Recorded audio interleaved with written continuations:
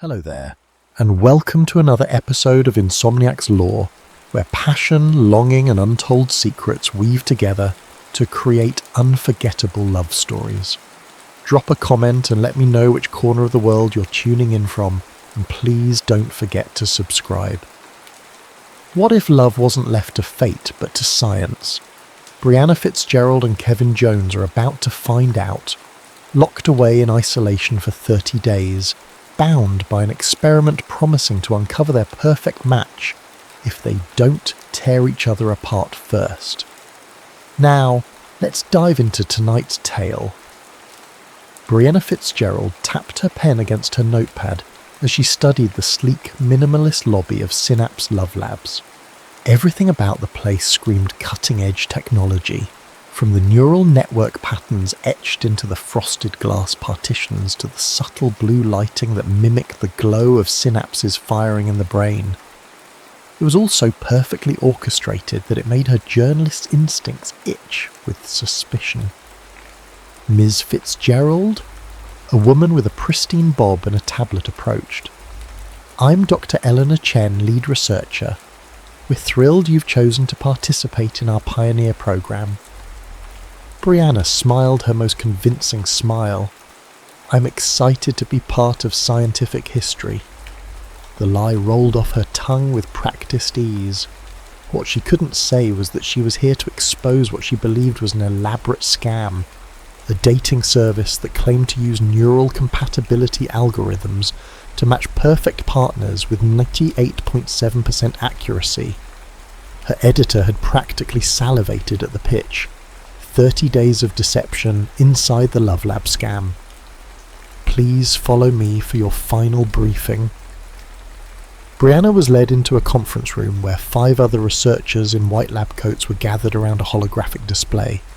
On the screen rotated 2 profile images, hers and a man she assumed was her scientifically perfect match.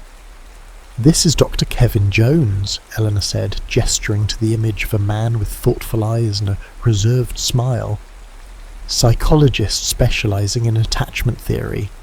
Your compatibility score is... Eleanor paused for dramatic effect. Unprecedented. Brianna fought the urge to roll her eyes. Of course it was. As you know, the parameters of the experiment are strict, continued Eleanor. 30 days in complete isolation with your match. No outside contact, no internet, no entertainment beyond the books we provide. If both of you remain for the full duration, you each receive $100,000. If either leaves, the experiment terminates for both parties with no compensation. Brianna nodded. The money wasn't her motivation, but it would make for a nice bonus on top of the career-defining article she planned to write. Your match is waiting in the transport vehicle. You'll be taken to the location together. Any questions before we proceed? Just one, Brianna said. How manufactured is this compatibility? Are you monitoring us for entertainment value? Eleanor's smile didn't waver. We're scientists, Ms. Fitzgerald, not reality TV producers. The isolation home has no surveillance inside, only security perimeters and emergency systems. What happens between you and Dr. Jones is entirely authentic and private. Right, Brianna thought, and I'm supposed to believe that a company valued at $1.8 billion is just interested in the purity of love. 20 minutes later, Brianna found herself sitting across from Kevin Jones in the back of a luxury SUV with tinted windows. He was taller than his hologram suggested, with a quiet intensity that made the confined space of the vehicle feel even smaller. So, he said after a stretch of silence, what made you sign up for this? His voice was deeper than she expected, with a thoughtfulness that matched his eyes. Brianna recited her cover story. Curiosity, skepticism, a desire to test the limits of compatibility science. That much wasn't entirely a lie. And you? Aren't psychologists supposed to know better than to trust algorithms with their love lives? A subtle smile creased the corners of his mouth. Maybe that's precisely why I'm here. We study attachment and connection our whole careers, but rarely do we get to experience it as a controlled variable. You really believe in this, don't you? She asked, unable to keep the incredulity from her voice. I believe in the possibility, he corrected, which makes me wonder why someone so obviously skeptical would commit to 30 days of isolation with a stranger. Their eyes locked, and Brianna felt an unexpected flutter of something that felt disturbingly like interest. She quickly attributed it to her journalistic instincts kicking in. This man was going to be the primary subject of her exposé, after all. I guess we're both experimental in our own ways, she replied. The vehicle began climbing upward, the city falling away beneath them as they ascended into the mountains. After another hour of sparse conversation interspersed with increasingly uncomfortable silence, they arrived at what would be their home for the next month. A stunningly modern cabin perched on the edge of a cliff, all glass and sustainable timber, with panoramic views of wilderness in every direction. Home sweet home, Kevin murmured as they stepped inside. The interior was spacious yet intimate. An open concept design with a chef's kitchen, a living area centred around a fireplace, and floor-to-ceiling bookshelves stocked with everything from classics to contemporary fiction. A hallway led to 2 bedrooms flanking a shared bathroom, and a deck wrapped around the entire structure, offering a meditation space that seemed to float above the forest canopy. Only 2 bedrooms?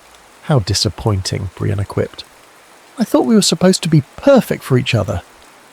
Kevin raised an eyebrow. Compatibility doesn't mean we skip straight to sharing a bed, Ms. Fitzgerald. Brianna, she corrected, feeling oddly flustered. If we're going to be trapped here together, we might as well use first names. Brianna, he repeated, and something about the way her name sounded in his voice made her immediately regret the suggestion.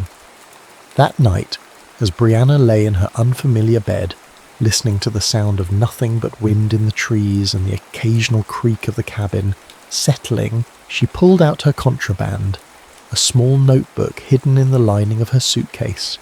She began documenting her first impressions. Day 1, arrived at the isolation house with subject K. Initial observations suggest he genuinely believes in the experiment's premise. Either that, or he's a better actor than I am. The house itself is designed to eliminate distractions and foster connection. There's literally nowhere to escape conversation except our bedroom. No TV, no internet, not even a radio, just books, cooking, and each other. First impression of Kay, infuriatingly calm, observant in a way that makes me feel exposed, attractive in an understated way that I refuse to acknowledge further. Tomorrow I begin probing for inconsistencies in the experiment design. I give him 5 days before he starts to annoy me beyond endurance. I give myself 10 before I'm climbing the walls from lack of external stimulation. This is going to be the longest month of my life. She closed her notebook and stared at the ceiling, listening to the unfamiliar sounds of another person moving around in the bathroom. 30 days suddenly seemed like an eternity.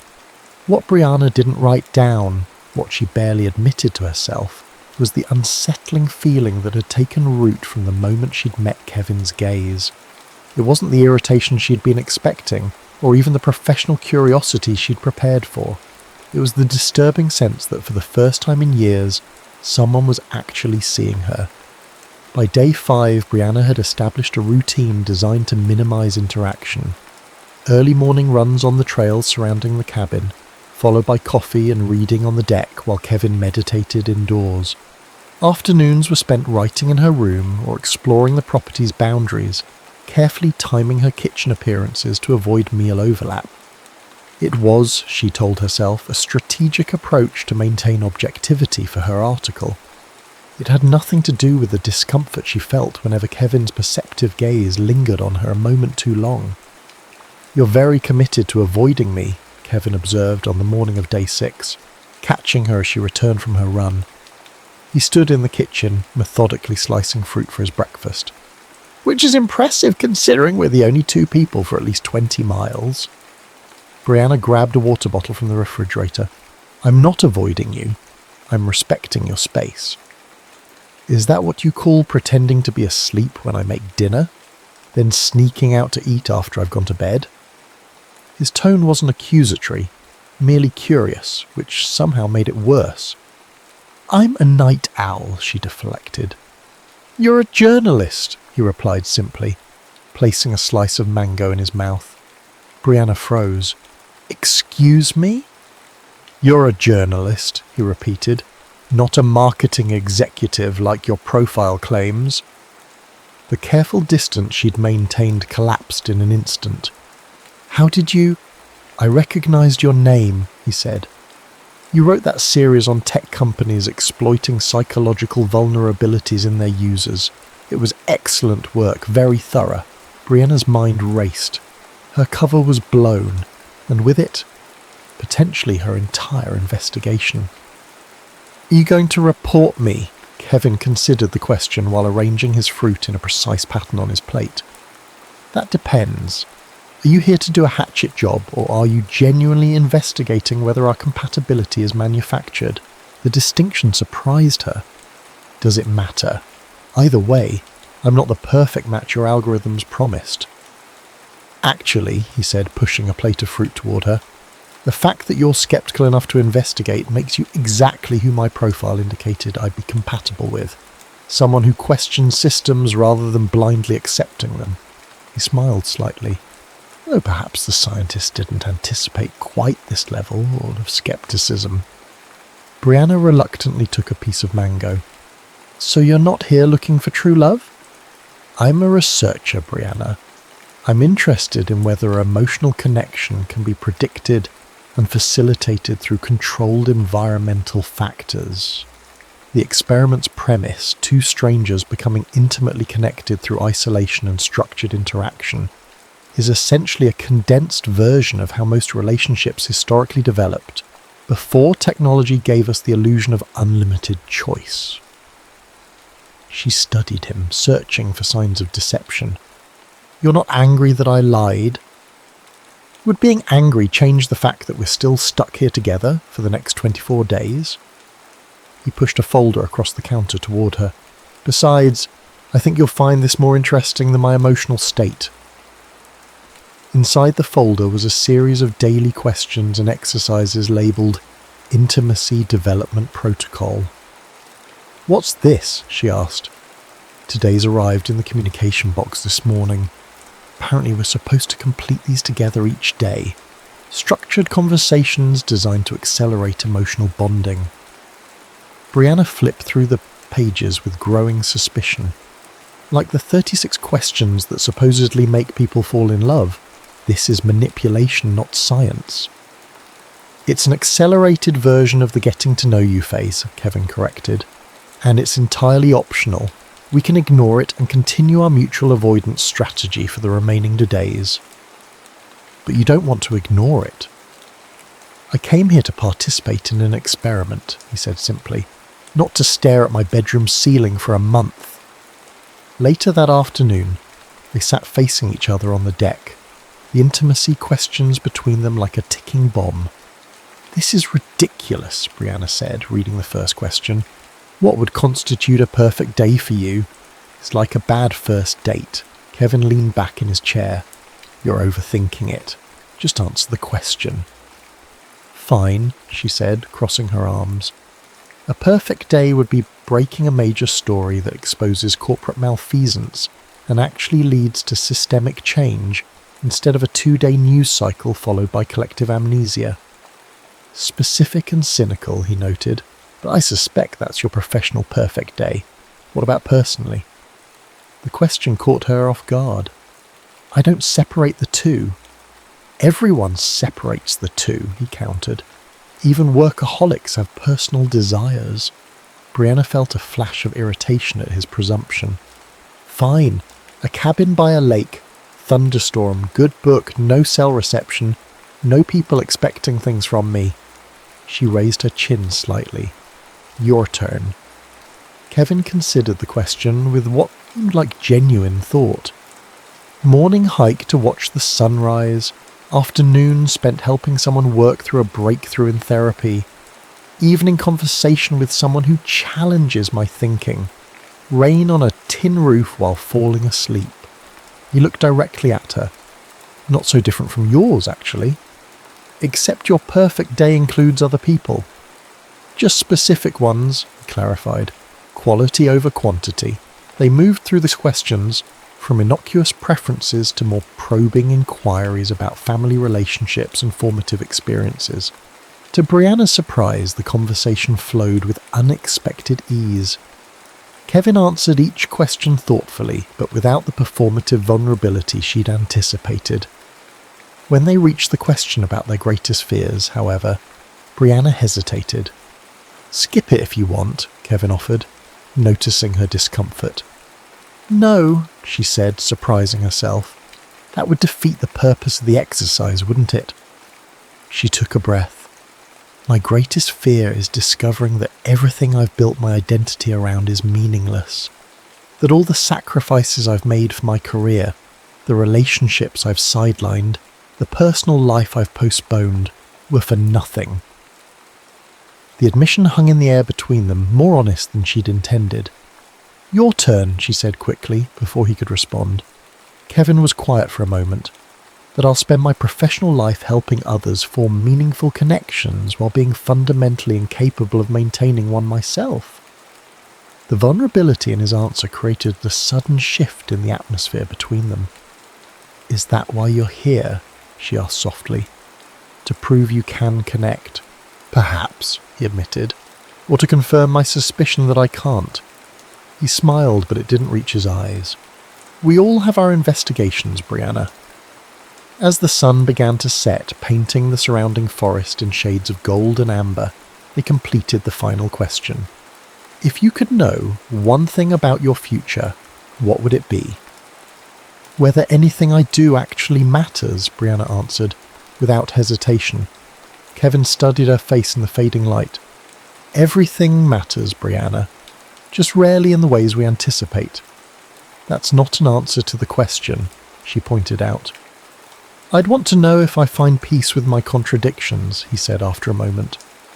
The desire for connection, battling with the need for solitude. The urge to understand others, fighting with the fear of being truly understood. As darkness fell and they moved inside, something fundamental had shifted between them. They prepared dinner together in a comfortable silence that felt entirely different from the awkward avoidance of previous days. Later, as Brianna updated her notebook, she found herself struggling to maintain her detached tone. Day 6. The structured interaction questions are clearly designed to accelerate artificial intimacy.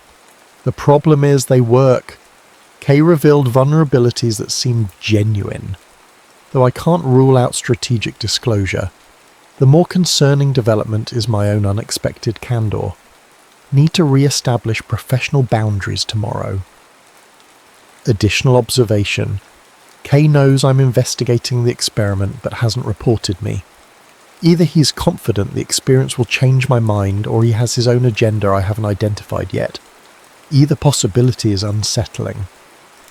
She closed her notebook and listened to the sounds of Kevin moving around in the kitchen, cleaning up after their dinner. For the first time since arriving, the thought of 24 more days no longer felt like a sentence to be endured. It felt like an investigation whose outcome she could no longer confidently predict. By the end of the second week, the rhythms of their coexistence had evolved into something unexpectedly comfortable. Morning still began with Brianna's runs, but now Kevin joined her occasionally, matching her pace without conversation, a shared silence that somehow felt more intimate than words. Meals became collaborative efforts, their kitchen dance growing more synchronized as they learned each other's movements. Evenings were spent completing the intimacy exercises, followed by discussions that often stretched late into the night. "Today's challenge is different," Kevin announced on the morning of day 15, examining the contents of the communication box. Instead of the usual question cards, there was a single envelope containing 2 blindfolds and instructions.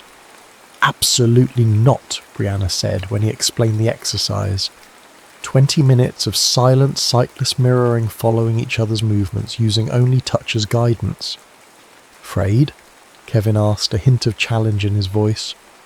Suspicious, she corrected. This isn't about compatibility. It's manufacturing artificial intimacy through controlled vulnerability. Isn't that essentially what dating is? He countered.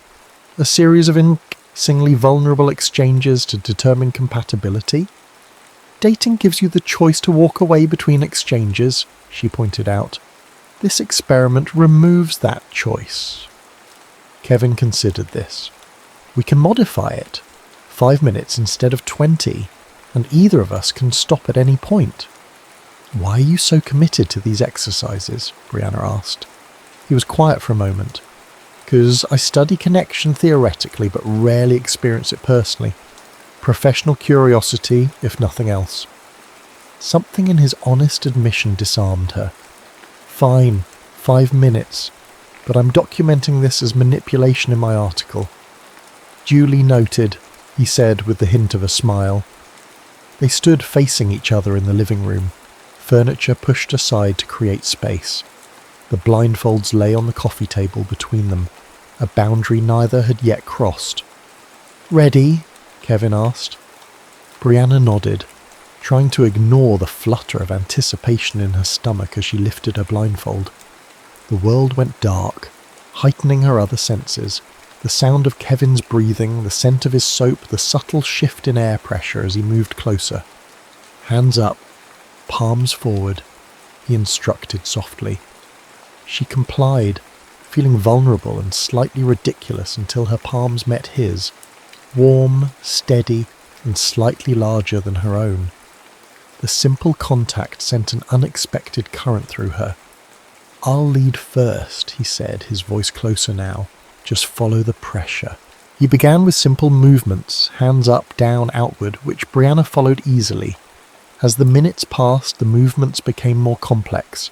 Circles, waves, one hand leading, while the other followed a different pattern. Without sight, their entire focus narrowed to the points where their palms connected.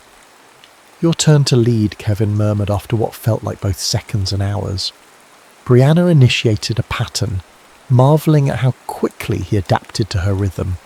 There was something oddly exhilarating about the wordless communication, the way their bodies learned each other without visual cues. When Kevin suggested they try mirroring without hand contact, just sensing each other's movements through the air between them, Brianna knew they had far exceeded the 5-minute limit but couldn't bring herself to stop. The exercise had transcended its artificial constraints, becoming something else entirely. A conversation without words, a negotiation of space and energy that felt strangely profound. The timer's unexpected beep startled them both. For a moment, neither moved to remove their blindfolds. That was, Brianna began, but words felt inadequate. I know, Kevin replied simply.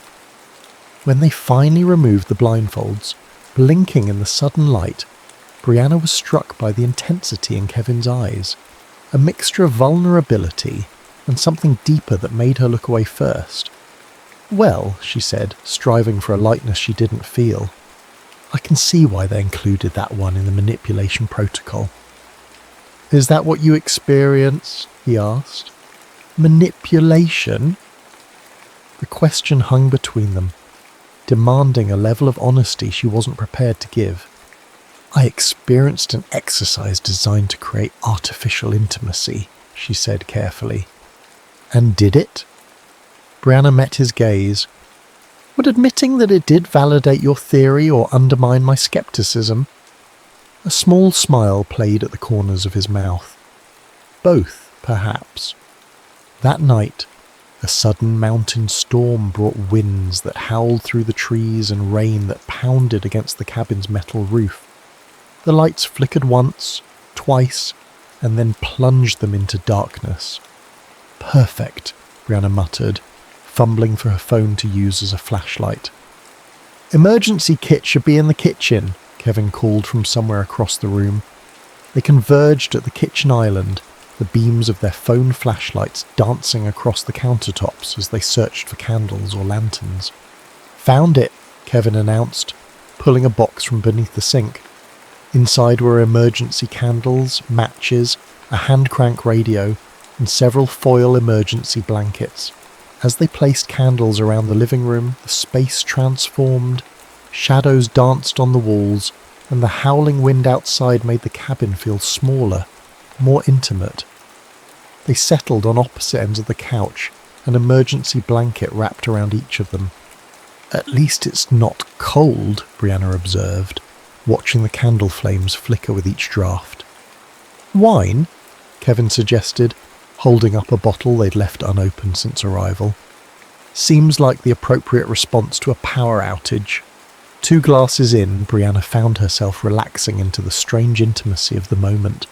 The storm outside, the dancing candlelight, the absence of technological distractions, it created a pocket universe where normal rules felt suspended. "Truth or dare," Kevin suggested, a playful glint in his eye that the candlelight accentuated. Brianna laughed. "What are we, teenagers?" "Sometimes regression is psychologically beneficial," he replied, with mock seriousness. "Truth or dare, Fitzgerald?" "Truth," she said, surprising herself.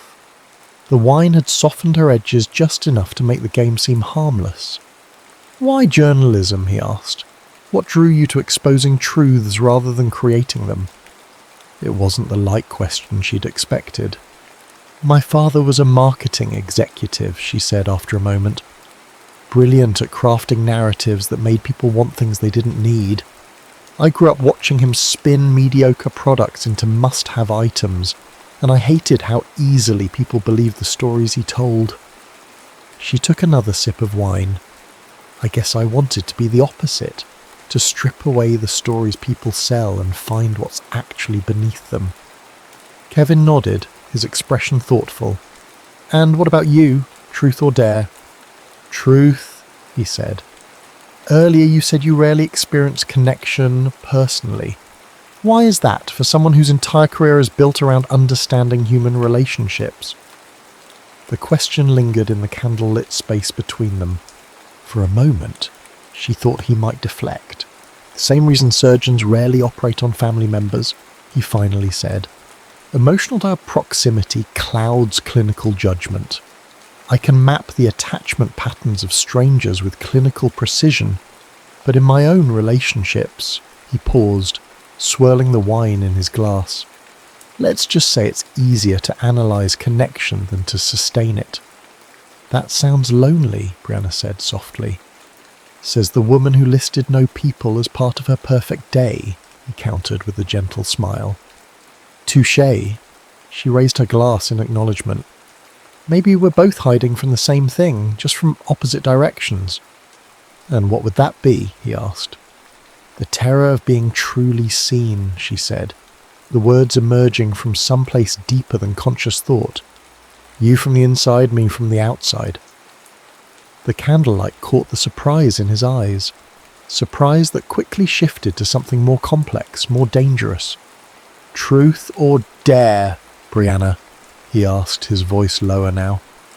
"Dare," she said, suddenly unwilling to risk another truth. Kevin placed his wine glass on the coffee table and leaned forward slightly.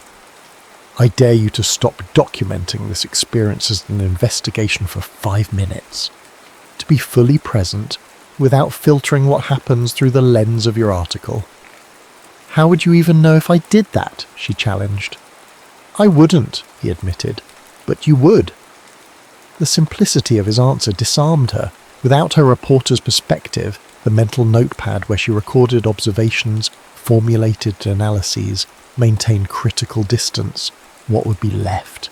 Just her, just him, just whatever was happening between them in this candle-lit bubble, while the storm raged outside. 5 minutes, she agreed, placing her own glass beside his. She didn't know who moved first. Perhaps they both did, the space between them dissolving as naturally as breath. His lips found hers with a gentleness that quickly gave way to something more urgent, years of carefully constructed distance collapsing in the span of heartbeats. When they finally pulled apart, breathless and stunned, Brianna knew something fundamental had shifted. The careful scaffolding of her investigation, her skepticism, her emotional detachment, all of it had been exposed as the flimsy protection it was. "I think," Kevin said quietly, his forehead resting against hers, that was significantly longer than 5 minutes. Later, in the darkness of her room, Brianna stared at the ceiling, listening to the storm gradually subside. She didn't reach for her notebook.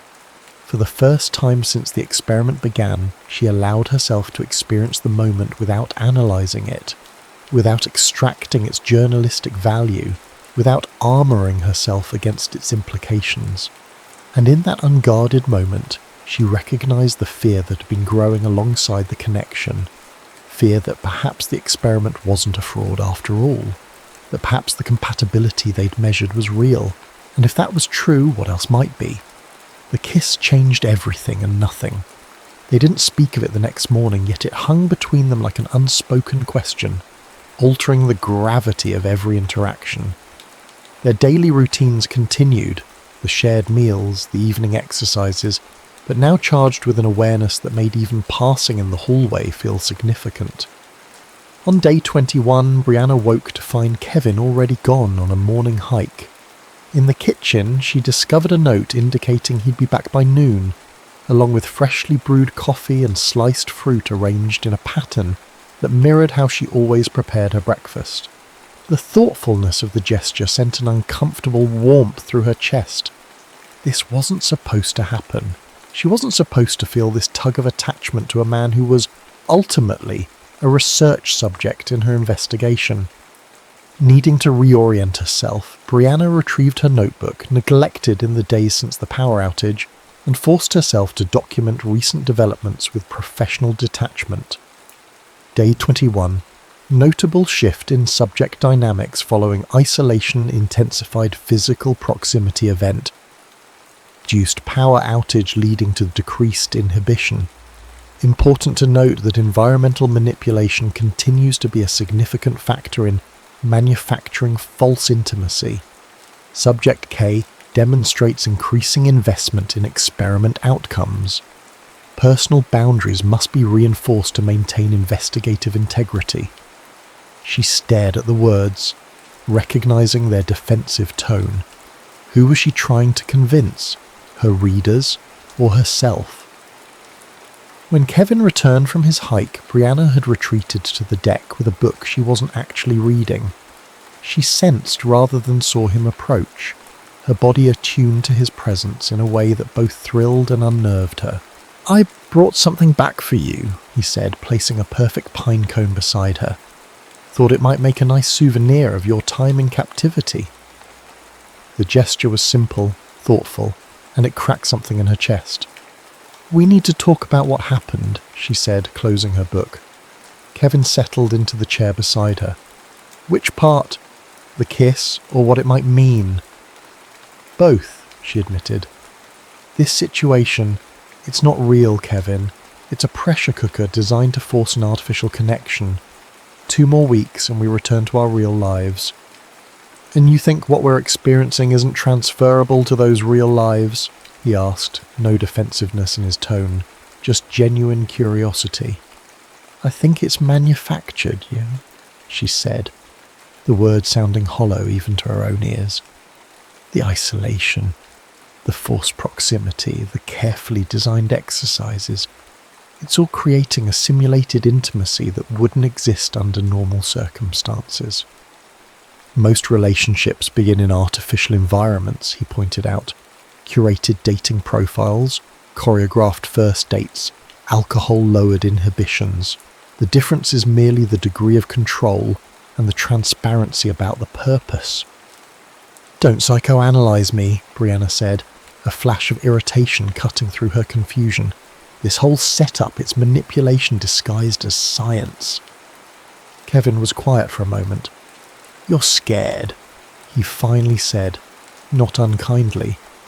Not of the experiment manipulating you, but of the possibility that what you're feeling might be genuine despite the experimental conditions. The accuracy of his assessment felt like a physical blow. "You don't know what I'm feeling." "No," he agreed, "but I recognize the pattern. The closer we get to something real, the harder you work to discredit it.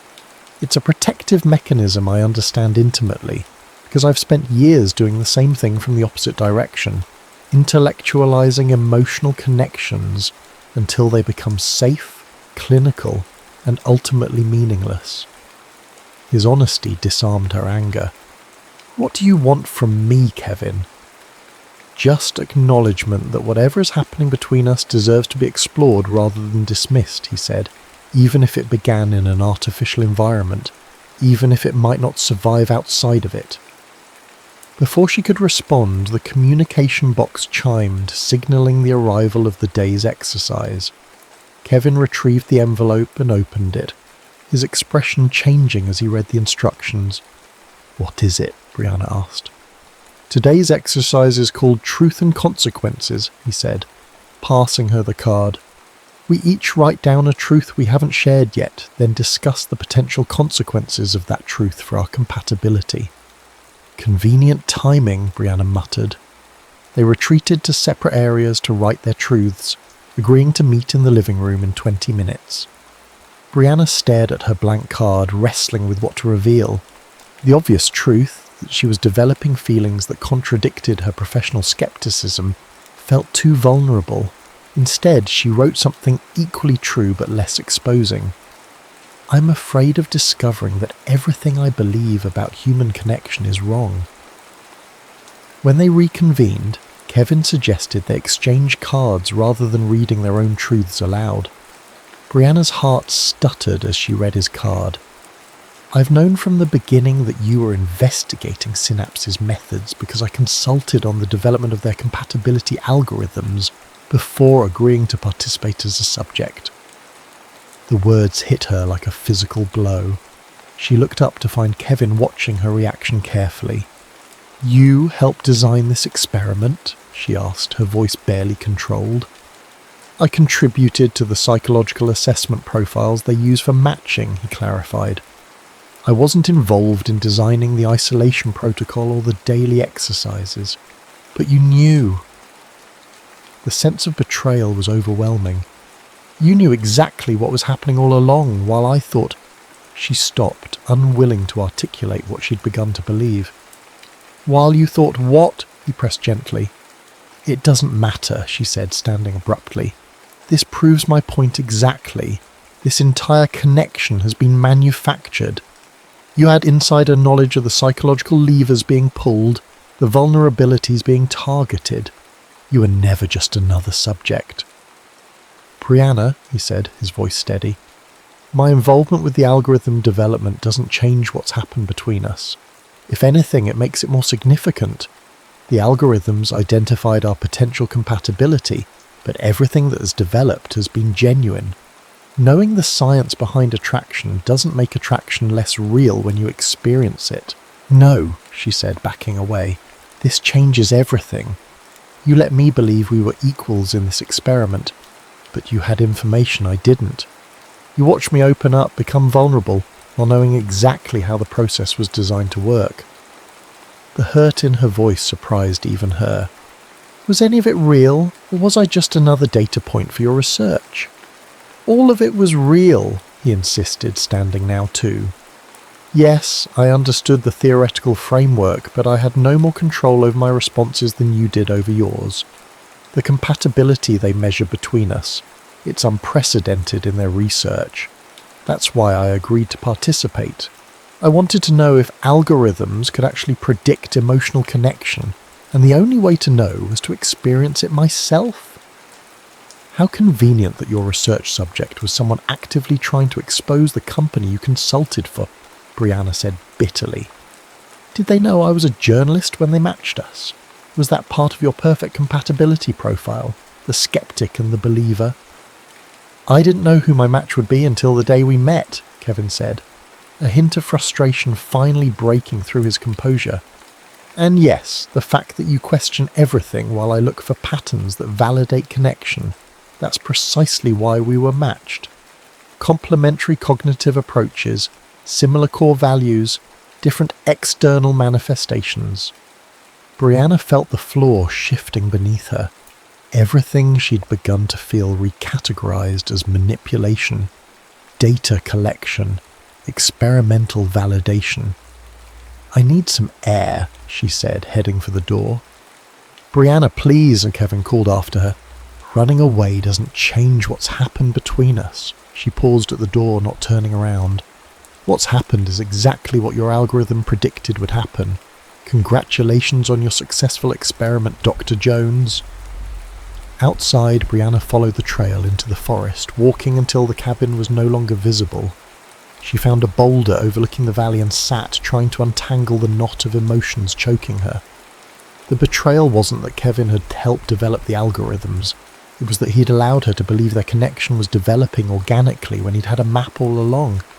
Every moment of vulnerability, every scene, every tentative step toward trust, all of it now felt like data being collected, rather than intimacy being built.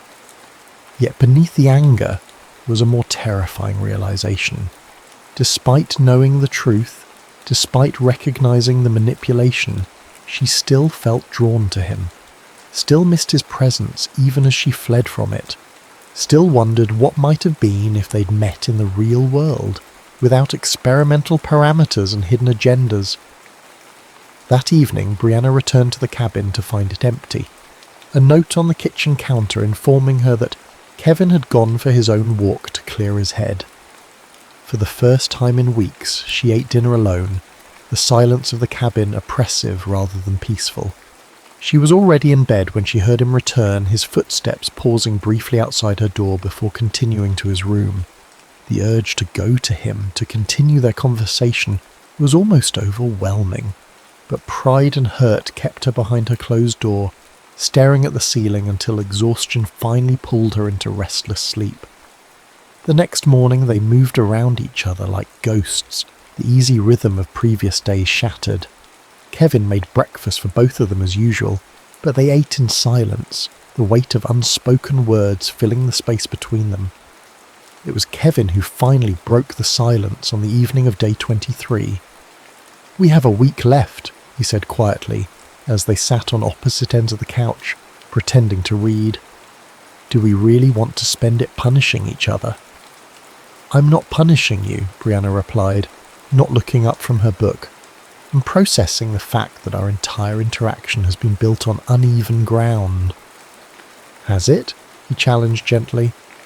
"I knew about the compatibility algorithms, yes, but I had no more insight into who you truly are than you had into me. I didn't know you'd make me laugh with your dry observations about classic literature. I didn't know you'd challenge my theoretical frameworks with practical counterexamples. I didn't know that watching you lost in thought while staring at the mountains would become my favourite part of each day." He paused, his voice softening. "The science might have predicted our compatibility, Brianna, but it couldn't predict how it would feel to experience it." Something in his quiet vulnerability cracked her defences. "I need to know something," she said, finally looking at him. "Was any of this real for you, or was it all just professional curiosity?" "It started as curiosity," he admitted, "but it became something else entirely, something I wasn't prepared for despite all my theoretical knowledge." He met her gaze directly. "I've spent my career studying connection from a safe distance. With you, for the first time, I don't want the distance. That terrifies me as much as it terrifies you." The honesty in his eyes dismantled the last of her anger, leaving only the confusion and longing beneath it. "I don't know how to separate what's real from what's been manufactured anymore," she confessed. "How much of what I'm feeling is just a response to the conditions we've been placed in?" "Does it matter?" he asked. "Most relationships begin in artificial environments. Bars where alcohol lowers inhibitions, dating apps that curate our presentations of self, workplaces that force proximity. The circumstances that bring people together are always somewhat constructed. What matters is what happens within those circumstances. That's easy for you to say, she countered. You weren't the one left in the dark. Wasn't I? A flash of genuine hurt crossed his face. I might have known about the compatibility framework, but I had no idea how it would feel to actually experience it. All my theoretical knowledge couldn't prepare me for. He hesitated. You. The sincerity in his voice made something twist in her chest. She wanted to believe him, wanted to trust that what had developed between them transcended the experimental conditions that had brought them together. I need time, she finally said. We have 7 days, he reminded her gently, and then we go back to our separate lives, unless we choose otherwise. The choice hung between them, weighted with possibilities neither was ready to articulate. The final week passed in a strange limbo of cautious reconnection. Without discussing it explicitly, they abandoned the formal exercises, instead creating their own rituals, morning hikes that wound through the forest surrounding the cabin, collaborative cooking experiments that often ended in laughter, evening conversations that stretched late into the night, gradually rebuilding the bridge between them. On day 28, with just 48 hours remaining in their isolation, they sat on the deck watching the sunset paint the mountains in hues of gold and crimson. What will you write? Kevin asked, breaking a comfortable silence. In your article about the experiment. Brianna had been asking herself the same question for days. The exposé she'd planned had evolved alongside her feelings, becoming more complex, more nuanced. The truth, she said finally, that Synapse has created something that works, but perhaps not in the way they intended. They're selling certainty, algorithmic destiny, but what they've actually created is an opportunity for something authentic to develop in a world that rarely allows for it. And what about us? He asked, the question she'd been both anticipating and dreading. Does what happened here stay here? Brianna turned to face him fully. What do you want, Kevin? When we leave this place and return to our real lives, I want to know if what we found survives outside these walls, he said simply. I want the chance to discover you in the context of everyday life, morning commutes and work stress and all the mundane realities we've been sheltered from here. I want to know if the connection holds when it's not the only option available. His honesty both thrilled and terrified her. And if it doesn't, then we'll have learned something valuable about the nature of connection, he said. But I think that's a hypothesis worth testing, don't you? Brianna felt the familiar tug of resistance, the instinct to protect herself from potential disappointment, to maintain critical distance. But beneath it was something stronger, the desire to know if what they'd found could be real beyond the experimental conditions that had brought them together. One condition, she said. Complete honesty, from this point forward. No more withheld information, no more professional detachment. If we're going to try this in the real world, we do it as equals. Agreed, he said, reaching out to take her hand, his touch sending the now familiar current through her. Though I should warn you, I'm terrible at returning text messages, and I work too much. She laughed. I leave dirty dishes in the sink, and I get obsessed with stories to the exclusion of everything else. It's compatible to me, he said with a grin that made her heart skip. On their final night in the cabin, they sat before the fireplace, a bottle of wine between them, talking about what awaited them beyond tomorrow, her apartment in the city, his house in the suburbs, their respective careers that had been on hold for a month. Are you nervous? He asked, watching her profile in the firelight. Terrified, she admitted. What if it all falls apart the minute we step back into reality? What if it doesn't? He countered. What if the connection strengthens? What if we discover that what began as an experiment becomes the most authentic thing either of us has ever experienced? The hope in his voice made her chest ache with possibility. She leaned against him, his arm coming around her shoulders as naturally as breathing. "There's something I've been meaning to give you," he said, reaching into his pocket and pulling out a small envelope. "I was going to wait until tomorrow, but now seems right." Inside the envelope was a single note card, identical to those used in their daily exercises. On it, he'd written a final question. "If you could know one thing with absolute certainty about us, what would it be?" Brianna felt tears prick at the corners of her eyes. "Whether this is real," she answered without hesitation, "whether what I'm feeling is genuine connection or just a perfect scientific construct." Kevin took her face in his hands, his eyes reflecting the firelight. "Science can create the conditions for connection, Brianna, but it can't manufacture the feeling itself. That part, the part that matters most, that's all us." When he kissed her, it felt different from their first kiss during the storm. Not desperate or urgent, but certain, a calm acknowledgement of something true they'd discovered together. The next morning, as they packed their belongings and prepared for the return journey, Brianna found herself lingering in each room of the cabin, memorizing details. The view from the kitchen window, the way sunlight filtered through the pine trees onto the deck, the sound of the wind in the eaves. "Having second thoughts?" Kevin asked, finding her, staring out at the mountains one last time. "Just making memories," she said, "in case we need them." "We won't," he said with a certainty that made her smile. "This isn't an ending, Brianna. It's a hypothesis waiting to be tested in a new environment." When the Synapse representatives arrived to collect them, Chen handed each of them an envelope containing their compensation checks and final paperwork. "Congratulations on completing the program," she said, her professional smile revealing nothing about whether their experience had met the company's expectations. "Our follow-up team will contact you in 30 days for your post-experiment assessment." As they drove away from the cabin, Brianna watched it disappear around a bend in the road, a strange mix of emotions swirling within her. Nostalgia for the bubble they were leaving, anxiety about the uncertainties ahead. But beneath it all, a quiet hope that what they'd discovered might be even stronger in the light of everyday reality. "So," Kevin said as they neared the city, the skyline appearing in the distance like a mirage. "Your place or mine?" Brianna laughed, the tension breaking. "Let's start with coffee," she suggested, "in a very public place, with Wi-Fi and strangers and all the distractions of the real world." "A controlled experiment in maintained connection despite environmental interference," he said, nodding seriously. "Excellent scientific approach."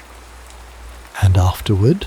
she asked, surprising herself with the question. Kevin reached across the seat to take her hand, his touch as electric as the first time. "Afterward, we make it up as we go along. No protocol, no structured exercises. Just us figuring it out together." "That sounds..." Brianna searched for the word. "Terrifying," he suggested with a smile. "Perfect," she corrected, squeezing his hand. "Absolutely perfect." 6 months later, Brianna sat at her desk staring at the final draft of her article on the screen before her. What had begun as an exposé had evolved into something more complex, an examination of connection in the digital age, the tension between scientific certainty and emotional authenticity, and the surprising discovery that sometimes even the most skeptical hearts could be opened under the right conditions. Her editor had loved it, calling it her most nuanced work yet.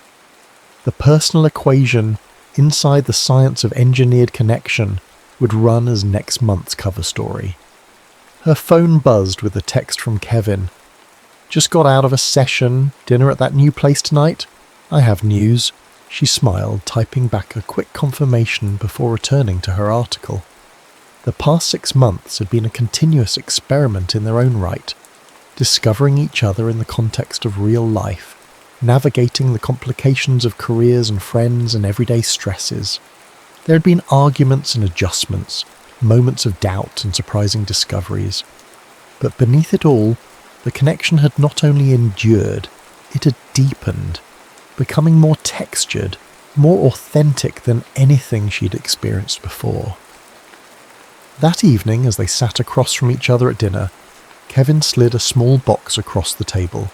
"What's this?" Brianna asked, eyeing it suspiciously. "Open it," he urged, an unusual nervousness in his expression. Inside was not what she expected, not a ring, but a key. "The lease on my house is up next month," he explained, "and that 2-bedroom in Chelsea we looked at is available. I thought maybe we could run a new experiment in cohabitation, voluntary this time." Brianna felt a smile spreading across her face. "Any structured exercises I should know about?" "Just one," he said, reaching across the table to take her hand. "Choose each other every day, not because an algorithm says we're compatible, but because we want to be." "I can work with that," she said, closing her fingers around the key. "Though I should warn you, my dirty dish situation hasn't improved." "Neither has my work schedule," he countered with a grin, "but I'm willing to test the hypothesis that we're better together than apart." Later that night, as they walked home hand in hand through the city streets, Brianna reflected on the strange path that had brought them together. A skeptical journalist and a theoretical psychologist, thrown together in an experimental setting designed to manufacture connection. What neither Synapse nor its algorithms could have predicted was that sometimes genuine connection flourished not because of scientific precision, but in spite of it, in the messy, unpredictable spaces where vulnerability met acceptance, where skepticism encountered faith, and where two people who had spent their lives keeping others at a distance found in each other a reason to draw closer. The experiment had ended, but their story was just beginning, undefined by protocols or theories, but written day by day in the language of chosen connection, of love that transcended its origins to become something entirely wonderfully real.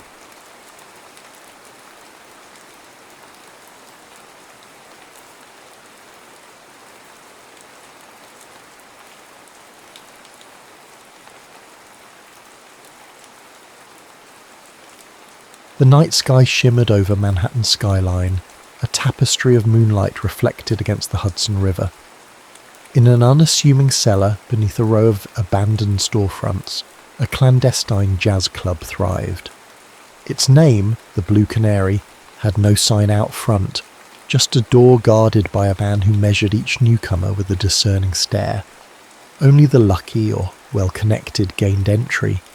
Inside those walls, a hidden world pulsed with colour, music, and a longing for escape that danced between every note of the brass. At the centre of the stage, in a midnight blue gown, stood Lena Rose. Her voice slid across the smoky air like silk. No one would guess that by day, she was actually Lillian Carter, heiress to one of New York's mightiest industrial fortunes. She had known from a young age that she was destined for an arranged, glittering, and possibly loveless marriage, but she never imagined she would find her true self in the city's underbelly. Here, in this secret sanctuary, she felt free. That evening, the trumpet's mellow tune began to fade. Lillian ended her serenade on a note that lingered, sweet and longing. Applause erupted, wild, unrestrained. The patrons, a mix of flappers with bobbed hair and men in pinstriped suits, whistled and cheered. Among them was a man whose applause was softer but somehow more arresting than all the rest. His name was James Blackwood, and to the casual observer, he was just another suave patron with a taste for bootleg whiskey. He wore a sleek charcoal overcoat that offset his broad shoulders, and his dark hair, pomaded neatly, caught the lamplight. But there was an intensity in his eyes, a depth that spoke of more than mere admiration for a sultry jazz singer. On paper, James was a businessman said to be scouting investments in new entertainment ventures.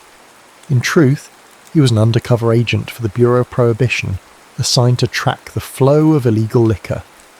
He didn't yet know that the Blue Canary was a crucial puzzle piece for more than just the bootlegging trade. Rumours whispered that the club provided a neutral meeting ground for rival gangsters, renegade aristocrats and dreamers like Lillian, all seeking something money alone couldn't buy. When the music concluded, Lillian took a small bow and backed away from the spotlight. Her heart thrummed with exhilaration. She had braved it again, stepping on stage, feeling the hush of the room and the rapt attention of souls yearning for her voice to transport them away from daily cares. Singing was the only time she felt both vulnerable and invincible in equal measure. She stepped behind a curtained alcove where a makeshift dressing table waited. As she dabbed sweat from her brow, a presence behind her made her pause. Before she could spin around, she caught the faint reflection of James in her mirror. He hovered politely, respectfully outside the alcove's boundary, as if uncertain whether to approach. "Miss Lena Rose," he greeted softly, voice low as velvet. "I just wanted to say that was exquisite. Like nothing I've heard before." Her pulse quivered.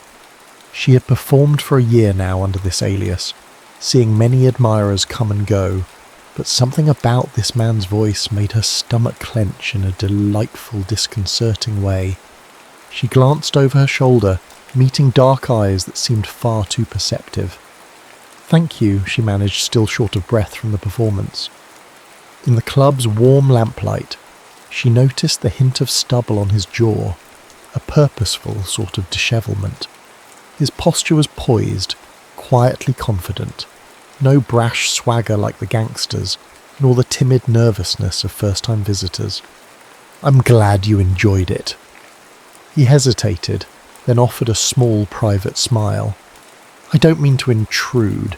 I realise performers often need space after a show." For a moment she forgot the swirl of the club around them. The hush of the curtain gave them a sense of being alone, despite the thrumming pulse of the crowd just feet away. His expression was earnest. She sensed he rarely gave compliments offhand. "You're not intruding," Lillian said more softly. "I've gotten used to hearing you sing well from people who don't really care about what they're saying, but your words feel different."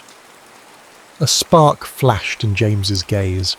"I mean every word," he said. Then, as if remembering some internal rule he had set for himself, he inclined his head and took a step backward. "Have a pleasant evening, Miss Lena Rose." She watched him retreat into the crowd, her heart dancing. It was a moment of pure curiosity, nothing more, she told herself. People came to the Blue Canary for reasons as varied as their backgrounds. Perhaps he was simply a man who appreciated good music, but something told her there was more to him. Back at her family's grand estate, the real world of Lillian Carter yawned before her. She slipped past the staff entrance near midnight, shoes in hand to stay quiet. Each ornate corridor reflected generations of wealth, from the gilded frames on the walls to the marble busts of Carter ancestors, all glaring down with disapproval. It was a prison masquerading as a palace. She tiptoed to her bedroom, her mind filled with images from the evening. She found herself humming the tune she'd performed earlier. Then she caught her reflection in the vanity mirror, an image so drastically different from Lena Rose. The transformation was thorough. The stage persona wore lush lipstick, eyelashes darkened with kohl, and gowns that showcased confidence. Lillian Carter, in her formal day attire, was more subdued, groomed to be the picture of polite society. The next morning she endured breakfast under the watchful eyes of her parents. Gordon Carter, her father, was a titan in the steel industry. He looked up from his newspaper, an imposing figure with iron grey hair and a clipped tone. "Lillian, your mother and I have been discussing the Harlow Gala next week. We expect you to attend with Clarence Fitzroy. The family is hoping to finalise your engagement soon." Lillian's mother, a genteel woman with meticulously coiffed hair, nodded in agreement. "We don't want to rush you, dear," she said, though her voice betrayed eagerness, "but these alliances are best made quickly. Clarence is suitable." Small rebellion flared inside Lillian. She'd met Clarence. They'd conversed politely once. He had seemed more interested in his own reflection in a spoon than in her. "Yes, mother," she murmured, schooling her features into a look of compliance. She knew that the slightest deviation would arouse suspicion. She couldn't risk them discovering her nightly escapes to the Blue Canary.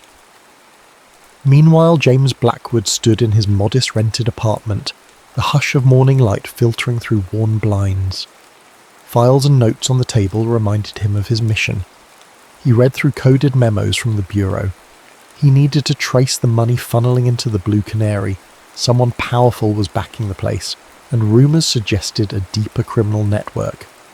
If his superiors found out he was having second thoughts about shutting it down, he'd be yanked from the case, and that was something he didn't want, especially now that he'd witnessed the club's strange alchemy, the sense of shared belonging it inspired, and especially after seeing Lena Rose on stage.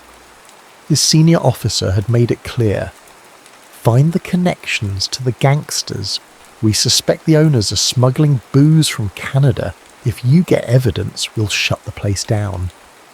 James's directive was simple, but the reality grew more complex. Because the Blue Canary, for all its secrecy, felt less like a dangerous hub and more like a refuge, at least from what he had observed so far. Setting his jaw, James forced himself to focus on the facts. He'd go back tonight, talk to the bartenders, see if any recognised him from prior nights. He had to be methodical, inconspicuous, but one face kept drifting to his mind's eye. Lena Rose. Her voice seemed to linger in his ears, the lilt of her last ballad refusing to fade. The memory unsettled him in ways no past undercover assignment ever had. Later that evening, the Blue Canary was alive again, the nightly buzz of laughter, music and whispered conversation building steadily. Lillian, now transformed into Lena Rose, took the stage once more. Only this time her eyes seemed to roam over the crowd until she found James. He stood near the back, leaning against a wall with his arms crossed, an air of both detachment and intent about him. As she began to sing, she poured her soul into every note, allowing the melody to wrap itself around the curiosities, burdens and silent hopes that had been pent up all day. She couldn't explain it, but in James's quiet presence, she felt seen, and though she tried to fight it, she couldn't ignore a growing sense of connection. When the music stopped, her eyes lingered on him until the house lights dimmed.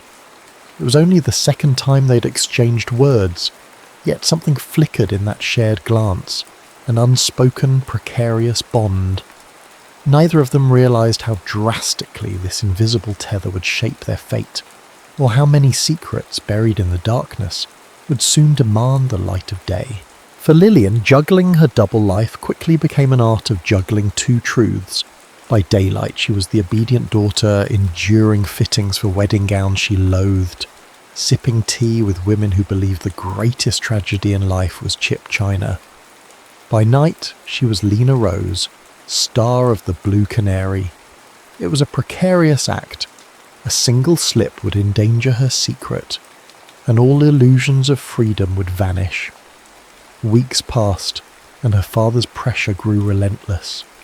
"The engagement must be announced soon," Gordon Carter intoned one evening. "This alliance will strengthen both our families. Fitzroy has valuable business connections." His voice carried the iron finality of a man who built empires without blinking. To an outsider, Lillian's days appeared unremarkable. In truth, she navigated a minefield. The wealthy social circle in which she mingled each afternoon was a viper's nest of gossip. One misstep, one incautious comment, and rumours would bloom like weeds. She often found herself plastering on a serene smile, while her thoughts drifted to dimly lit jazz halls and the hush of a crowd awaiting her voice. Meanwhile, James Blackwood was mapping the labyrinth of connections around the Blue Canary. Most nights he quietly observed from the bar. The bartender, Vic, was a genial sort who often complained about heavy-handed managers looking for bigger profits.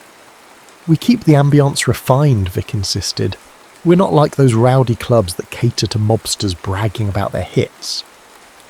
Yet James's bureau contact insisted the Blue Canary was entangled in unsavoury deals.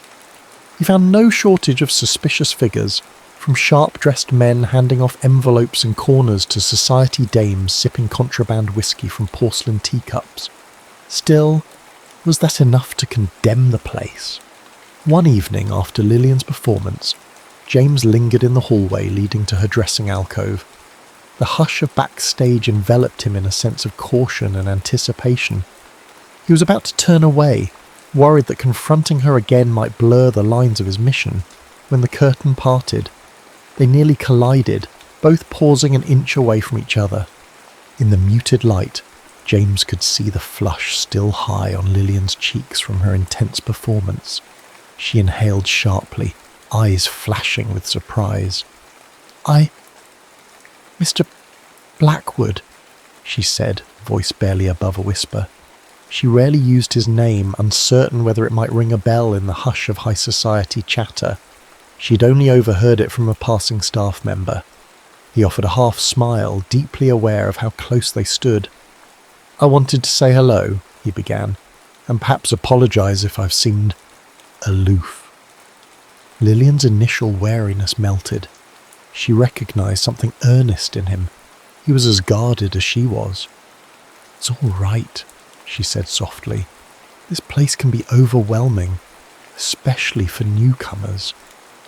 He studied her, the unspoken question flickering in his eyes.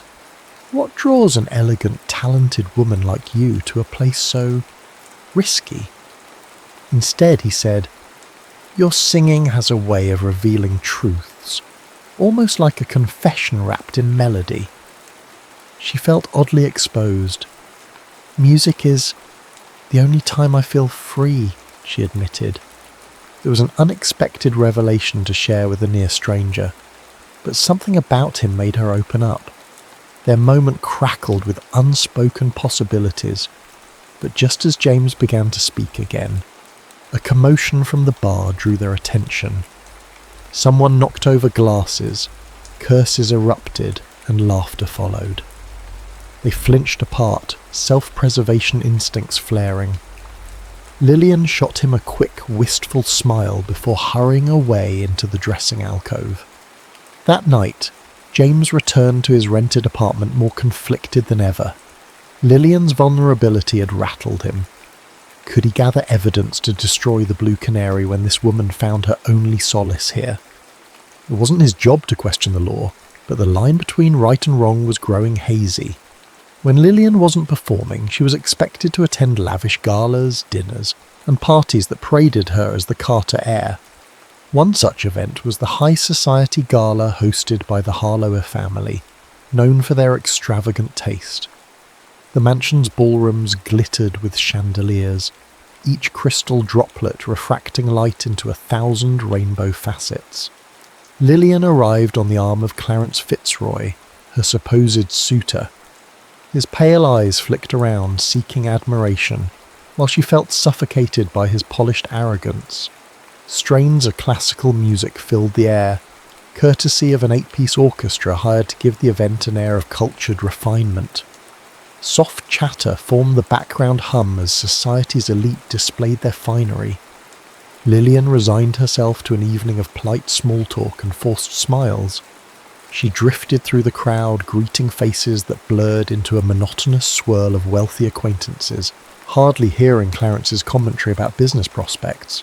Then, out of the corner of her eye, she spotted him, James Blackwood, wearing a finely cut tuxedo.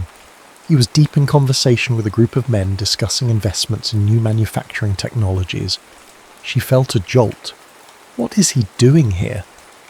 The hush of realization struck her. Perhaps James really was the wealthy investor he claimed to be, or maybe there was another layer to his story. She had no idea just how layered it truly was. Their eyes locked from across the room. In that second, the laughter and tinkling of champagne glasses faded into a dull roar. He excused himself from the group with effortless politeness. She was surprised to feel the sudden gallop of her heart as he approached, ignoring the watchful gaze of Clarence, who stood a step behind her. "Miss Carter," he said, bowing slightly. If he was surprised to discover her real identity, he didn't show it. His composure remained perfect, but his eyes betrayed a flicker of recognition. "Mr. Blackwood," she responded, her practiced social smile masking her inner turmoil. Clarence cleared his throat. "Oh, you've met?" He offered a thin-lipped grin that didn't reach his eyes. He despised competition, even if it wasn't truly competition yet. James extended his hand. "We were briefly introduced by mutual acquaintances," he lied smoothly. Then he shifted his gaze to Lillian. "Would you care for a dance?" Clarence looked affronted. Lillian, however, seized the opportunity. "I'd love to." She placed her gloved hand in James's. A spark shot through her at the contact, a bold undercurrent that felt both dangerous and exhilarating. They moved to the dance floor, the orchestra's waltz weaving a graceful tapestry around them. James kept a polite distance, but his fingers pressed gently against her waist, guiding her with uncanny familiarity.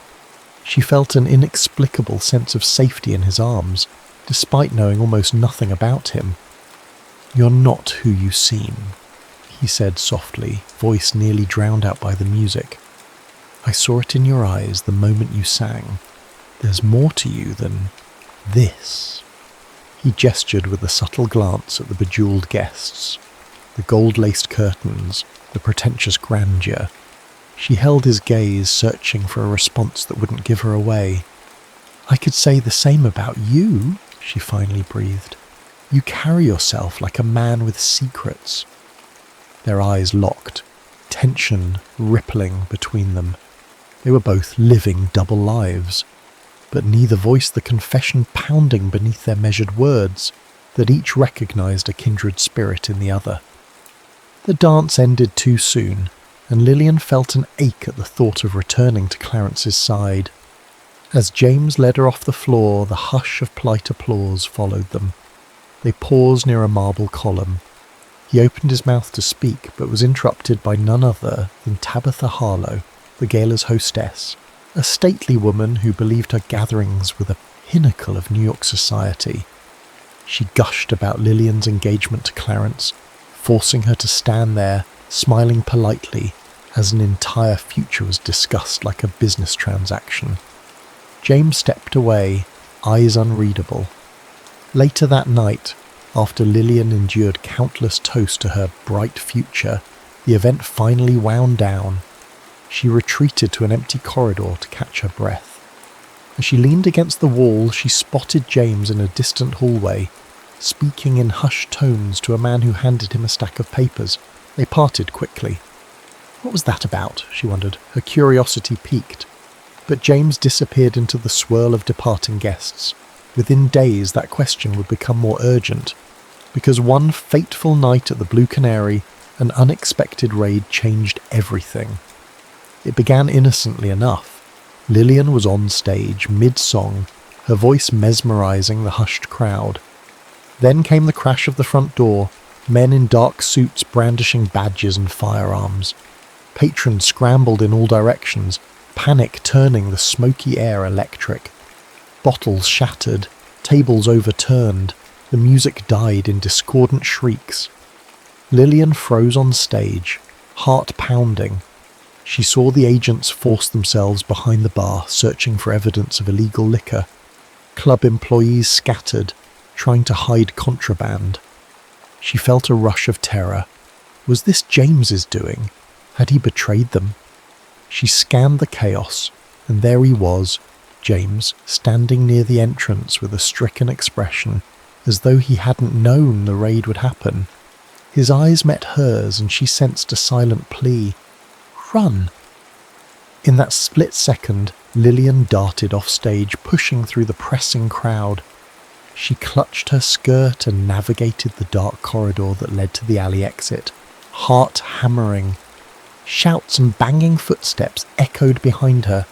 She nearly collided with crates of bootleg whiskey stacked precariously. A breathless second later, she stumbled onto the moonlit street, the roar of sirens close. She had no choice but to flee into the night, her heart twisted in confusion and dread. Everything was unravelling. How much did James know? If he was truly an agent, then everything, his gentle smile, the stolen moments, was built on deception. But she couldn't think about that now. With her secret identity teetering on the brink of exposure, she had to run. If the authorities discovered Lillian Carter was Lena Rose, her entire life and the Blue Canary would collapse in scandal. The morning sun found Lillian huddled in her bedroom, curtains drawn. She'd barely slept, her mind reeling with questions she had no answers for. She changed into a daytime persona, forced herself to endure a silent breakfast with her parents, and somehow managed to conceal the turmoil beneath a carefully composed face. But in the aftermath of the raid, the city's rumour mill churned at full speed. Whispers that the Blue Canary was now on the Bureau's radar. Speculations about possible arrests and the identities of individuals who had fled. For the first time since she began singing there, Lillian seriously considered the danger she was courting. She finally decided she needed answers. From James. If he really was a federal agent, why had he looked so distraught when the club was raided? Could it be he was merely doing his duty and regretted it? Or had he lost control of his operation? She found him later that week at an unassuming coffee shop near Battery Park, one that the Blue Canary's staff sometimes frequented. He was seated at a corner table, a newspaper spread out before him. She approached quietly, heart thrumming like a hummingbird's wings. He tensed, then glanced up. She sank into the chair across from him. For a moment, neither spoke. The overhead fan spun lazily, swirling the aroma of roasted beans. "You came," he said, voice rough with fatigue. The circles beneath his eyes suggested he hadn't slept much either. She leaned in, keeping her voice low. "I have no idea if I'm in danger, if the club's being shut down, or if I'll be arrested. I need to understand what happened, and I need to know who you really are." James swallowed hard, set aside the paper. There was no easy way to say it. "I'm an agent with the Bureau of Prohibition," he admitted, eyes flicking to see if anyone was listening. "I was assigned to investigate the Blue Canary's liquor supply lines, but I never authorized that raid. Someone higher up decided to move without warning me." His tone was laced with anger, and a touch of something else, perhaps shame. Lillian exhaled, as if a clenched fist in her chest finally released. "So it's true," she whispered. The air seemed to thicken. She felt as though she were teetering on the edge of a precipice. "All this time, you were gathering evidence against the club." His expression reflected regret. "I started to, yes, but then I realized the Blue Canary isn't a den of hardened criminals. It's more complicated. But the Bureau sees any place serving illegal liquor as fair game. I tried to stall. That night I found out too late that others were planning a raid." She tried to reconcile the sincerity in his gaze with her fear that everything between them had been a ruse. "So every conversation we had was you trying to extract information from me?" She hated how vulnerable her voice sounded. "No," he said, leaning forward. "I didn't even know you were Lillian Carter. I only knew you as Lena Rose, someone whose voice spoke to me in a way no one ever had. I never intended to..." He trailed off, searching for the right words. "I never intended to feel this way." Tension thrummed in the silence that followed. At last Lillian spoke. "I believe you," she whispered, surprising even herself. She felt the weight of her own double life pressing on her. "And I'm not exactly who you thought I was either." James nodded, eyes sober. "Your real identity, if it's discovered." She gave a small bitter smile. "I'm supposed to be engaged soon to a man I don't love, to secure a business alliance from my father. I sang at the Blue Canary to feel alive. Now it seems everything I built there is falling apart." They stared at each other, unspoken sympathy bridging the gaps. Both had worn masks. Both had carved out a secret identity in an unforgiving city. The question remained, could trust or love grow in such precarious soil? That evening, fate dealt another blow. A rival gangster, famously called Scrap Iron Sweeney for the roughness of his fighting style, showed up at Lillian's doorstep. Not literally the Carter mansion, but he cornered her as she slipped into a side street after an afternoon shopping trip. She recognised him vaguely from the Blue Canary's back tables, a man with a scar slashing across his cheek, rumoured to have connections to arms dealing as well as bootlegging. "You're the fancy songbird from the Canary," he sneered, voice hoarse. "Word on the street says the Bureau's got eyes on that club. Maybe you know more than you let on." Fear spiked in Lillian's veins, but she forced herself to remain calm. "You have the wrong person," she said, tilting her chin up. Sweeney's smirk revealed yellowed teeth. "Don't play coy. I heard rumours you're some kind of heiress. Might be worth a pretty penny to the right buyer." He inched closer, the stench of stale tobacco on his breath. Before she could respond, a figure stepped from the shadows. James, posture coiled, eyes flashing with protective fury. "Back off," he warned. His presence seemed to startle Sweeney for a moment. The gangster looked at him appraisingly, as if weighing the risk. "This ain't your concern," Sweeney growled. James advanced a step. "You threaten her again. It becomes my concern. Now leave." Sweeney surveyed James's broad shoulders, clenched fists, then spat on the ground. "You're messing with a big fish you don't want to tangle with," he hissed, but he backed away. Fixing Lillian with a final glare, he vanished into the alley's gloom. As soon as he was gone, Lillian released a breath she hadn't realised she was holding. "Thank you," she murmured, heart still pounding. James's brows knitted. "He recognised you. You're not safe." She gave a tight nod, remembering Sweeney's warning. Her double life was unravelling. If criminals discovered her real identity, she could be kidnapped for ransom or worse. Her father's wealth and power painted a target on her back. That night, after the confrontation, James and Lillian retreated to a small, discreet tea room. They sat in a corner, the faint clatter of cups forming a gentle lull. She stirred sugar into her tea, hand trembling slightly. "We need a plan," James said gently. "You can't keep up this double life. The Bureau's not done investigating, and the criminals circling the club are getting bolder." Lillian set her teacup down, fighting a swirl of panic. "I can't just vanish. My father would tear the city apart looking for me, and the wedding plans, he'll notice if I back away." James grimaced. "If I push the Bureau to hold off the investigation, my superiors will suspect I've gone rogue. They already doubt my commitment after the raid fiasco." They lapsed into heavy silence. Both were trapped in a web woven by duty, expectation and secrets. And through it all, a fragile thread of feelings bound them together, shimmering with a possibility as beautiful as it was dangerous. Finally, Lillian spoke, voice hushed. "We need to figure out if the Blue Canary is truly a front for organised crime or if there's something else happening behind the scenes. If the club is innocent, maybe you can steer the Bureau away. If it's guilty, at least I'll know." James nodded, steeling himself. "Agreed. I'll do one final deep dive, quietly. Meanwhile, keep your head low. It might mean stepping away from the stage for a time." The thought wrenched Lillian's heart. Singing at the Blue Canary had become her lifeline, the only space where she felt truly herself, but the memory of Sweeney's threat hardened her resolve. She couldn't let her yearning for freedom overshadow her need for survival.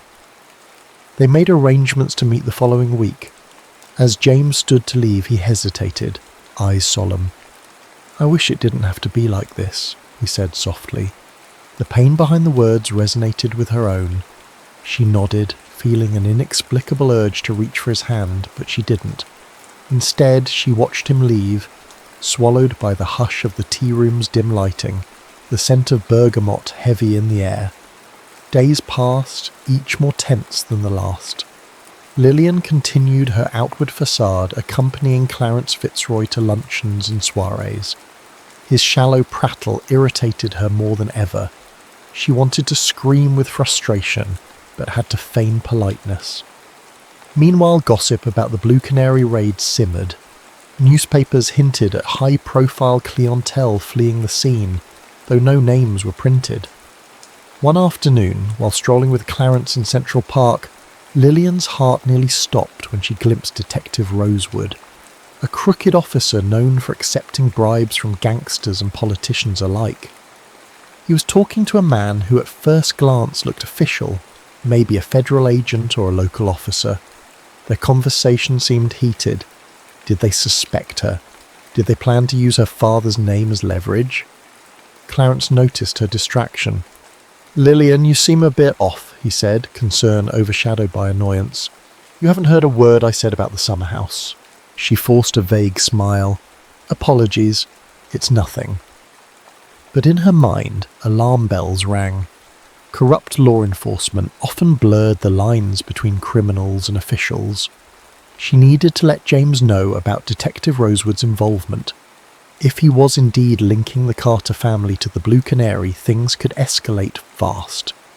That night, she received a cryptic note under her door. "Midnight. Pier 22. Come alone. J." She recognized James's careful handwriting, though the abruptness startled her. Ignoring her caution for once, she draped a cloak over her shoulders and, under the cover of darkness, slipped out of the mansion. The waterfront was shrouded in fog. At Pier 22, she found James pacing, tension etched into every line of his body. He wasted no time. "They know about you," he said, cutting to the chase. "Not just Sweeney. Some higher-ups in the Bureau suspect that Lillian Carter is connected to the Blue Canary." Her blood ran cold. "How?" "I'm not sure. Possibly from a staff member who recognized you. Or from Rosewood, who's been trading information for personal gain," James replied. He paused, running a hand through his hair. "They want to use you as a pawn to lure out the club's real financiers. The rumour is your father might be indirectly involved, investing in questionable operations. The Bureau thinks if they pressure you, they can bring bigger names down." Lillian felt the pier tilt under her feet, as if the world spun too fast. "My father invests in half of New York's emerging industries. It's possible he put money into something he didn't fully understand," she said shakily. "What do we do?" James inhaled sharply. "I have orders to corner you, to get incriminating details, but I can't follow those orders." He stepped closer, gaze unwavering. "I won't betray you." Tears pricked her eyes, though she fought them back. They were standing on the edge of the harbour, the black water below mirroring their precarious situation. "I'm risking everything just by speaking with you," she whispered. "And yet, She didn't finish the sentence, because his arms encircled her, pulling her against his chest. His lips found hers, urgent with all the longing and fear neither could articulate. For a moment, time froze, replaced by the undeniable truth that beneath the lies and secrets, they cared for one another more than they dared admit. When they broke apart, the fog coiled around them like a reluctant curtain, concealing this fragile moment from a world determined to tear them apart. They held each other in silence, their hearts pounding an unspoken vow. They would fight for each other, come what may. The night after the clandestine rendezvous at the pier, James and Lillian laid the groundwork for a risky plan. They agreed that fleeing the city, at least temporarily, might be their only option to avoid the immediate danger from both the Bureau and the criminal underworld, but leaving in haste required subterfuge. If either Gordon Carter or the Bureau suspected what they were doing, the pursuit would be relentless. They met at dawn on the outskirts of the city, near a discreet road that led north. Lillian carried a small suitcase hastily packed with clothing and a few sentimental keepsakes, a locket belonging to her late grandmother, an old photograph of her parents before wealth and ambition hardened them. James brought only the basics, fresh clothes, his wallet, and the sense of duty he couldn't entirely shake. They drove through winding roads, the city's skyline fading behind them like a receding memory. Each mile felt like a fragile reprieve. Lillian tried to ignore the knot in her chest, the guilt of leaving behind her mother, who, for all her social climbing ways, had once read her bedtime stories with genuine affection. And James wrestled with the knowledge that deserting his post could be considered treasonous. Yet the quiet warmth between them in that car was undeniable, a comfort that softened the edges of their fear. The journey ended at a remote countryside inn, nestled into the valley, where the landscape rolled out in gentle hills dotted with wildflowers. The inn's proprietors, an elderly couple, offered no judgment, merely polite smiles. Lillian and James rented 2 modest rooms under assumed names. It was the safest arrangement they could manage. For the first time in weeks, Lillian breathed the crisp country air and felt hope flicker.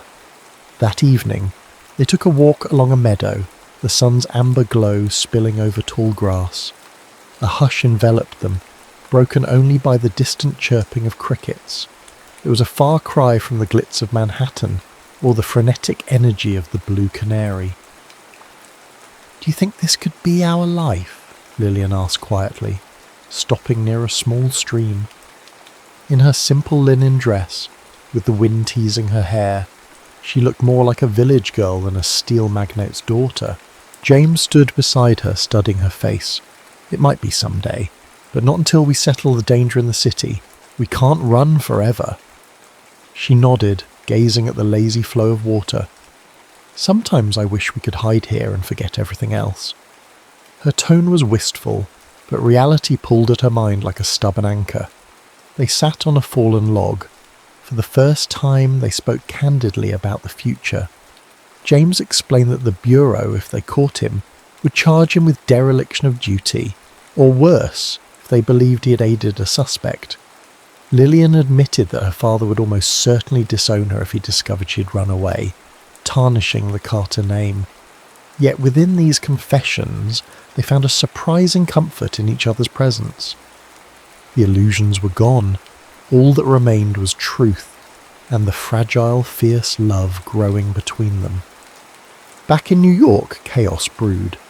Detective Rosewood and his corrupt associates capitalized on James's sudden disappearance. They told the Bureau that James had turned traitor, running off with a valuable witness. Meanwhile, gangster circles buzzed with news of a Carter heiress who sang incognito at the Blue Canary. Rival factions salivated at the thought of leveraging her for ransom or blackmail. When word reached Gordon Carter that his daughter vanished, he unleashed a private investigation.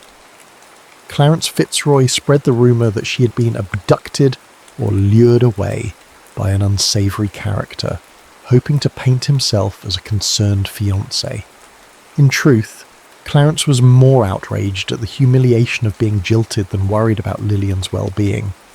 All of this simmered in the city's underbelly, growing more volatile each day. At the countryside inn, nights were calm, but James and Lillian knew they were living on borrowed time. One afternoon, as they shared a quiet meal in the inn's small dining room, they overheard a traveller mention an upcoming charity gala in Manhattan, an event the press would surely cover. The mention of the gala triggered an idea in Lillian's mind. She leaned across the table, her voice low. "If we return during the gala, I might use the attention to expose the real criminals, those who are truly profiting from the illegal liquor trade. It could force the Bureau to redirect their focus, proving the Blue Canary isn't the main culprit." James considered this carefully. "But that's dangerous. The people behind this trade have power and resources. You'd be walking into the lion's den." She reached for his hand, expression resolute. "I can't live in hiding forever, James. Maybe we can't dismantle the entire corrupt system, but if we can reveal the truth, enough of it to shift blame away from the Blue Canary and end the threats toward me, then maybe we'll have a chance at a real life." He recognized the fire in her eyes. Lillian Carter was done running. He nodded slowly. "All right, but we'll need a plan. We can't just waltz in without proof or a strategy to keep you safe." A fierce determination settled between them. For the next 2 days, they made discreet calls to contacts James still trusted in the Bureau. They found meagre help. Most agents were suspicious of James, but a few believed in him enough to provide small leads. Lillian wrote letters to a couple of sympathetic journalists who occasionally took on exposés of corruption. Carefully, they laid the pieces. When they finally returned to the city, it was under cloak of night. They slipped into a cheap boarding house to avoid detection and read the headlines.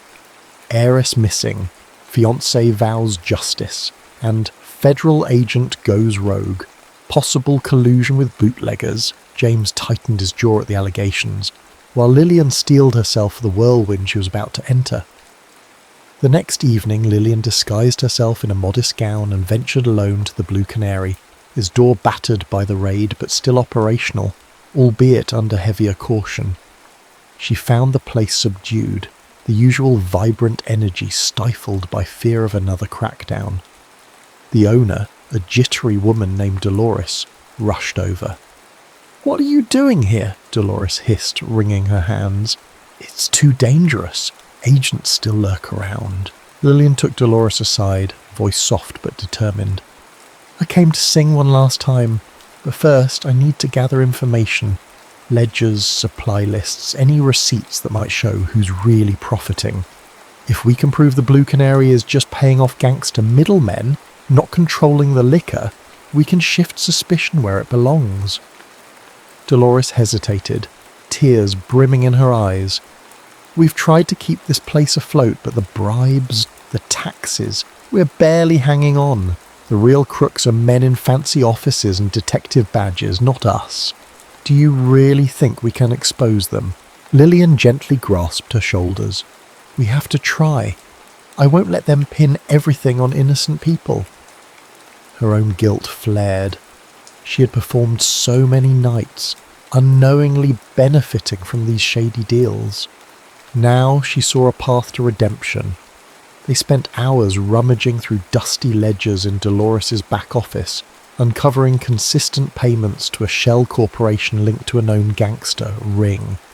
Another set of suspicious payments led directly to accounts rumoured to belong to Detective Rosewood. Lillian's hands shook as she realised how deep the conspiracy ran. Cops, local officials and unscrupulous investors pocketing money while letting speakeasies like the Blue Canary take the fall. She carefully copied the relevant entries. Dolores pressed a small locked chest into her hands. "Here, this is the original ledger. If anything happens, the truth's in here. Please be careful." James waited for her in an abandoned warehouse across the street.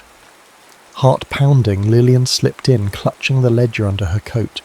He exhaled with relief at her safe return. She showed him the evidence. This ties crooked law enforcement, bootleggers, and possibly even powerful investors to the entire operation. "We can't blow this open alone, but it's a start." His admiration shone through. "You're braver than any agent I've worked with." Their plan hinged on one last perilous step.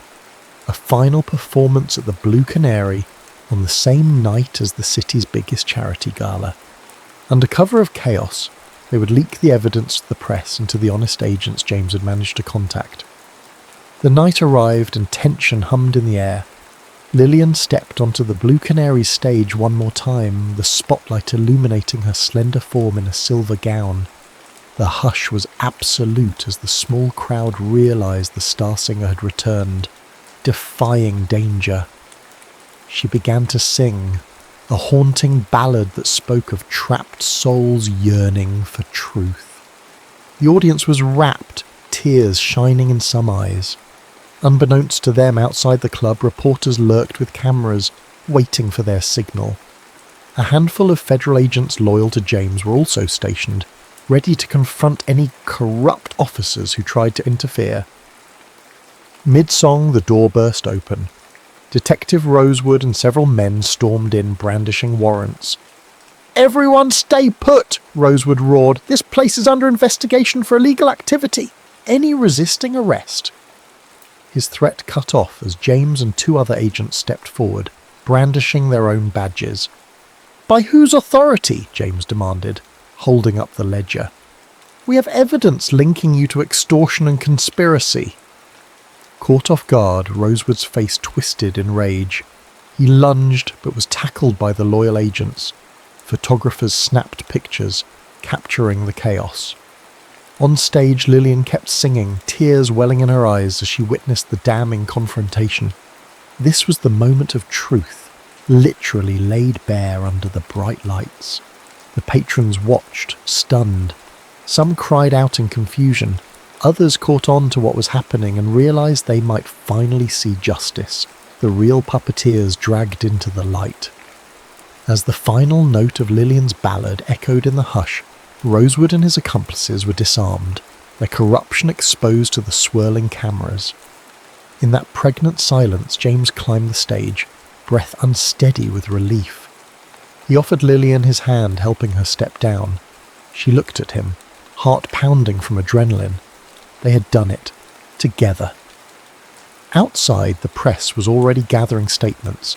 The Bureau's honest officials had found enough evidence to implicate major players in the bootlegging ring, clearing the Blue Canary of being a ringleader.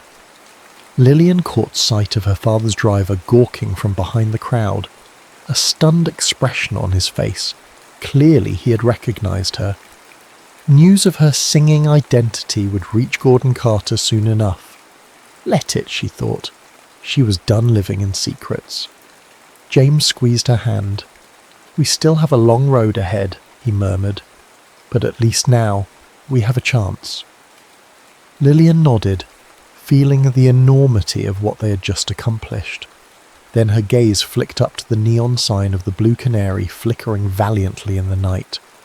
This place had given her a voice, literally. Now she'd used it to bring light into darkness. They exchanged a smile, wordless in its promise. The next steps would be fraught with uncertainty, but they would face it together.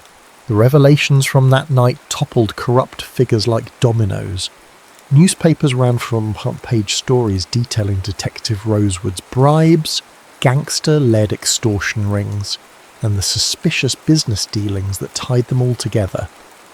While the Blue Canary had indeed skirted the law by serving illegal liquor, it became clear the real profiteers were far higher up the chain. A wave of public sympathy emerged for the modest jazz clubs that had become havens for marginalised artists and dreamers. James Blackwood, once tarnished as a rogue agent, saw his record cleared. The Bureau recognised his role in uncovering the larger conspiracy. Though some higher-ups grumbled about his unorthodox methods, they grudgingly admitted the results spoke for themselves. He was offered a chance to continue in the agency, but after everything he felt the weight of a new calling, one not defined by the rigid constraints of federal service. Meanwhile, Lillian Carter faced her own reckoning. Her father, outraged by the scandal, tried to muzzle the press and hush everything up, but the story had already taken on a life of its own. Society pages gawked at the revelation that the Carter heiress had been singing incognito in a speakeasy, and her broken engagement to Clarence Fitzroy sealed the end of that ill-fated alliance. Furious and humiliated, Gordon Carter demanded that Lillian abandon her foolishness and assume her rightful place in the family business. Lillian refused. She saw in her father's arguments the same cold pragmatism she had grown to despise. Deals sealed with duty and manipulation, no regard for personal happiness. She recognised the difference in them now was irreconcilable. It took months to settle, but eventually Lillian walked away from the Carter fortune, determined to pave her own future. Her mother, though torn, offered a quiet farewell, slipping a small keepsake into Lillian's palm, a cameo brooch that once belonged to Lillian's grandmother. That aunt gesture of love was all the parting blessing Lillian would receive. In the aftermath, James and Lillian decided to escape the city's suffocating glare once more, this time not to hide, but to build a new beginning. With their inheritance effectively severed, they pooled their savings. The Bureau provided James with a modest severance, along with a reluctant letter of commendation.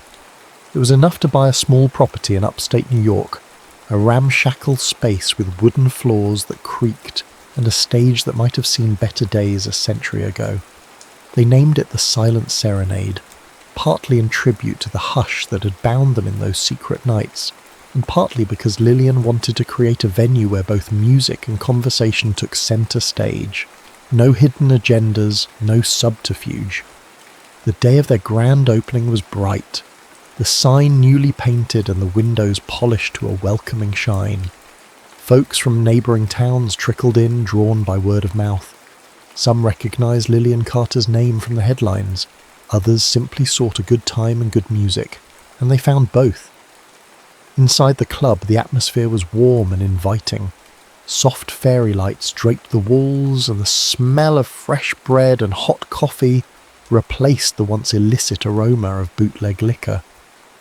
A small bar served drinks, now perfectly legal, as the grip of prohibition had begun to loosen in its final years.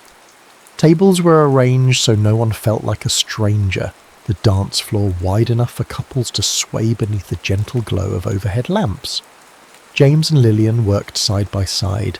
He managed the operational details, ordering supplies, greeting customers with a polite nod.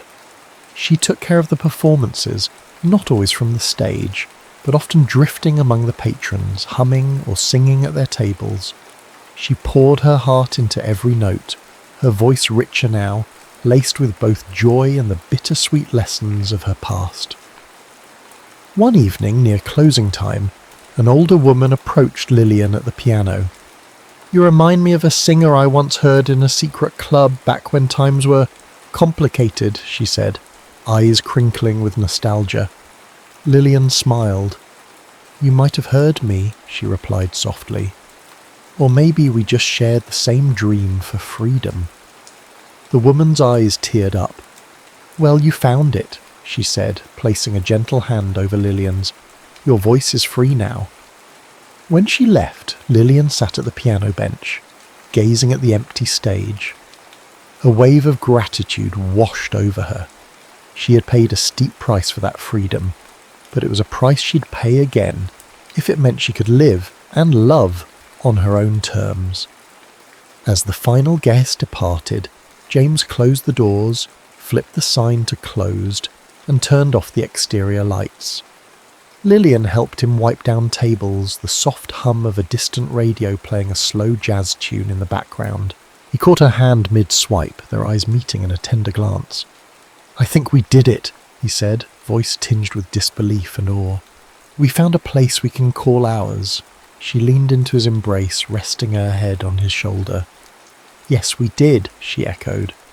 No longer heirs to illusions or slaves to duty, they lived in an authenticity that only a few months earlier had seemed impossible. Outside, the moon drifted across the sky, illuminating the sign that read "The Silent Serenade." Inside, the hush felt alive, brimming with the ghosts of old heartbreak and new beginnings.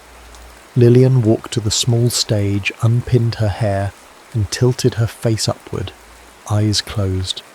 She began singing, a gentle lullaby with no audience except the walls that had heard it all before. In the stillness, her voice wove the final notes of a journey that had started in smoke-filled speakeasies and ended in a place of honest, unadorned hope. James, mesmerized, listened from across the room. When the last note faded, they locked eyes, an unspoken promise forming. This was their encore, the life they chose together. No more subterfuge, no more gilded cages, only a love that had endured secrets, raids, betrayals, and the worst of Prohibition-era New York. They had emerged, both bruised and transformed, but unbreakably bound by trust and devotion. The story might have ended there, but for Lillian and James, it was only the beginning. Word spread of the Silent Serenade, attracting eclectic crowds, travelling musicians, weary drifters, even curious high society folk who whispered about the rumour that the former Carter heiress was singing incognito. The pair welcomed all with the same open spirit, understanding the longing that drove people to seek solace in music. because once, not so long ago, they too had searched for an open door in a city full of locked ones. From time to time, Lillian still thought about her father. She wondered if he would ever accept who she had become. She thought about her mother, hoping she found some measure of peace. As for Clarence Fitzroy, he slipped out of public view, overshadowed by the sandal and overshadowed by the unstoppable current of history moving forward. And so in a sense, the last serenade was never truly last. Lillian Carter, now simply Lillian, sang every night for the man she loved, for the memory of a city that once tried to silence her, and for anyone who yearned for a taste of what it meant to break free. Her voice, unmarred by fear, soared into the night, a quiet testament to the resilience of hearts determined to find their own paths. So ends the tale of the Silent Serenade, a testament that even in an era of hush-hush deals, smoky illusions, and ironclad expectations, truth and love can carve out an uncharted melody all their own. The jazz may have faded from the hidden corners of 1927 New York, but in one small club upstate the music continued, clear, soulful, and gloriously unbound. May it remind us always that no chain can hold a voice determined to sing its true song.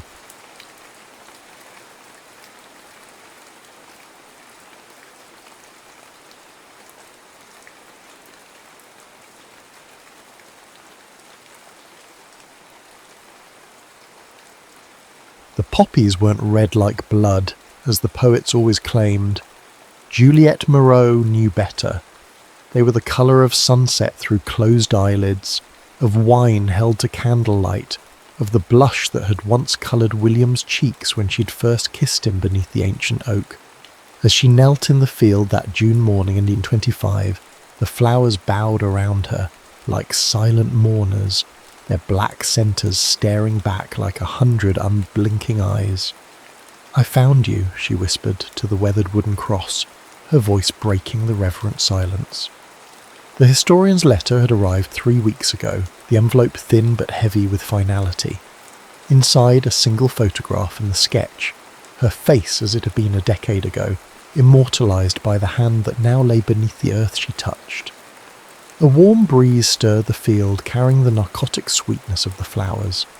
For a moment, Juliette closed her eyes, allowing her mind to drift backward through the years, past the artillery shells and gas attacks, beyond the desperate letters and sleepless nights, to that summer when the world still remembered how to dream. The summer of 1914 had been unusually warm in Belleville-sur-Meuse, the kind of heat that ripened the wheat early and dried the laundry before noon. Juliette had been hanging sheets when she first saw him, a lanky figure at the edge of her father's property, an easel before him, and the afternoon sun burnishing his brown hair to copper. She'd watched him for nearly an hour, the laundry forgotten on the line, fascinated by the methodical strokes of his brush and the peculiar way he'd step back from the canvas, head tilted like a curious bird. "It's impolite to stare," he'd called suddenly, his accent unmistakably English, though his French was surprisingly competent. "Unless you're offering to model." Juliette had nearly fled then, mortified at being caught, but something in his smile, crooked, with a chip in his front tooth, had anchored her in place. "I'm not a model," she'd replied, lifting her chin, "and you're trespassing." "Ah, but beauty knows no boundaries," he'd said, gesturing toward his canvas, "and neither does art." She'd approached cautiously, expecting to see herself in the painting. Instead, she found the old oak tree that marked the boundary between her family's farm and the neighbouring property. He'd captured it perfectly, the gnarled branches, the way the light filtered through the leaves, casting dappled shadows on the ground below. "It's our tree," she'd said, surprised by the sudden possessiveness in her voice. "Your tree?" He'd raised an eyebrow. "Does it have your name on it then?" "Not yet," she'd answered, the words escaping before she could reconsider them. The next day she'd found him carving her name into the lowest branch, Juliette, in careful block letters. When she'd protested, he'd merely shrugged and added his own beneath it, William Ellis, the letters smaller but equally precise. Now it's our tree, he'd said, and something in the way he'd claimed joint ownership of this living landmark had thrilled her in a way she hadn't anticipated. Their courtship unfolded in whispers and stolen moments. Will, as he insisted she call him, was staying in the village, renting a room above the baker's shop while he completed his series of French countryside paintings. He was 26, the second son of a London barrister, using an inheritance from his maternal grandmother to finance what his father called a ridiculous artistic indulgence. He wanted me to follow him into law, Will explained one afternoon as they sat beneath the oak, his sketchbook open on his lap. I lasted exactly 3 months at his firm before I sold my pocket watch and bought a train ticket to Paris. "And your father allowed this?" Juliet asked, unable to imagine defying her own father so completely. Will's pencil paused mid-stroke. He said I'd come crawling back when hunger taught me sense. A smile tugged at his lips. I sent him a portrait of Notre Dame with my first earnings. He keeps it in his study, though he'd never admit it. As July ripened into August, they mapped each other's histories through stories. Juliet told him about losing her 2 brothers to influenza, leaving her the reluctant heir to the family farm. Will spoke of his mother's death, the emptiness it had left, and how art had become his way of filling the void. They avoided speaking of the future directly, though it lurked between them like a third presence, the knowledge that summer would end, that Will would return to England, that Juliet was tethered to Belleville by obligation and circumstance. Then came the news that Archduke Franz Ferdinand had been assassinated in Sarajevo. Will had scoffed at first, dismissing the political tensions as sabre-rattling that would come to nothing. But as July progressed, the headlines grew darker, the conversations in the village cafe more urgent. "Come to London with me," Will said suddenly one evening, as they walked the perimeter of her father's wheat field. "Before this madness begins in earnest." Juliet had stopped walking, the weight of his words anchoring her feet to the earth. "I can't leave my parents," she said, the familiar excuse tasting bitter on her tongue. "You can't, or you won't." His voice had an edge she hadn't heard before. "Both," she admitted. "What would I do in London? I can't paint, I can't speak English. I'd be dependent on you entirely." "You'd learn," Will insisted, taking her hands, "and I'd teach you to paint. You have an eye for detail that most trained artists would envy." She'd pulled away, the familiar panic rising. "My father is 67. My mother's health is fragile. The farm is all they have." "And what do you have, Juliet?" Will had asked, his voice softening. "What is yours alone?" She had no answer then, only the hollow sensation that had accompanied her for years, the knowledge that her life was not entirely her own, that duty had claimed her youth before she'd had the chance to spend it freely. On August 3rd, Germany declared war on France. The following day, Britain joined the conflict. Will appeared at her door before dawn, his face pale in the early light. "I'm going back," he said simply. "They'll need every able body." Juliet felt the world tilting beneath her, the ground she'd thought solid suddenly unstable. "You don't have to go," she whispered fiercely. "You could stay here, help with the harvest. No one would know." But she could see in his eyes that he'd already made his decision. The artist who had spoken so dismissively of national pride and politics just weeks earlier now stood before her, transformed by some internal alchemy she couldn't comprehend. "I've arranged for my paintings to be stored with Monsieur Fournier," he said, referring to the village baker. "There's one for you, the oak tree. I'll come back for the rest when it's over." "When will that be?" Juliet demanded, tears threatening despite her determination to remain composed. Will smiled, though it didn't reach his eyes. "The papers say we'll be home by Christmas." He kissed her then beneath her parents' watchful gaze. a brief, chaste press of lips that conveyed nothing of the passion they'd shared in private. Then he was gone, his figure receding down the dusty road, the morning sun casting his shadow long behind him. Juliet waited until he was out of sight before allowing the first tear to fall, unaware that she was standing at the threshold of a waiting that would stretch across years, across battlefields, across the vast and terrible expanse of a war that would devour a generation of men, including the one who had carved her name into the living heart of an oak. The first letter arrived 6 weeks after Will's departure, the envelope smudged with dirt and bearing the marks of military censors. Juliet carried it to the oak tree before breaking the seal, her fingers trembling slightly as she unfolded the single sheet of paper. My dearest Juliet, they say letters from the front should maintain an uplifting tone, so I'll begin with this. I've seen parts of France I never knew existed, though I'm observing them through the sights of a rifle rather than the frame of my easel. The irony doesn't escape me. We're somewhere near Ypres. I can't be more specific, or our zealous censors will redact it. The countryside would be beautiful if not for what we've done to it. Trenches cut through fields like surgical scars. At night, artillery fire illuminates the horizon like a perverse sunset. I've been assigned as a sniper due to my exceptional eye for detail, as my commanding officer put it. I find it grotesque that the same faculty that allowed me to capture the play of light on your hair now serves to end lives, but I do what is required. The men in my unit have taken to carrying lucky charms. Some have photographs of sweethearts, others religious medals or stones from home. I carry the small piece of bark I carved from our tree, with our initials pressed together. When I touch it, I can almost smell the summer wheat and hear your laugh echoing across your father's fields.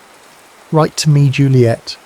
Tell me about the harvest, about the changing seasons, about anything that exists beyond this mud and blood and constant noisedom. Remind me that the world I knew still exists somewhere. Yours always, Will P.S. The oak will have lost its leaves by now. Promise me you'll visit it anyway. It shouldn't have to endure winter alone. Juliet read the letter 3 times before pressing it to her chest, as if she could absorb his words directly into her heart. Then she leaned against the oak's rough trunk and began to compose her reply in her mind, determined to send him something that would serve as a tether to home. Over the following months, a rhythm developed. Will's letters arrived irregularly, sometimes 3 in a week, then nothing for a month. Juliet wrote faithfully every Sunday after church, detailing the small events of village life. How her father had traded their best milk cow for a mechanical plough, how the mayor's daughter had married a soldier on leave, how the school teacher had been conscripted and replaced by an elderly nun who smelled of mothballs and strong cheese. She never mentioned the changes that the war had brought to Belleville, the rationing, the young widows in black, the children who went quiet whenever they heard an automobile approaching, fearing it brought news of another father lost. She filled her letters instead with memories of their summer together, with descriptions of the oak tree and its seasonal transformations, with plans for the future that grew more elaborate with each passing month. By the spring of 1915, Juliet had joined the village women in converting the schoolhouse into a convalescent home for wounded soldiers.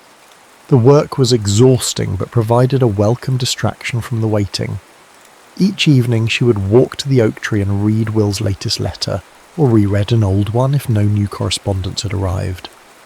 His letters had changed over time, growing terser, the artistic flourishes giving way to a stark economy of words. He rarely mentioned battles directly, but Juliet learned to read between the lines, to understand that we've been busy meant heavy fighting, that lost some friends signified casualties, that move to a new position often indicated a retreat. In June 2015, nearly a year after his departure, Will wrote of poppies. The strangest thing has happened, sobbed Juliet. Poppies are blooming in no man's land. Thousands of them, their red heads nodding between shell craters like drunken revellers. Our botanically inclined captain says it's because the soil has been churned up, exposing dormant seeds to light. The men have different theories. Some say the flowers are feeding on blood. Others believe they're the souls of the fallen, pushing up through the earth to see the sky once more. I prefer to think they're messages from another world, bright reminders that beauty persists even in desolation. I've pressed one between the pages of my sketchbook for you. Its colour has faded, but then so have many things. Do you remember the day we picnicked by the stream and you wove a crown of wildflowers for my head? You said I looked like a pagan god. I felt like one too, with you looking at me as if I'd hung the sun in the sky. I think of that day often. If something should happen to me, Juliet, and I'm not being morbid, merely practical, look for me where the poppies grow thickest. I will have found my way there, and I will be waiting for you. Yours in this life and whatever follows will. The pressed poppy fell from between the pages as Juliet unfolded the letter, its crimson petals now a fragile, translucent brown. She caught it carefully, this messenger from a battlefield she could scarcely imagine, and secured it between the pages of her mother's Bible. That night, she dreamed of Will, lying in a field of blood-red flowers, his eyes closed as if in sleep, his skin as pale as milk. She woke gasping, her nightgown damp with sweat, and did not sleep again until dawn. The war ground on, a millstone crushing a generation beneath its weight. Juliet's father suffered a stroke in the winter of 1916, leaving his right side partially paralysed. Her mother, already frail, retreated into a quiet melancholy, spending hours staring out windows at the fields her husband could no longer tend. The burden of the farm fell entirely to Juliet, who hired local boys too young for conscription to help with the heavier tasks. Will's letters became more sporadic as 1916 wore on. In August, he wrote of a big push coming soon, something that might finally break the stalemate. Juliet later learned he had been referring to the Battle of the Somme, which claimed 20,000 British lives on its first day alone. His next letter didn't arrive until October, and when it did, Juliet knew immediately that something fundamental had changed. The handwriting was different, still recognisably Will's, but shakier, as if each letter required tremendous effort. Juliet, I'm writing from a field hospital near Ambience. Don't be alarmed. I've been lucky compared to most here. Caught some shrapnel in my right shoulder and arm during the advance. The doctors assure me I'll keep the limb, though they're less certain about the extent of function I'll recover. The most damnable thing is that it's my drawing arm. I've been practicing with my left, but the results are childish at best. The thought that I may never paint properly again is more frightening than any artillery barrage. They'll send me to England to convalesce once I'm stable enough for transport. I've given them your address, so direct your next letter to the return address on this envelope. It may be some time before I can reply. They're quite liberal with the morphine here, and it makes my thoughts drift like smoke. I had a dream about our oak last night. In it, our names had grown so deep into the bark that they'd reached the heartwood. When the tree was finally cut down centuries from now, they would find us there, preserved together. Isn't that a pleasant thought? That something of us might remain long after we're gone? All my love, Will Juliet wrote immediately to the field hospital, but her letter was returned 2 weeks later with transferred, stamped across the envelope in harsh red letters. No forwarding address was provided. For 3 months, she heard nothing. She wrote to the British War Office, to the Red Cross, to every organisation she could think of, seeking information about Captain William Ellis, formerly of the Royal Fusiliers. The responses, when they came at all, were maddeningly vague. He had been wounded, yes. He had been transferred to England, yes. His current status was under medical care. Then in February 1917, a miracle. A letter in Will's unmistakable hand. The writing stronger than in his last correspondence. The postmark from a rehabilitation hospital in Sussex. My Juliet, forgive my silence. The journey from France nearly finished what the German shrapnel began. Infection set in during transport, and I spent several weeks delirious with fever. The doctors later told me they had prepared my parents for the worst. But I am stubborn, as you well know, and I had compelling reasons to fight my way back. Chief among them, a promise to return to a certain oak tree and the extraordinary woman who shares its guardianship. My recovery progresses slowly.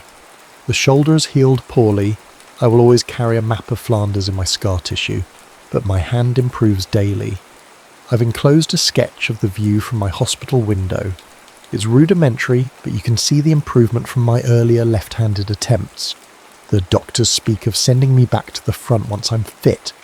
I listen and nod and say all the right patriotic things. But between you and me, Juliet, I don't think I could bear to return to that hell. Something in me was damaged there that no surgeon can repair. There are whispers of a final push coming in the spring. They're calling men back from convalescence earlier than they should, desperate to replace the mounting losses.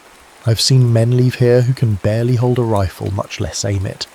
If they send me back, I will go, not for king and country as the recruitment posters proclaim, but because refusing would mean a court-martial, and I cannot bear the thought of my father witnessing such disgrace. But know this, I am no longer the idealistic boy who left you that August morning. Whatever happens, the man who returns to you, and I will return, will be changed in ways I cannot yet articulate. Keep faith, my love. Visit our oak. Tell it I remember. Always yours, Will. The sketch he'd enclosed showed a simple English garden, the perspective slightly askew, the lines hesitant but improving. Juliet placed it carefully in the wooden box where she kept all his letters, alongside the pressed poppy and a blue ribbon he had once untied from her hair. His promise to return sustained her through the spring of 1917, through her father's second stroke and death, through the increasing hardships as the war's tentacles reached even into remote Belleville, strangling the normal rhythms of rural life. She visited the oak faithfully, sometimes reading his letters aloud to it, sometimes simply sitting in silence with her back against its trunk, drawing strength from its quiet endurance. In May, another letter arrived, this one written on different paper, the handwriting somehow both stronger and more hurried. Juliet, they're sending me back tomorrow, not to my old unit, too many of them are gone now, but to a newly formed company heading for Passchendaele. You won't find it on civilian maps, but remember the name. If this war has a heart, that place may prove to be its darkest chamber. I'm afraid, Juliet, not of dying exactly, but of dying without seeing you again, without making good on all the promises whispered beneath our oak. I've enclosed something I want you to keep safe for me, a sketch I made from memory during the worst days of my fever. It's you as I first saw you, hanging laundry in the summer sun. The doctors say I called your name constantly during my delirium. One nurse told me she'd never heard a name spoken with such longing. If I don't write for a while, don't despair. The mail service near the front is unreliable at best. I'll write when I can, as often as I can. Remember, if we are separated, look for me where the poppies grow. I'll be waiting, Juliet. In this life or the next, I will always be waiting for you. With all my heart, Will. The sketch was exquisite. Juliet in profile, her hair escaping its pins as she reached up to secure a sheet on the clothesline. The attention to detail was remarkable. The small scar at her temple from a childhood fall. The slight furrow between her brows as she concentrated on her task. The way her lower lip caught between her teeth. It was Juliet, as Will saw her, imbued with a grace and beauty she had never recognized in herself. It was the last letter she would receive from the front. Autumn 1917 arrived in Belleville with an unseasonable chill, as if winter was impatient to descend. The harvest was poor that year, not enough rain in August, too much in September, and Juliet found herself calculating and recalculating how to stretch their stores until spring. Her mother had retreated further into herself following her husband's death, spending most days in a chair by the window, acknowledging Juliet's presence with nothing more than a slight nod. The oak tree had begun to shed its leaves early, creating a golden carpet beneath its spreading branches. Juliet visited daily, bringing Will's latest letter to read aloud, except there was no latest letter. The last had come in June, with its ominous mention of Passchendaele and its precious sketch that she now kept framed beside her bed. "He's busy," she told the oak, as October darkened into November. "The mail is slow, you know how it is near the front." But as the weeks stretched into months with no word, the hollow feeling in her chest expanded until it seemed to consume her from within. She wrote letter after letter, sending them into a void that never echoed back. In December, just before Christmas, she finally received a response, not from Will, but from a Lieutenant James Harrington, who identified himself as Will's new commanding officer. "Mademoiselle Moreau, I regret to inform you that Captain William Ellis was reported missing in action following the third phase of the Battle of Passchendaele on November 6, 1917. His patrol was caught in heavy artillery fire while attempting to secure a forward observation post. Of the 12 men who set out that morning, only 3 returned, all seriously wounded. Extensive searches of the area were conducted once it was safe to do so, but no trace of Captain Ellis or the remaining men was found. Given the conditions on the battlefield, constant rain had turned the ground to a quagmire several feet deep in places. It is possible that some men were lost to the mud itself. Captain Ellis spoke of you often, mademoiselle. He carried a sketch of you that the men considered his talisman. He was well respected by his company for his courage and his unwavering compassion, even in the most dire circumstances. In accordance with military protocol, Captain Ellis's personal effects recovered from his quarters have been sent to his family in London. However, knowing of his attachment to you, I have taken the liberty of enclosing the last page from his field sketchbook, which he asked me to send to you should anything happen to him. The War Office will contact you if any further information comes to light regarding Captain Ellis's fate.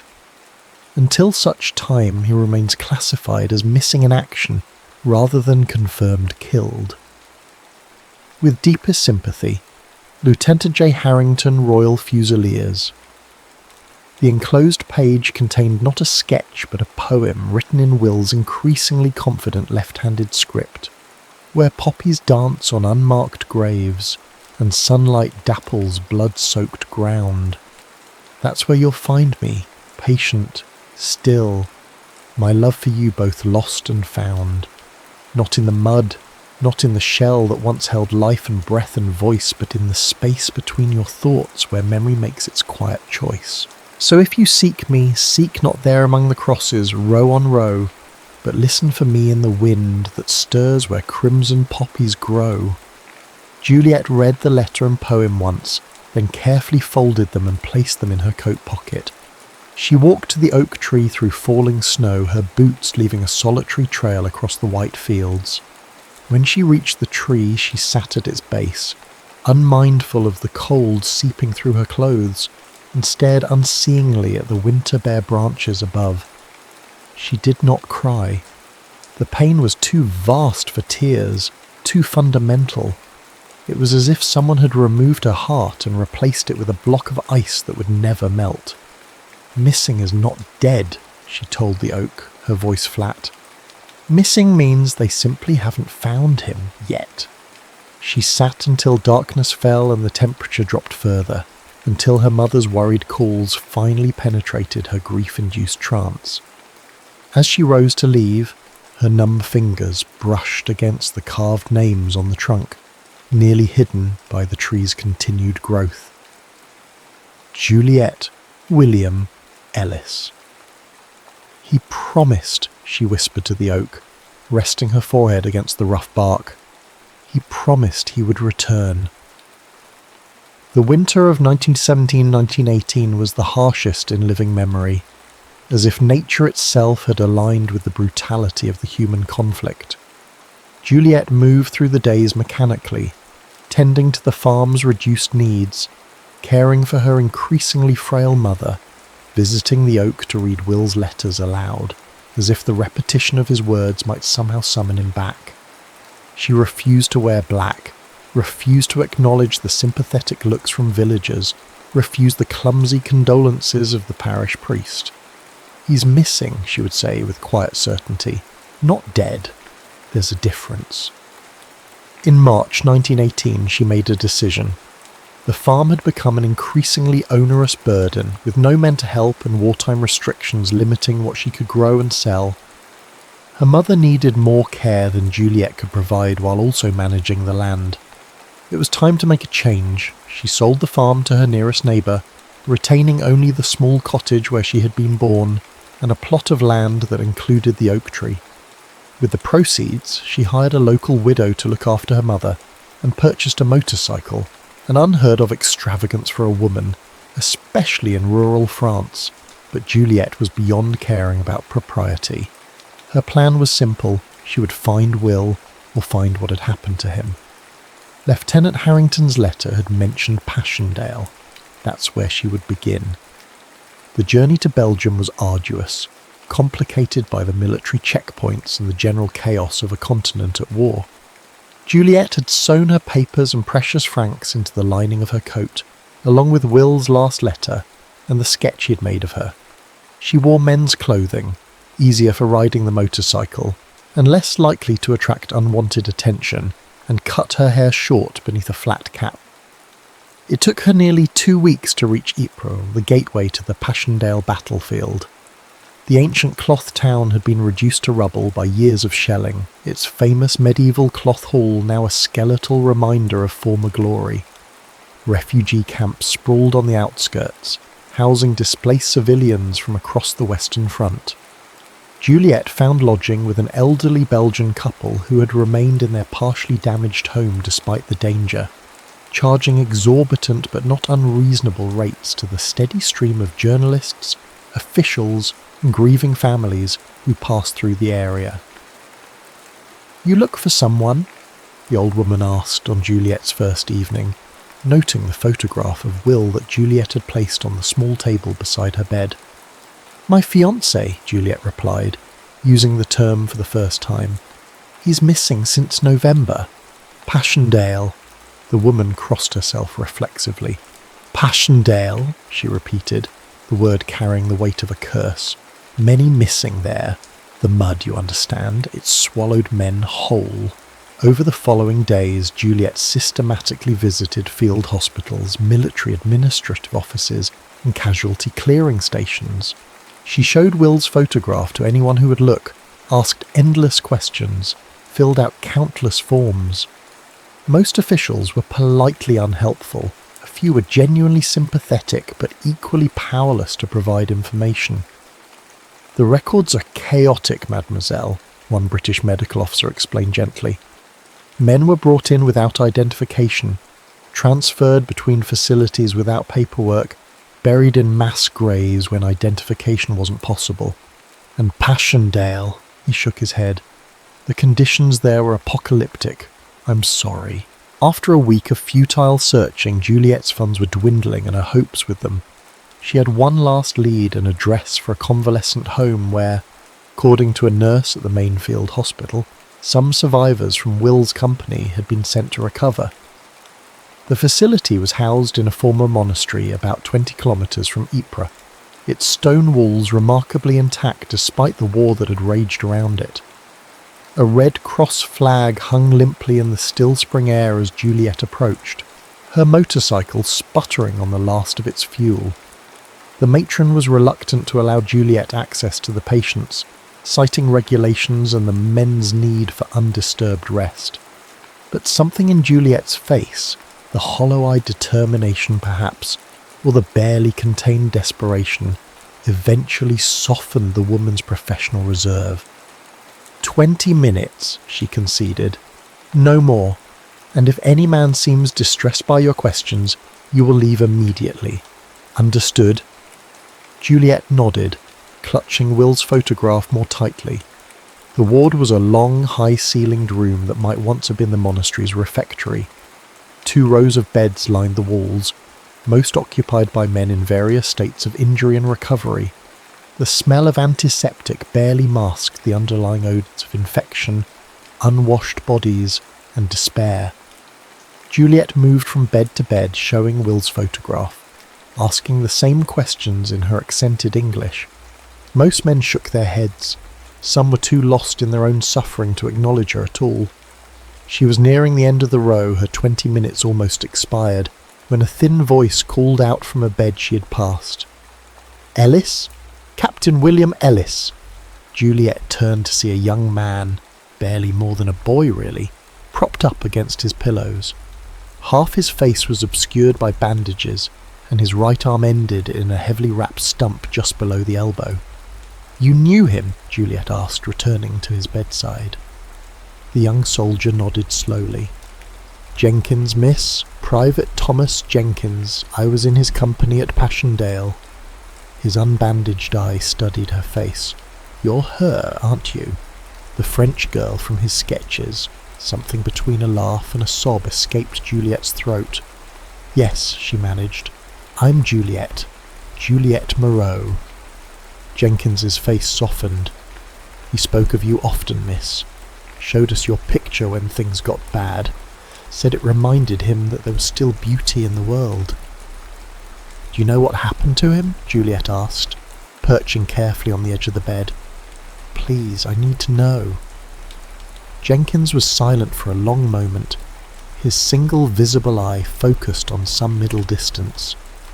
"It was hell," he finally said, his voice low. "Worse than hell. Mud up to your waist in places, shell craters filled with water deep enough to drown in, gas hanging in every depression. We had been ordered to take a German pillbox about half a mile into no man's land." He paused, swallowing hard. "The captain, he knew it was suicide. Argued with the colonel about it. I heard them, but orders were orders, so he gathered us. 12 lads, most of us had been with him since he came back from his injury. And he says, 'Boys, we're going to do this smart, not brave. Brave gets you killed for nothing.'" Juliet nodded, recognising the pragmatic streak that had always balanced Will's artistic temperament. "We set out before dawn using shell holes for cover. Made it almost to the objective when the Germans spotted us. The shelling started.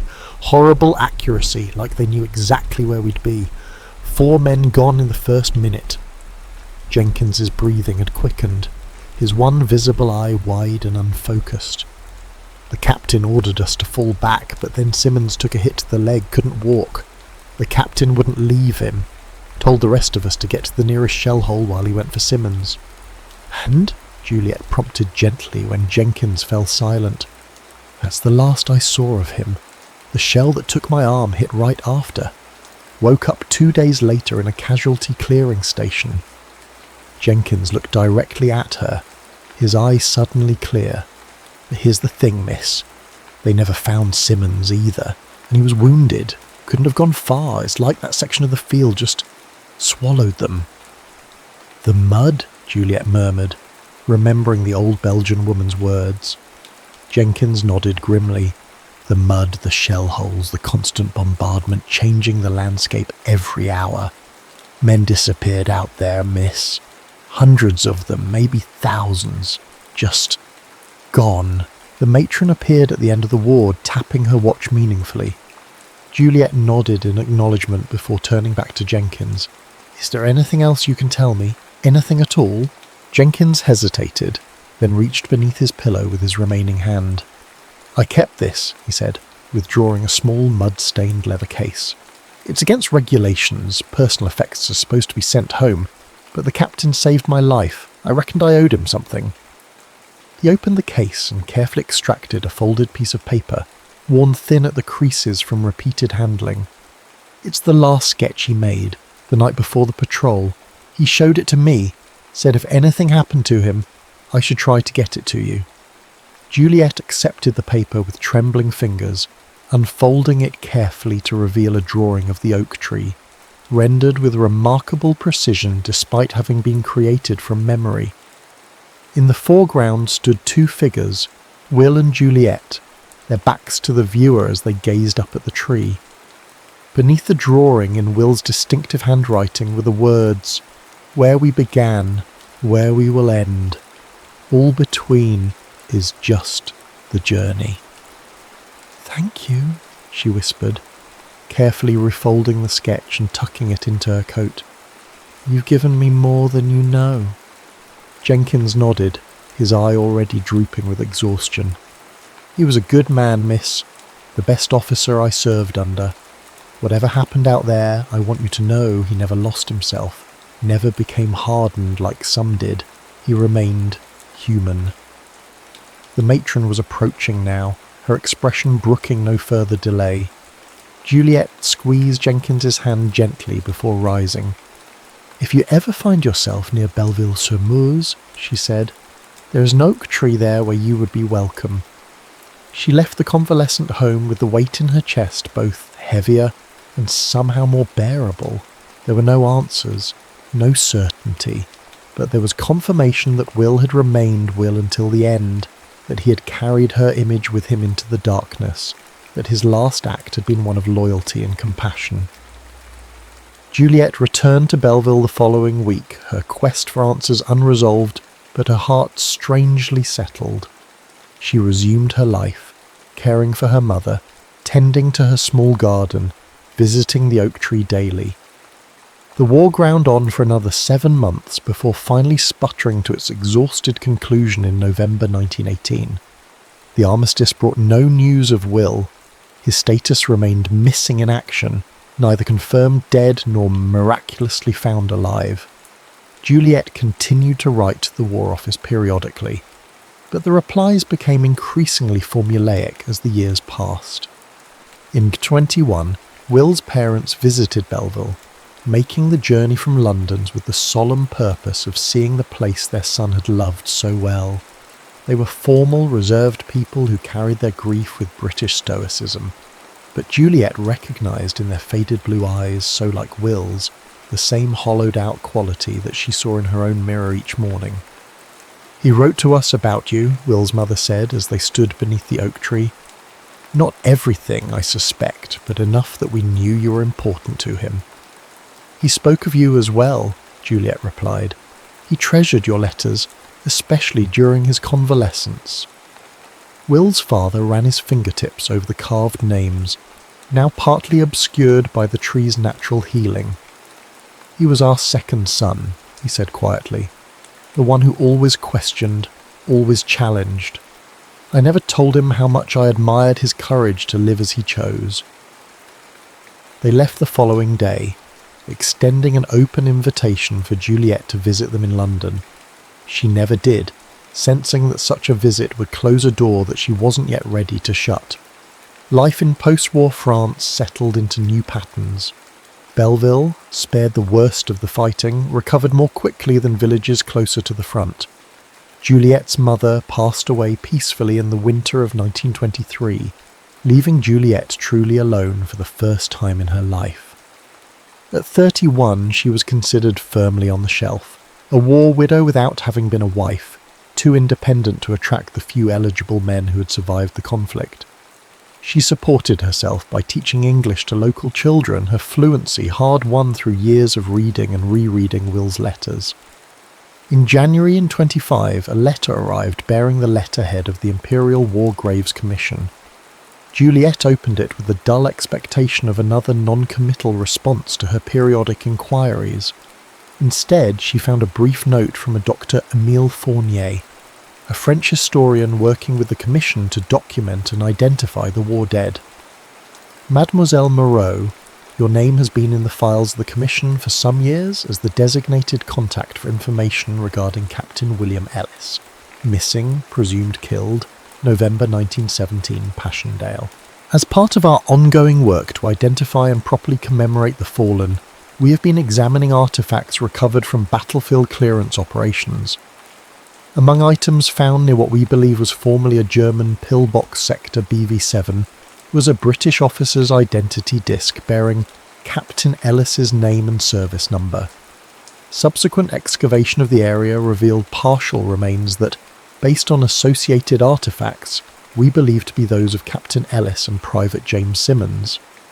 Both men had been listed as missing in action following a patrol on November 6, 1917.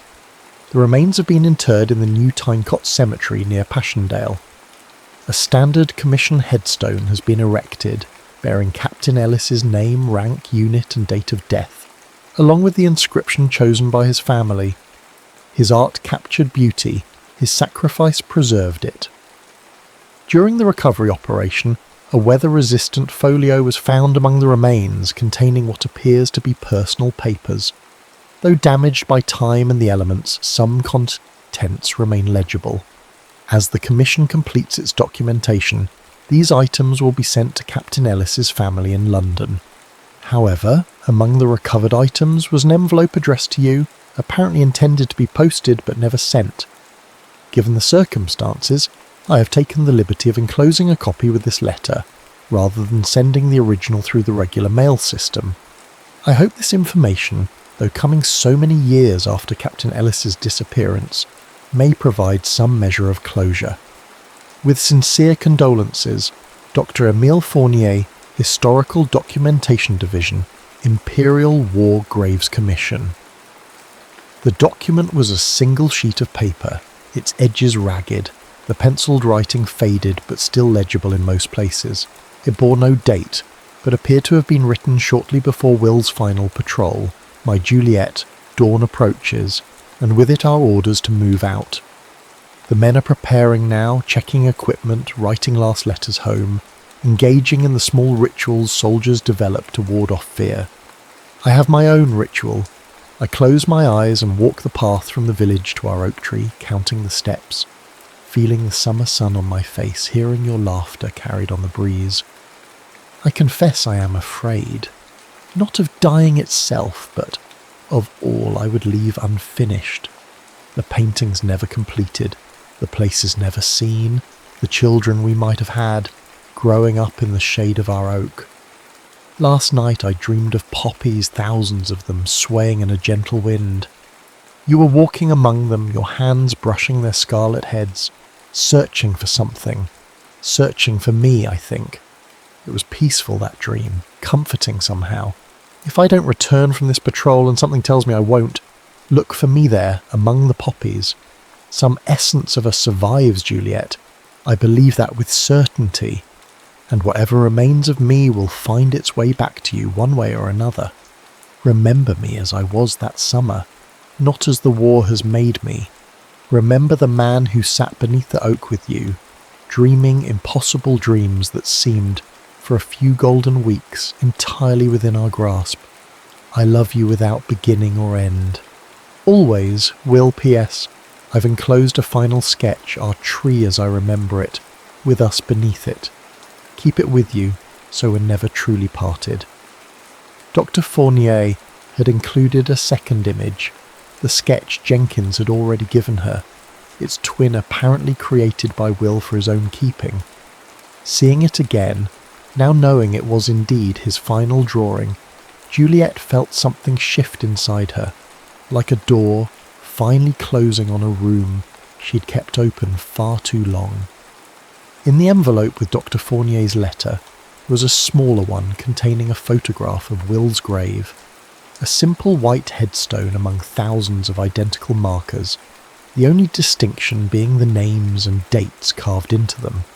The photograph showed a field of white stones stretching toward the horizon, and in the foreground, bright splashes of red, poppies blooming among the graves.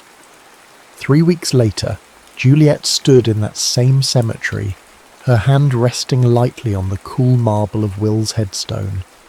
The day was clear and surprisingly warm for June, the sky a blue that reminded her painfully of Will's eyes. The poppies were in full bloom, nodding their heavy heads in the gentle breeze. Juliet knelt among them, feeling the damp earth through her skirt, and placed a small bundle at the base of the stone, a sprig from their oak tree, wrapped in the blue ribbon he had once untied from her hair, and her final letter to him. "I found you," she whispered, echoing the words she had spoken to the weathered wooden cross in her imagination for years. "Just as you asked, where the poppies grow." As she spoke, the breeze strengthened momentarily, setting the flowers dancing around her in a ripple of crimson. For a fleeting second, Juliet felt a presence beside her, not physical but undeniable, like the echo of a familiar voice just beyond hearing's range. She remained there until sunset, speaking softly to the stone, to the earth beneath it, to the poppies that had guided her home to him.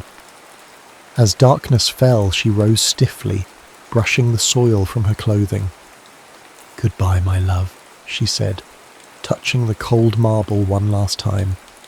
For now, she walked away slowly, her shadow stretching long behind her in the fading light.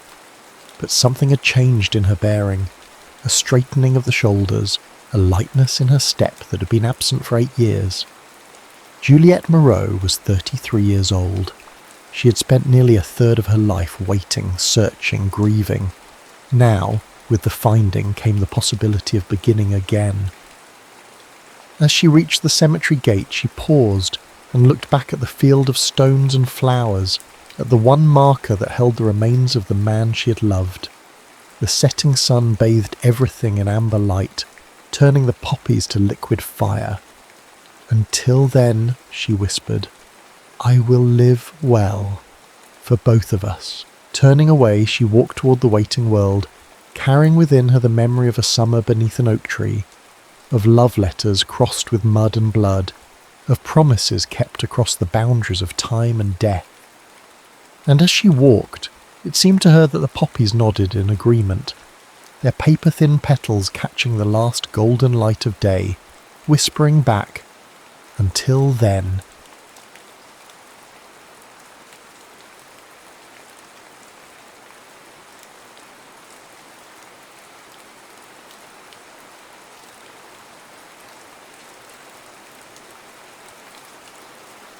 New York City, at dusk, is a curious, shape-shifting place. Lights flicker on in high-rise windows, cabs honk impatiently in the streets, and the hum of a million stories pulses in every direction.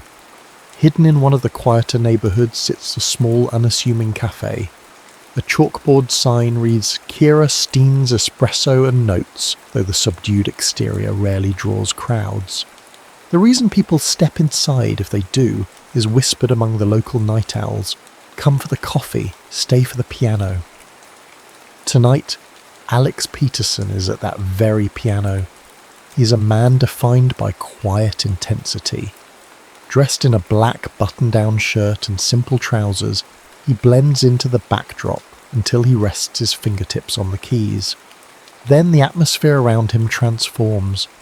His music is an undercurrent that calms the chatter, gliding through the air like an intimate secret. A few patrons pause to listen, though most remain lost in their conversations. Alex's eyes shift toward a crumpled newspaper lying beside a half-empty latte on a nearby table. The headline leaps out at him. Hazel Warner, disgraced violinist, returns to her roots. A familiar longing blooms in his chest. Once, years ago, Hazel was at the pinnacle of the classical world. A former child prodigy with a glow about her that dazzled both critics and fans. Now the tabloids buzz with her downfall. A plagiarism scandal pinned on her by her charismatic ex-fiancé, Nathaniel Nate Caldwell. Alex exhales softly as he finishes his piece, letting the final chord linger. Then he gently closes the full board of the piano. He's about to slip away from the spotlight, though to call it a spotlight is generous when barely anyone notices him, when a voice calls out. "Hey you, over here," says a man with a face that glows from the screen of his phone. "How about something more upbeat?" Alex musters a tight smile. He does not do requests, especially not from random men lost in their phone screens. Yet he nods politely, sits back down, and begins a tune that's lighter. A warm, melodic jazz standard he's well practiced in. It's easier this way, not stirring up too much of himself, not letting his heart bleed through the music. A few minutes later, the cafe's owner breezes by, wiping a table with brisk, confident strokes. Kira Stein, Alex's best friend since their days in music conservatory, is a petite woman with short, coppery hair that curls just at her chin. She has an uncanny ability to sense the mood of a room, especially where Alex is concerned. "You okay?" Kira asks once the last note fades. Alex shrugs, eyes darting again to the newspaper. Kira follows his glance. A sigh escapes her lips. "You know," she says. "You don't have to torture yourself reading about her. It's been how many years?" A question that hangs in the air without an easy answer. One might say 5 or 10, or maybe just enough years for the memory of Hazel Warner to become a continuous hum in Alex's life. He stands, carefully folds the newspaper, and follows Kira to the back of the cafe. The corridor there is narrow, walls lined with old concert posters, many from Kira's short stint as a travelling violinist. She gave that up to open this place, channeling her passion for music into the comfort of others. Alex has never fully understood how she can be so fearless in forging a new path, but maybe that's precisely why they've stayed so close. Once they reach the small kitchen, Kira hands him a mug of chamomile tea. She's well acquainted with his reluctance to drink coffee late at night. "Alex," she says, her voice low enough that the barista behind them won't overhear. "I'm serious. This obsession, it has to stop. You let yourself feel everything so deeply, and that's beautiful, but you have to remember what Hazel did. She never even noticed you, not really. Don't let her waltz back into your head now that she's all over the press again." He looks at Kira, wanting to believe her words, but also unable to quiet the memories. She has no idea how many times he's replayed those old duets, the ones in the musty practice rooms at the conservatory. He still recalls the exact weight of Hazel's gaze when they performed an original piece he'd composed specifically for her. Yet she never realised it was for her. She'd simply praised his musicianship and rushed on to the next rehearsal, her mind fixed on climbing higher and higher in her own career. And now she's back, battered by scandal, possibly more fragile than before. She might not ever glance in his direction again, but that doesn't stop the longing. "Let me worry about it," Alex finally mutters, taking a sip of tea. Kira shakes her head but decides not to push further. She knows well enough that coaxing truth from Alex is a slow dance. "All right," she concedes, "but promise me you won't bury yourself in heartbreak again. If you need to talk, I'm here." Alex sets down the mug and returns to the piano, but the mood in the cafe has shifted. Most patrons have gone. The few who remain seem content with hushed conversation. He runs his fingers over the keys but chooses not to play. No sense in pouring himself into a near-empty room. Instead, he helps Kira close up for the night, stacking chairs, wiping tables, flicking off the lights, until the cafe is silent and dark except for the glowing green exit sign.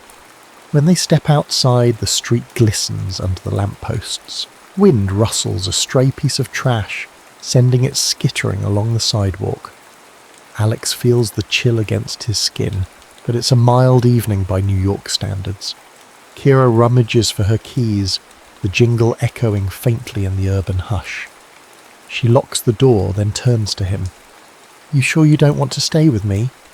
You look like you've got a lot on your mind," she says softly. "I'm fine," Alex insists. He wonders what time it is. Probably near midnight, maybe later. The quiet can be disorienting in a city that rarely sleeps. He runs a hand through his hair and offers Kira a small reassuring smile. "Thanks, though. I'll see you in the morning." She nods and they part ways.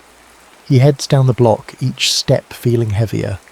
He's turned 31, an age that feels like a tide change. No longer the bright-eyed dreamer of his 20s, but not old enough to shed that same dream. A musician in a constant state of almost discovered, almost recognised, almost loved. He can't resist one last glance at the folded newspaper under his arm. Hazel Warner's face is captured in a photograph that seems to ache with unsaid words. She doesn't know he exists as more than a faint memory from the past. And yet, for Alex Peterson, she's been the silent impetus behind every piece he's ever composed. He rounds the corner to his small walk-up apartment. The building stands tired but proud. Up the creaky stairs into the narrow hall, and finally he slips the key into his door.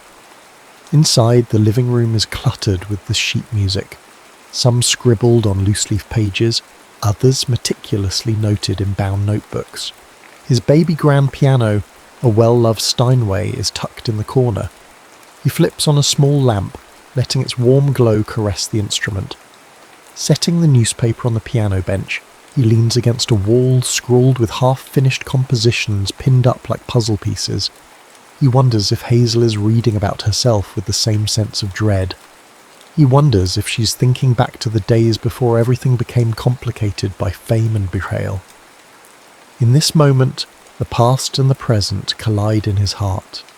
He wants to shut out the memories, but the notes of an old composition drift into his mind uninvited. Quietly, as if not to disturb the intangible ghosts lurking, he hums a melody he once wrote for Hazel. It settles into the silence like a final lullaby for the night. He knows Kira's warning is wise. He knows he should let the memory of Hazel fade. But love, or something akin to it, has a way of burrowing into the soul, deeper than logic can reach. And so, with a flick of the lamp switch, he surrenders to the darkness, that intangible chord still resonating in him. He doesn't know what tomorrow holds, only that the world has suddenly tilted with Hazel's return. The shadows of unspoken feelings dance on the wall, and somewhere in the city that never truly sleeps, Hazel Warner might be hearing an echo of a past she never knew existed. A crisp morning light slices through Alex's thin curtains, waking him earlier than usual. The city hums in the background, delivery trucks roaring, car horns honking, but Alex hears another sound in his mind. The slow, melancholic chords he half composed last night before sleep claimed him. They remain incomplete, like a question begging for an answer he's not yet ready to give. He dresses, pulling on a sweater and dark jeans, and cradles a travel mug of tea on his way back to the cafe. The dawn light paints the sidewalks golden. Despite the bustle, Alex feels a sense of quiet. He wonders if Hazel is awake right now, perhaps scanning the headlines that mock her fall from grace. It's a futile thought. She's a world away, even if technically only a few subway stops separate them in Manhattan. When he steps into Kira's cafe, the place smells of freshly ground espresso beans and pastries. Morning regulars line up, bleary-eyed but hopeful for caffeine. Kira, cheerful but firm, manages them all with the efficiency of a seasoned conductor overseeing an orchestra. "Good morning," she calls, sliding a latte across the counter to a waiting customer. Then she turns to Alex, her eyes flickering with curiosity. "Sleep well?" He shrugs. Sleep was a cagey beast that refused to linger. "I'm managing." Kira arches an eyebrow. "You know, if you want real rest, you could try not reading that newspaper article 20 times. He tries to deny it, but the small, knowing tilt of her head stops him. "I just needed to see how the media's spinning it," he says. "She's back in the city after all. Doesn't that feel surreal to you?" Kira's expression softens. "I guess," she concedes. "She was always so driven when we were all at the conservatory. The star of every show, the top of every class. It's strange to picture her now headlined as a pariah, but maybe," she pauses, measuring her words, "this is a chance for her to figure out who she is without that perfect veneer." A knock on the glass door distracts them. A harried supplier gestures at Kira, needing a signature for a delivery. She throws Alex a quick, sympathetic look and rushes off. Alone at the counter, Alex finds his thoughts drifting again to Hazel, the way her bow once glided across violin strings, each note luminous, filled with a rare fervour. People called her a prodigy, but Alex saw the toll of that label in the deep circles under her eyes. He'd admired her from the audience seat as much as from behind the piano stand, but she never noticed. Or if she did, she chose not to say a thing. Morning moves forward in a blur of coffee orders and pastries. Alex occasionally assists, clearing tables, refilling sugar canisters. A few hours later, just as the rush dies down, something almost fated happens. A figure slips through the door. She's shorter than he remembers, or perhaps it's the way her posture slopes inward, as if she's trying to vanish into her own coat. Her hair, once pinned in an elegant bun for performances, now falls loosely around her shoulders in unbrushed waves. Yet there's no mistaking that face. Hazel Warner stands in the doorway of Kira's cafe, scanning the room with uncertain eyes. Alex freezes. For an instant he contemplates ducking behind the counter to avoid being seen. His heart pounds, and a rush of old emotions flood him. Admiration, yearning, fear that she'll glance right through him as if he's invisible. But she doesn't. Their eyes meet, and a flicker of recognition sparks across her features. "Alex?" she says softly, her voice cracking as though she's unsure if she's allowed to speak his name. Time seems to stutter. Kira, returning from the back, practically leaps to intercept Hazel. "Hey," Kira says in polite but guarded tones. "Long time no see. Do you need something? Coffee? A place to sit?" Hazel's cheeks flush. She steps closer to the counter, ignoring the curious stares of a few remaining customers. I saw the sign. The name was familiar. I had no idea this was your place, Kira." Her gaze flickers to Alex. "Or that you'd be here too." The room feels charged, like the moment before a pivotal note in a musical composition. A part of Alex wants to unravel every memory he's stored away, tell Hazel how proud he was of her successes, how gutted he was when she fell from grace, how her face in that newspaper last night reignited every feeling he'd tried to bury. But he stands there, measured silence forming a barrier.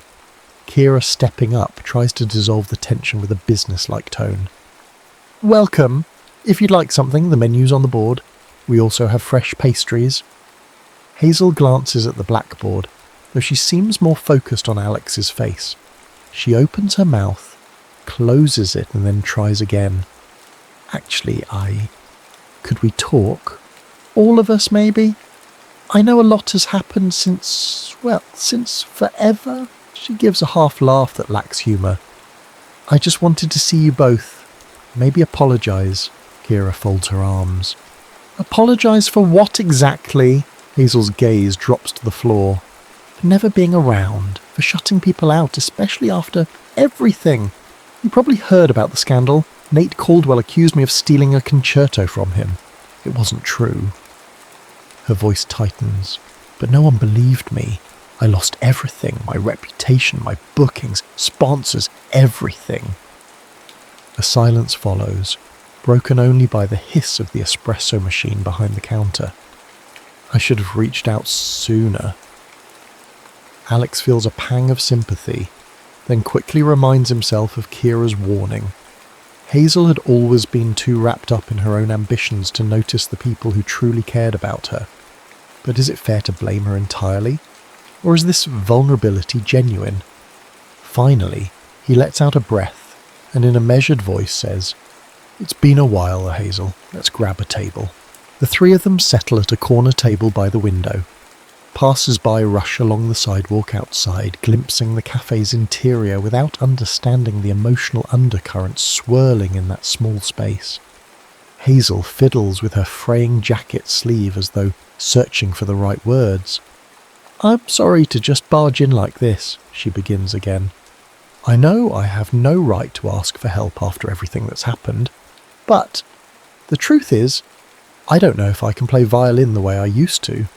I can't trust my own instincts anymore. Everyone's eyes are on me, waiting for me to fail again." Kira's expression softens just a fraction. "What do you want from us?" Hazel looks directly at Alex, and he feels his heart skip. "Back in school, you wrote a piece for me once," she says, her voice tender. "You might not remember," he interrupts. "Of course I remember. I remember every piece I've ever composed." She nods, looking grateful for a moment of connection. It was unlike anything else. I felt a sincerity in your notes that I never felt in any other composition. After what I've been through, I want to feel that again. I need to rediscover why I love Maldik. I was hoping maybe you could compose something new for me. It's the only way I know how to start over. A jolt of conflicting emotions grips Alex. Part of him bristles at the idea. Why should he cater to Hazel's request now, after years of quiet neglect? But another part of him, the composer who thrives on raw emotion, can't ignore the stirring of inspiration.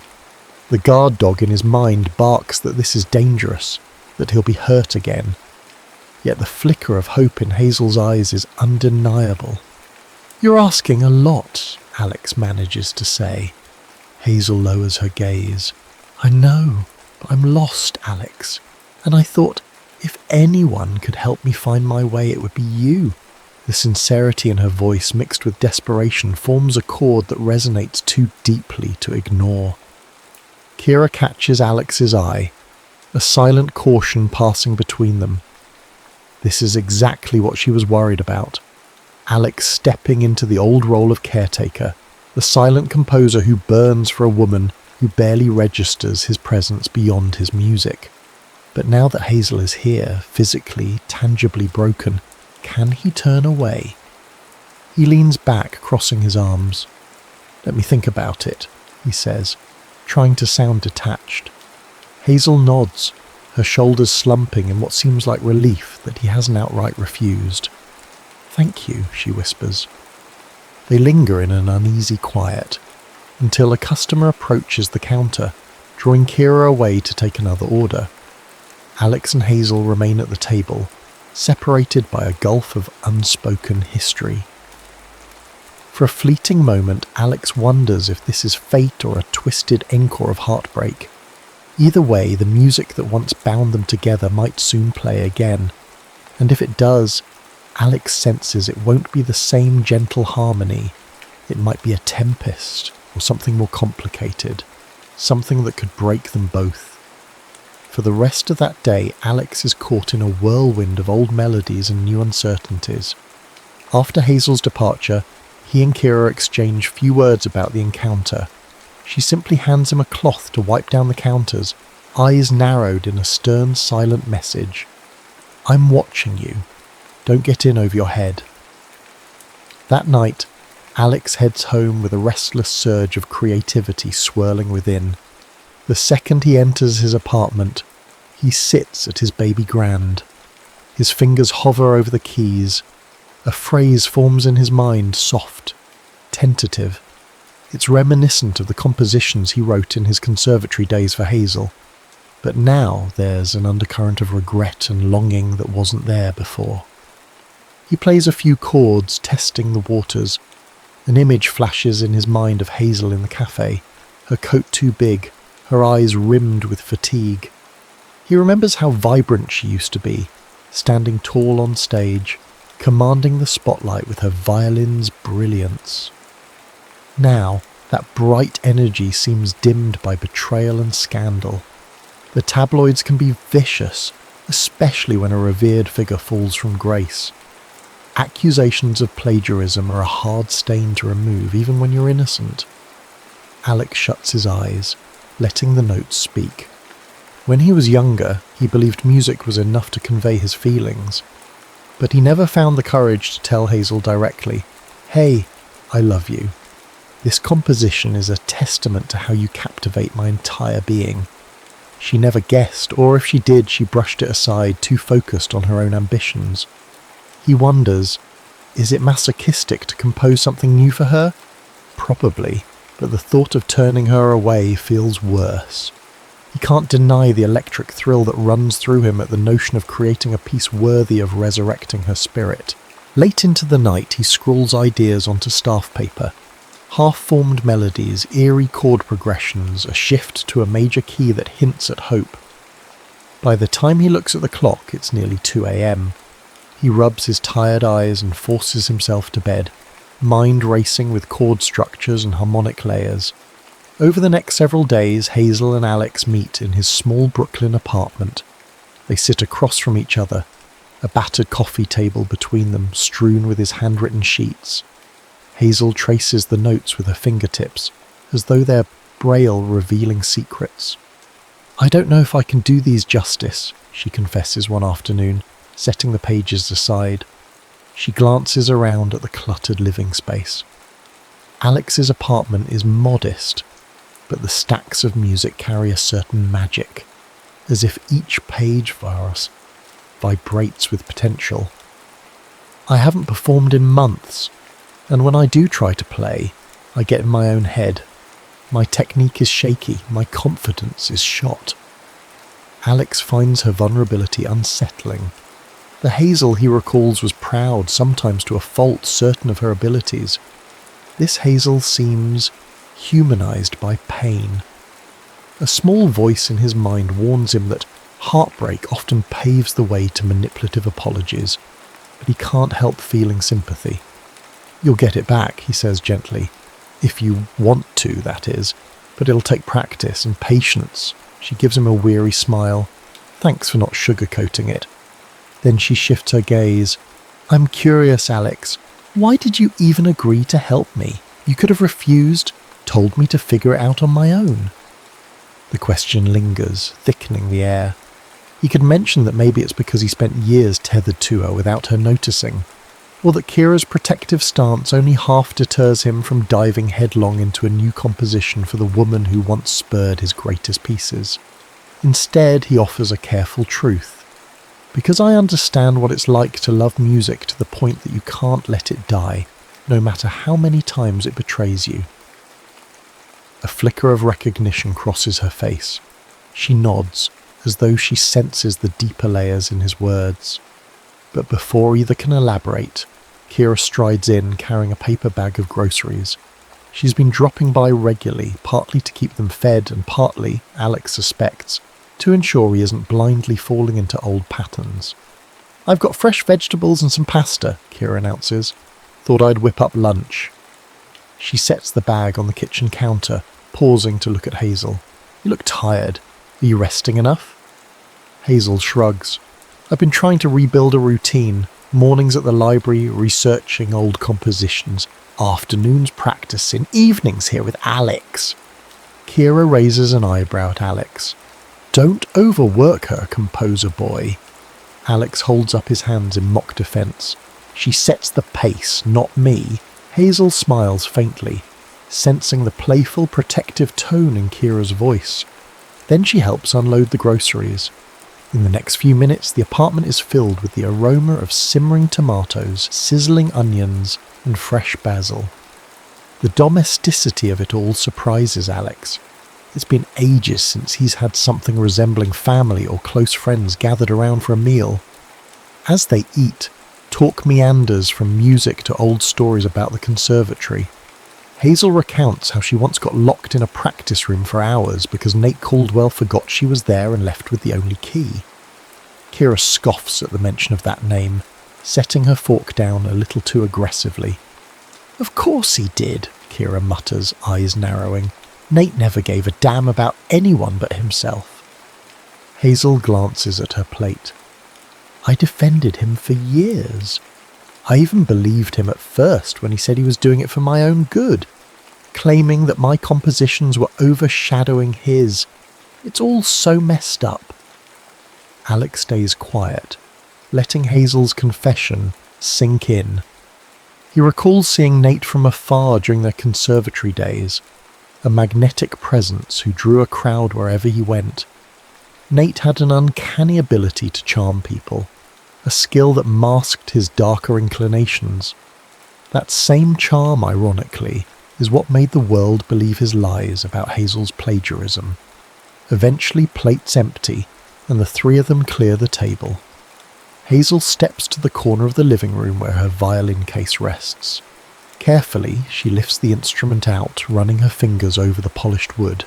It's still a magnificent violin, though now bearing the emotional weight of her scandal. Alex moves to the piano. "Let's try a few bars from that piece I showed you," he suggests, flipping open the pages on the stand. Hazel nods, positioning the violin under her chin. She draws in a breath and her bow meets the strings. The first note wavers. She stops, breath ragged. "It's okay," Alex says calmly. Again. A second attempt produces a slightly steadier sound, though far from her old brilliance. Her technique is rusty, but there's a tremor of emotion that travels from her bow into the air. It's not just skill that is missing, it's belief in herself. Alex begins to play the supporting piano line, a gentle ripple of chords meant to cradle the violin melody. It's a new composition with hints of an old longing. For a moment, Hazel meets his eyes. Something sparks, as if she recognizes that the music is built around her essence, her timid reawakening, her heartbreak, her hope. The notes intertwine, delicate but fraught with tension. It's imperfect but genuine. When they finish, Hazel lowers her violin, tears brimming. She blinks them away quickly, her voice shaking. It's like the music understands me better than I understand myself. Kira watches quietly, arms folded but not unkindly. "That's Alex for you," she finally says. "He hears what's unspoken." Hazel's eyes never leave Alex's face. "You once wrote for me, years ago, and I barely thanked you," she says. "But I want you to know now that it meant the world, even if I didn't say it. I just didn't realise how much I needed it." Alex's heart clenches with an odd mix of longing and frustration. He has waited so long for any kind of acknowledgement from Hazel, yet hearing it now stings. It reminds him of the lost time, the night spent pining for a woman who was only a dream. Clearing his throat, he says, "Let's refine that second section tomorrow. The tempo shift might help you transition better." Hazel nods, cheeks flushed. Kira, sensing the emotionally charged atmosphere, speaks up. "I'm going to do the dishes. Hazel, why don't you pack up your violin for the day? We've done enough for now." Hazel lingers only a moment longer before setting her instrument down and heading to the kitchen to help Kira. Alone, Alex flips through the sheets of music on his piano stand. His eyes land on a line that reads, "Dedicated to HW." It's an echo of the secret dedications he made back in school, though he never had the courage to show them to her. In the kitchen, he hears the murmur of Hazel and Kira's voices. They're talking quietly, maybe about him or maybe about the scandal. He wonders if Hazel is telling Kira about the heartbreak she endured with Nate, or the raw guilt she carries for not noticing Alex's devotion all those years ago. He wonders if Kira is cautioning Hazel not to hurt him again. He closes the music folder, pressing down gently on the pages as though sealing them into his own heart. Despite his caution, he's already invested. Too much. His walls are crumbling and the music of her presence is slipping in once more. He can't help but think, if this collaboration heals Hazel, what will it do to him? Will he finally find closure? Or is he walking straight into heartbreak for a second time? As he sits there, the lingering resonance of their duet still vibrating through the apartment, one truth emerges. Though he spent years composing in the shadows, a flicker of light has found him. And as dangerous as it might be to step into that brightness again, he knows that sometimes music is worth the risk. Tension curls like a wary cat in the corners of Alex's apartment. Though Hazel is determined to rebuild her career, she struggles under the weight of public disapproval, which she experiences even in small ways, side glances from strangers on the subway, or hushed whispers when someone recognizes her on the street. Each new day at Alex's apartment, she tackles the violin with increasing rigor. Bit by bit, her confidence emerges, but so does a new emotion, a deepening awareness of Alex. One evening, after Kira has locked up the cafe and left Alex and Hazel alone to rehearse, Hazel notices an old spiral-bound notebook on the piano bench. Its edges are frayed, the cover faded. Without thinking, she picks it up and flips through the pages. Her breath catches. The dates go back nearly a decade, each composition titled with cryptic phrases: Moonlight Before Dawn, The Red Scarf Elegy, Her Heart's Allegro. The margins are filled with half-erased doodles, sometimes a single initial, H. The dedication lines read differently, for HW or simply for her. It's as if the entire notebook is an ode to a mysterious muse. She glances at Alex, who's busy in the small kitchenette, washing a couple of mugs. Music from a local jazz station filters through a tinny radio on the counter. She wonders if she should ask permission to read further, but the curiosity is too strong. She turns the page. The notes swirl off the staff lines, raw, unpolished, but brimming with a fervour she recognises from their earliest rehearsals at the conservatory. In each melody she senses a confession, like love letters etched in music. Her mind whirls back to fleeting memories. The way Alex would watch her from across the practice room. The flush on his face whenever she praised his compositions. Could it be? Hazel snaps the notebook shut when Alex walks in, concern etched on his features. "Where did you find that?" he asks, drying his hands on a dish towel. She holds it out, cheeks burning. "It was on the bench. Alex, these pieces, you wrote them for me, didn't you?" His silence is answer enough. Slowly he sets the towel aside, tension in his jaw. That was a long time ago. Her hands tremble. "Why didn't you ever tell me?" Alex's gaze falls to the floor. "You never asked, and you never seemed interested in anything that wasn't about your own spotlight." She flinches as though struck. "That's not fair. I didn't know. I was focused," he finishes. "Driven. You were unstoppable, Hazel. I admired that, but you never looked back." For a moment neither speaks. The radio crackles out a lonely saxophone line, punctuating the silence. Finally, Hazel musters the courage to meet his eyes. "I see that now. I was young and foolish. I was so consumed with being the best that I didn't stop to see who was right beside me." Alex exhales, running a hand over the piano's worn finish. "Why are we talking about the past? It can't be changed." She clutches the notebook to her chest. "Because it matters to me," she confesses, voice quavering. "I thought nobody understood me or my passion, but all this time you were writing for me, fueling me, loving me through your music, and I never even thanked you." A storm brews in Alex's dark eyes. Pain, longing, frustration. "Don't read too much into it," he says, though his tone betrays him.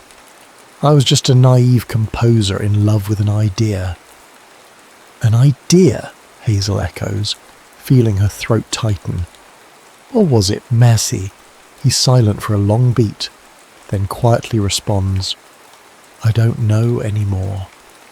She sets the notebook down gently, returning it to him like something fragile. "For what it's worth, those pieces are some of the most beautiful I've ever seen. I wish I could have heard them played. Maybe one day I still can." Alex avoids her gaze, gathering the notebook and tucking it away. "We should call it a night." The next morning, Hazel confides in Kira. They meet at the cafe before opening, in that in-between time when the city is just waking. Hazel sits on a stool near the counter, arms resting on her violin case. She looks pensive, as if she hasn't slept. Kira pours them both a cup of strong coffee, ignoring Hazel's mention that she's more of a tea person these days. "Trust me, you need the caffeine," Kira jokes softly. "Now spill. What's going on in that head of yours?" Hazel hesitates, then sighs. "I found a notebook of Alex's compositions from years ago. All of them. They're dedicated to me. I had no clue he felt so strongly. My mind is reeling." Kira's expression is guarded, though not entirely surprised. "I warned him not to get hurt again. He's been carrying this torch for so long." Hazel lets out a broken laugh. "I never meant to be so blind. I was just so caught up in my career, in Nate, in everything. And now that I see the depth of Alex's devotion, I feel..." She searches for the right word. guilty, and more than that, something else I can't quite put my finger on, like I'm seeing Alex for the first time, but it's too late. Kira sets her coffee mug down. It's not too late if you're sincere, but you need to figure out if what you feel is truly for him or for the music he creates. Hazel grips her mug, the warmth seeping into her hands. I wish I knew how to separate the two.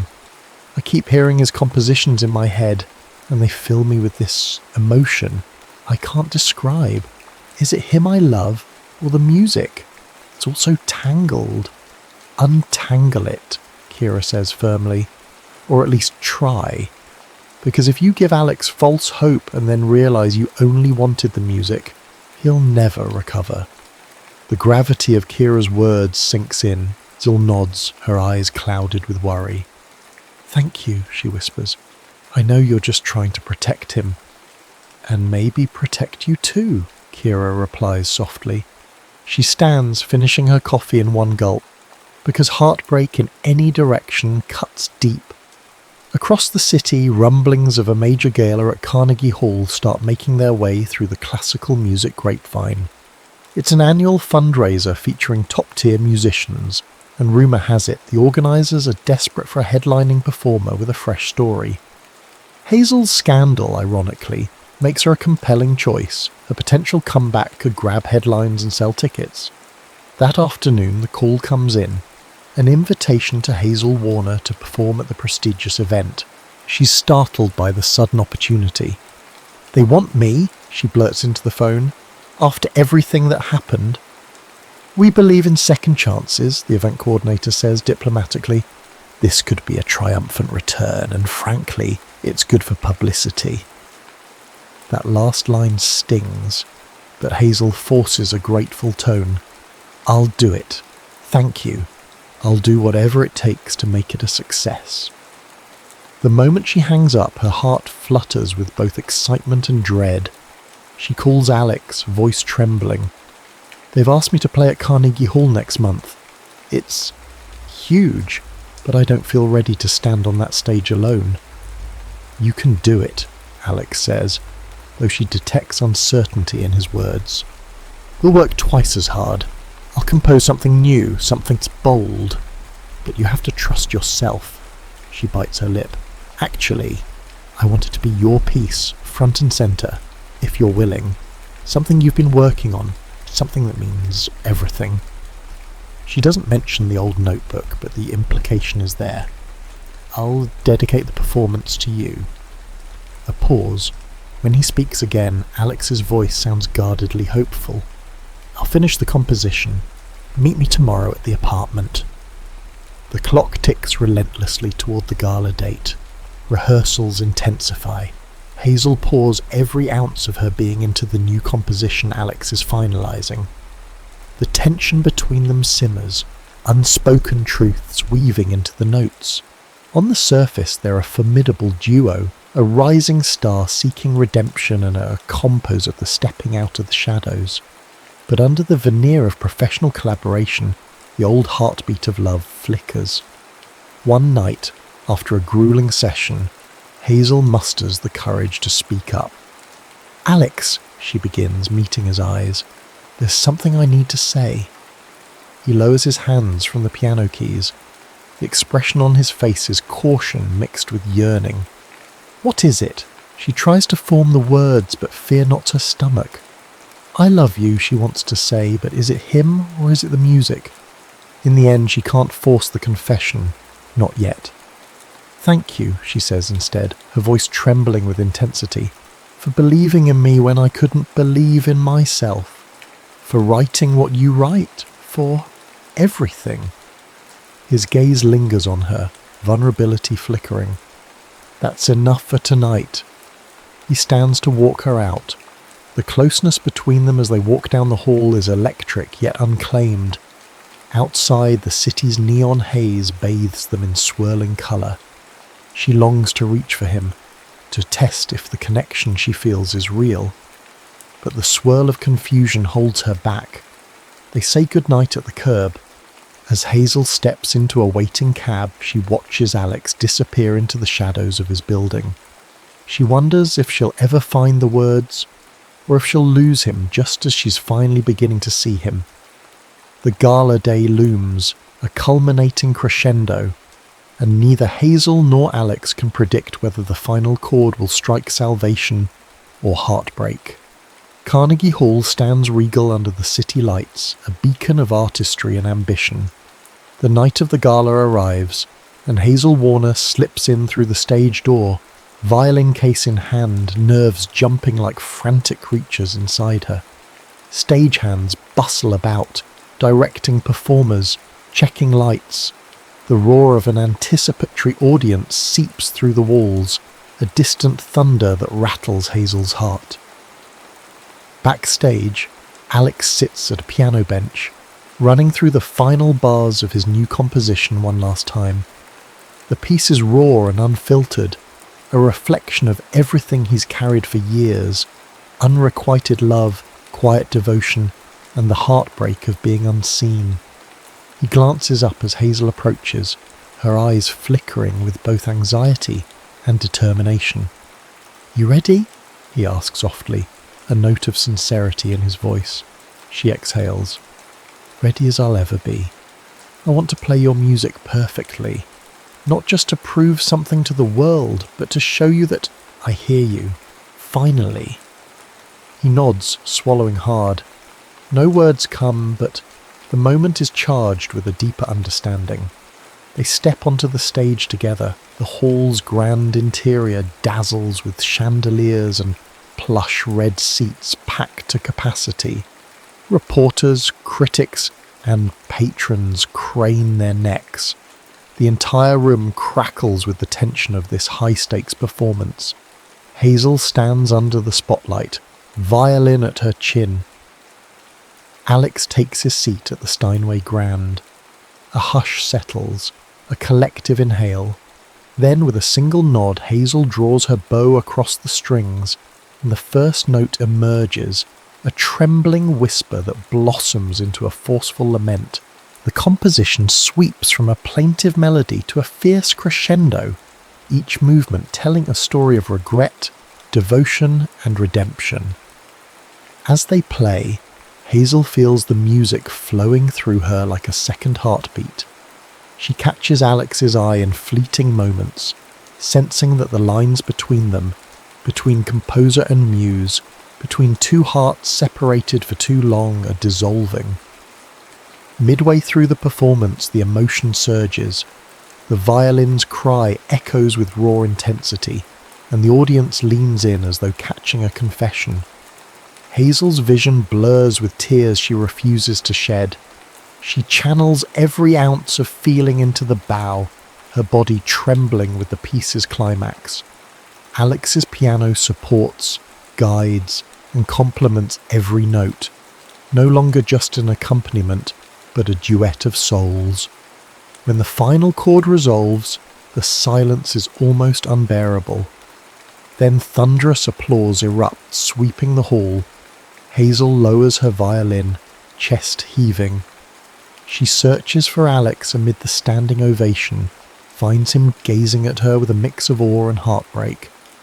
For a fleeting second, she wants to run to him, to fling her arms around him and say everything she's kept locked inside, but the curtain call pulls them both into formal bows. They step forward, and the applause crescendos, cameras flashing like frenzied fireflies. Backstage afterward, the chaos is immediate. Congratulations, interview requests, critics fawning. Hazel stumbles through it, her mind spinning. She wants to find Alex, but he's swallowed up by the crowd, ushered away by well-wishers. Someone thrusts a microphone at her, demanding a statement. Another tries to take her photograph. Over the din, she hears a familiar, contemptuous voice. "So you found a new composer to sponge off, have you?" The voice stops her cold. Nate Caldwell, her ex-fiancé, emerges from the throng.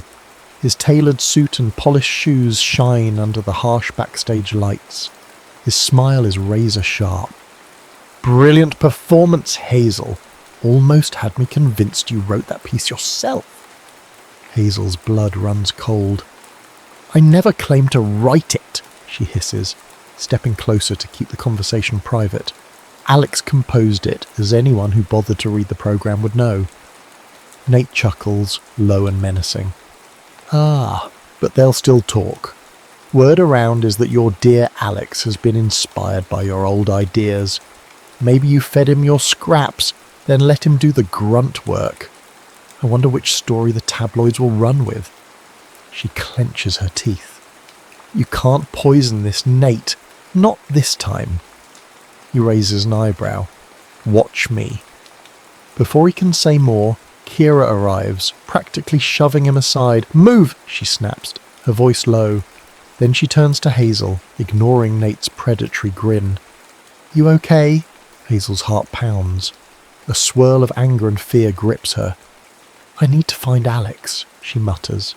Kira nods, leading Hazel away from Nate's spiteful presence. They wind down a backstage corridor, where a few straggling stagehands and performers congratulate Hazel. She politely nods but keeps moving, scanning for Alex. She spots him near a side exit, slipping away from the throng. Adrenaline surging, she rushes to him, catching his arm before he can disappear outside. He turns, surprise flickering across his face. "Hazel," she breathes heavily. "What are you doing? Everyone's looking for you. There's a million congratulations to be had." The words tumble out, breathless. "I needed air," he explains, glancing toward the exit. "It's overwhelming."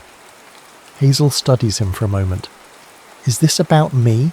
Or the composition? Or everything we haven't said?" Alex's shoulders sag, a weary vulnerability. "Part of me never believed this would happen," he admits. "You, on stage, playing my music, applauded by so many people who once overlooked me. It's surreal." She places her violin case on the floor and steps closer. "Then let it be real. Let this be the moment you finally acknowledge how extraordinary you are." He lowers his gaze. "I can't help feeling like you're in love with the music, not the man behind it." The corridor feels like a quiet echo chamber, the muffled claps and chatter of the gala drifting from afar. Hazel lifts a trembling hand, brushes it against Alex's cheek. "I won't lie. The music is a part of you, and it's what first spoke to me, even before I had the sense to listen. But over these past weeks," she hesitates, tears brimming, "I realised it's you I see when the music stops. It's you I ache for when I'm not holding my violin. I love what you create, but I love who you are more." Alex's breath catches. Doubt wars with longing in his eyes. "Hazel?" She silences him by resting her forehead against his. A wave of relief washes through her as he leans into the contact. Then, with delicate care, she steps back just enough to meet his gaze. "I'm sorry it took me this long." He closes his eyes, exhaling as though letting go of years of pent-up emotion. "I've wanted to hear those words for so long." His voice is unsteady. "I was convinced it had never happened." Hazel smiles through her tears. "If it's too late, tell me now." Instead of answering, Alex pulls her into a tentative hug. She melts against him, the shape of his arms around her feeling like the home she never knew she needed. The distant sound of applause continues behind them, but here, in this quiet hallway, they share a different symphony, a duet of hearts finally in tune. Kira appears at the end of the corridor, noticing their embrace. She steps back, a soft smile curving her lips. Quietly she slips away, letting them have their moment.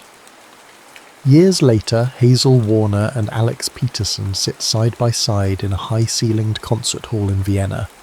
The stage is set for a performance, with spectators chatting excitedly in hushed tones.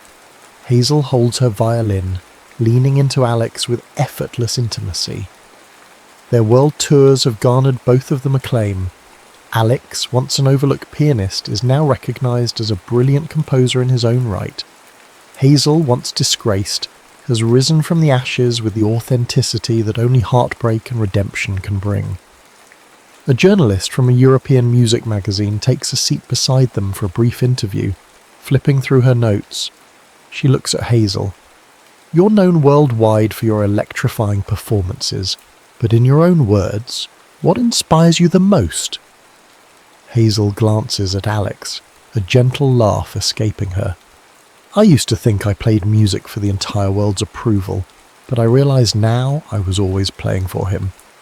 She squeezes Alex's hand.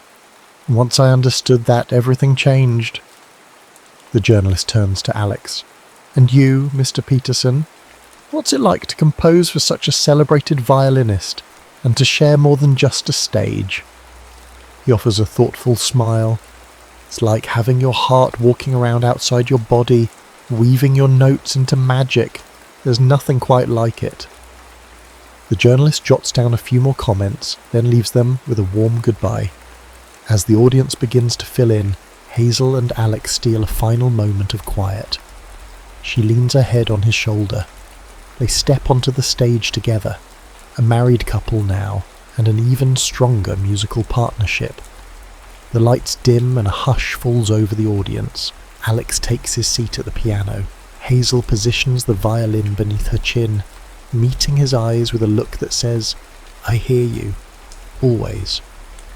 The first note resonates through the hall, and it's clear to everyone listening that this music is born of two hearts that once ran parallel, never touching. Now, at last, they converge in perfect harmony, and somewhere in the quiet corners of their souls they remember the years of distance, the heartbreak, the unspoken dedications.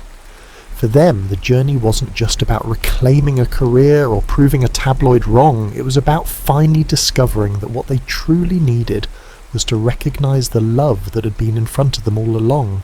Patient, unwavering, ready to be embraced. They play on, each measure speaking of second chances and the beauty that comes from letting yourself be seen, not just in the glow of the stage lights, but in the silent dawn of everyday life. And as the music swells to its final chord, one truth stands above all else. Some compositions are written not just for the world, but for the one who finally hears your heart.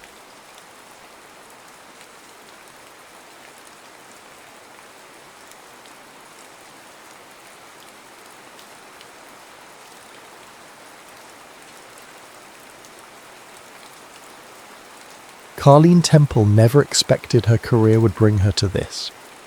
Sitting behind the wheel of her rust-dusted SUV, she peered out at the winding mountain road ahead.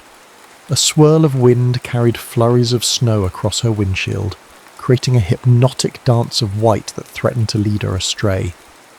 As she gripped the steering wheel, she thought about how just a week earlier she'd been elbow deep in the chaos of a city protest, capturing raw images of everyday people fighting an oppressive local ordinance.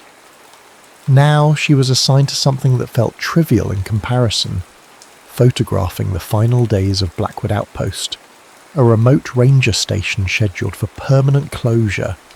Her editor had called it a soft story, but to Carleen, it felt like a forced vacation. Carleen was known for capturing images of war zones, natural disasters, and crisis situations, photographs that revealed the starkness of human endurance. The city magazine that employed her, Photoscope, insisted she needed a break from the front lines, but as Carleen navigated the precarious hairpin turns up the mountain, she couldn't help but feel cheated of the adrenaline rush she thrived on. The swirling wind seemed to mock her, as if the world itself was scolding her for her restlessness. Blackwood Outpost came into view after an arduous drive. The station wasn't much to look at from the outside, just a squat wooden cabin-like structure set against a towering pine forest. A tattered flag hung from a crooked pole, half buried in snowdrifts. The ground was thick with fresh powder that shimmered under the afternoon sun. There was an unnerving quiet here, the kind of hush that only deep wilderness could conjure. Carleen stepped out of her SUV, feet crunching in the snow, and surveyed the area with a detached eye. She was here for pictures, after all. She hauled her camera bag and a small duffel into the outpost main office, brushing off snow from her parka as she stepped inside. The warmth and sudden darkness of the cabin interior made her eyes blink rapidly in adjustment. An old wood-burning stove in one corner crackled softly, and the worn wooden floors groaned under her boots. The air smelled of cedar logs and coffee grounds.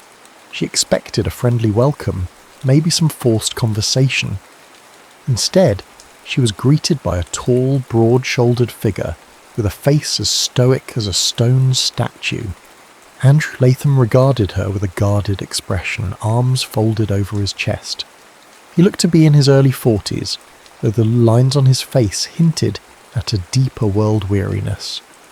His ranger uniform was slightly rumpled, the sleeves rolled up to reveal forearms corded with muscle, a testament to someone who'd spent more time climbing rocky inclines than pushing pencils.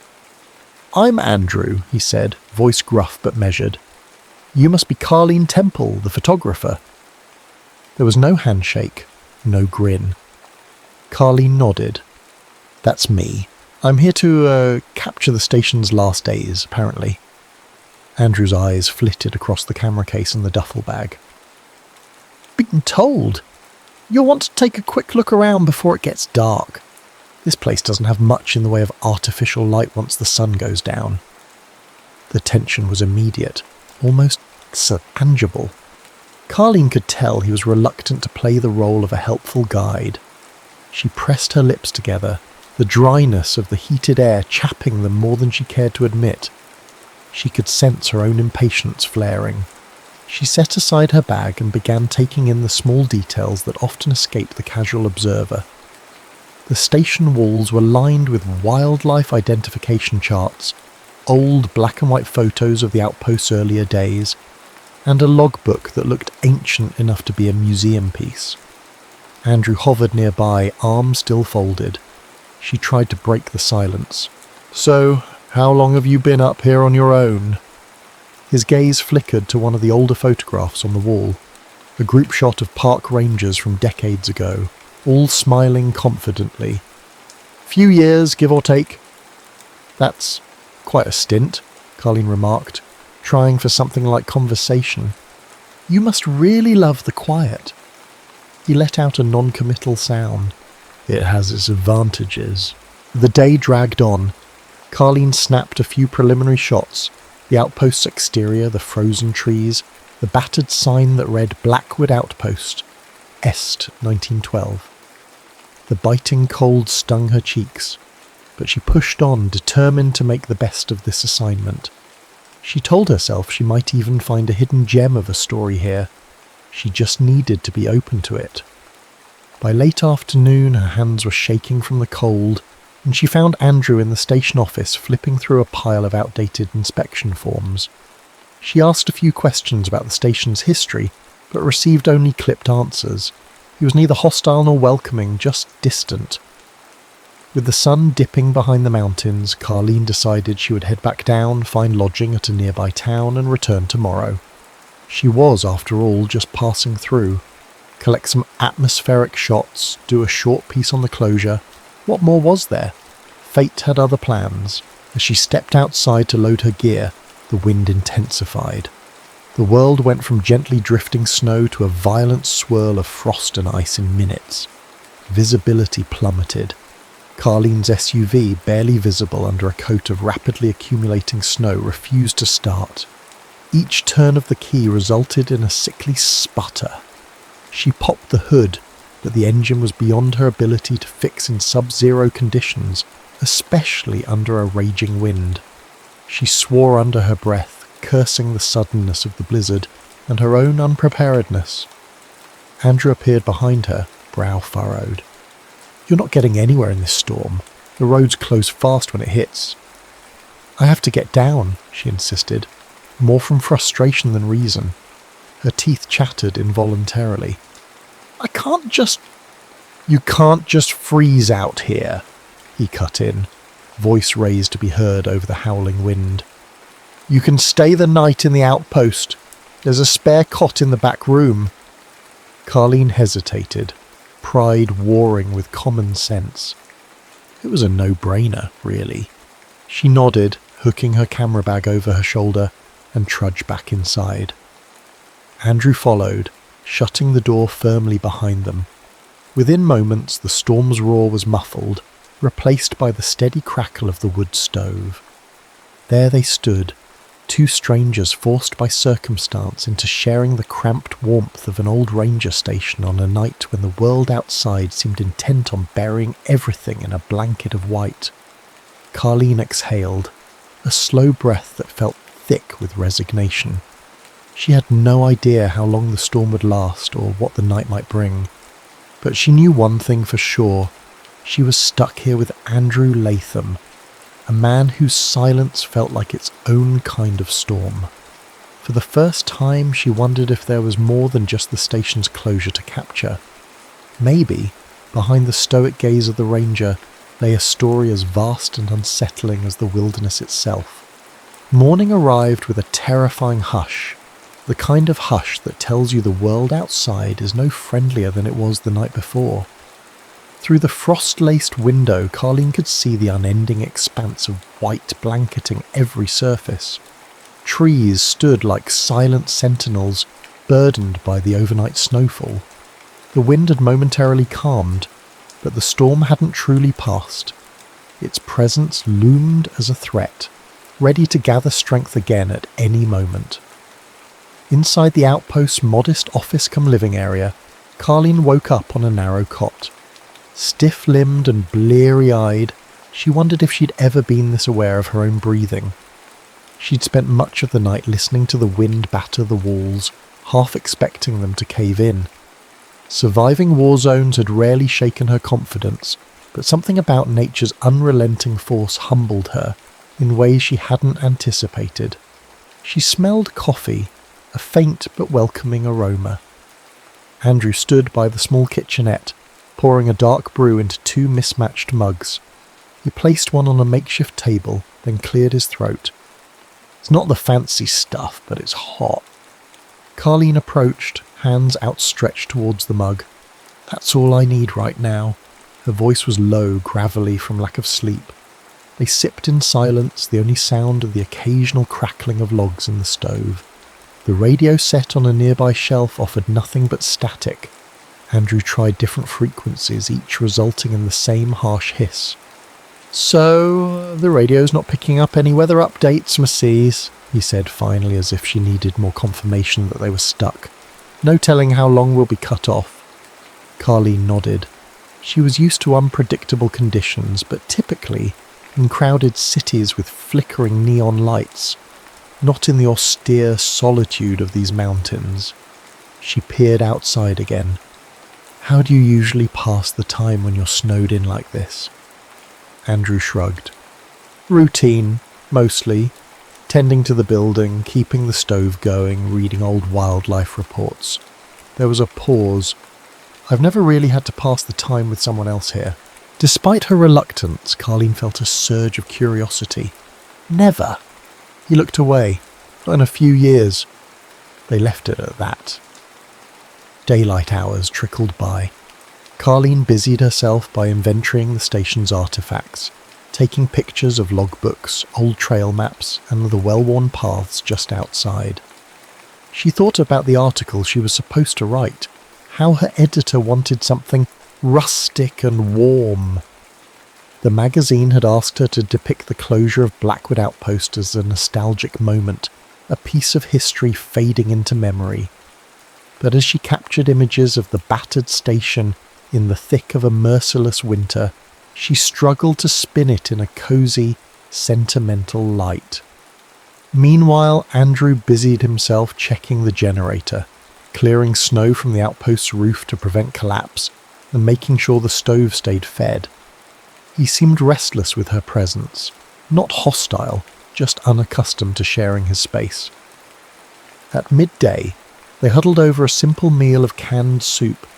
Carleen tried to spark conversation. "Ever had to rescue anyone up here before? Hikers? Campers?" He gave her a pointed look. "A few. People get reckless when they underestimate the wilderness. They think a few warm layers and pour on their phone can save them from a storm." She caught the implied admonition. Hey, I wasn't reckless. I just didn't know the storm would roll in so fast. Andrew offered a half shrug that bordered on an apology. Came in quicker than usual. The mountains can have that effect, weather changes in the blink of an eye. Carleen sighed and stared at her soup. She couldn't help but feel judged, as if her presence disrupted something precious to him. Then again, she had judged him too, dismissing him as just some lonely mountain man, but people weren't that simple. Perhaps, she thought, there was more to Andrew than meets the eye. The afternoon blurred into a suffocating quiet. Carleen found herself pacing the cramped living space, the walls feeling closer every moment. Her frustration built like static electricity in the air. She was used to chaos, to movement, to the pulse of city life. Here, time slowed to a crawl, the hours marked only by stoking a fire or refilling a mug of coffee. By evening she felt her nerves fray. Andrew noticed. You can't sit still, can you? She frowned. I guess not. I keep feeling like I should be out there, capturing something. Or maybe I should be editing my photos, just doing something. He set aside a book he'd been pretending to read. Life moves differently here. There's no point fighting it. Easy for you to say, she retorted. You choose this life. He paused, and for a moment, a flicker of pain crossed his face. Yes, he said quietly, I do. Unsure how to respond, Carleen pulled out her laptop to sort through the photographs she'd already taken. The silence weighed heavy until Andrew spoke again, almost haltingly as if he was forcing the words out. Why do you take pictures of disasters? She blinked, surprised by the question. I guess I started because I believed it mattered. Showing the world what's really happening, where the suffering is. I thought it would help people see beyond their own safe lives and spark some compassion. He nodded, eyes distant. And did it? Sometimes, she said, her voice softer now. But after so many war zones and riots and catastrophes, you start to wonder if you're making any real difference, or if you're just feeding a cycle of sensational news. Andrew leaned back in his chair. That's a heavy burden to carry. Carleen shrugged, but she felt a lump in her throat. She was used to going numb, but here, with nothing but the crackling of logs and Andrew's steady gaze, the emotional residue was harder to ignore. Night came swiftly, bringing with it an inky darkness that pressed against the small windows. Andrew offered her a lantern for the back room. She hesitated at the threshold, looking out into the pitch-black corridor. Her city instincts were useless here. There were no streetlights, no hum of distant traffic, just an all-consuming dark. She forced herself to step inside. The minimal light from the lantern threw dancing shadows on the timber walls. She didn't realise how much the emptiness unnerved her until she heard her own breath come shallow and quick. She placed the lantern on a small table, giving the space a warm glow, and made the emptiness feel a bit less intimidating.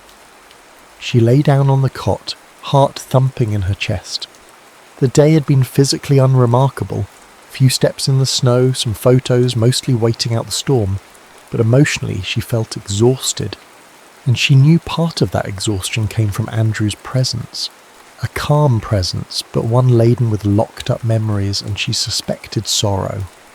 She sensed it in his posture, in his careful choice of words. Her phone had no reception, and she couldn't distract herself by scrolling or texting, with nothing but the distant crackle of the wood stove to keep her company. She let her mind wander.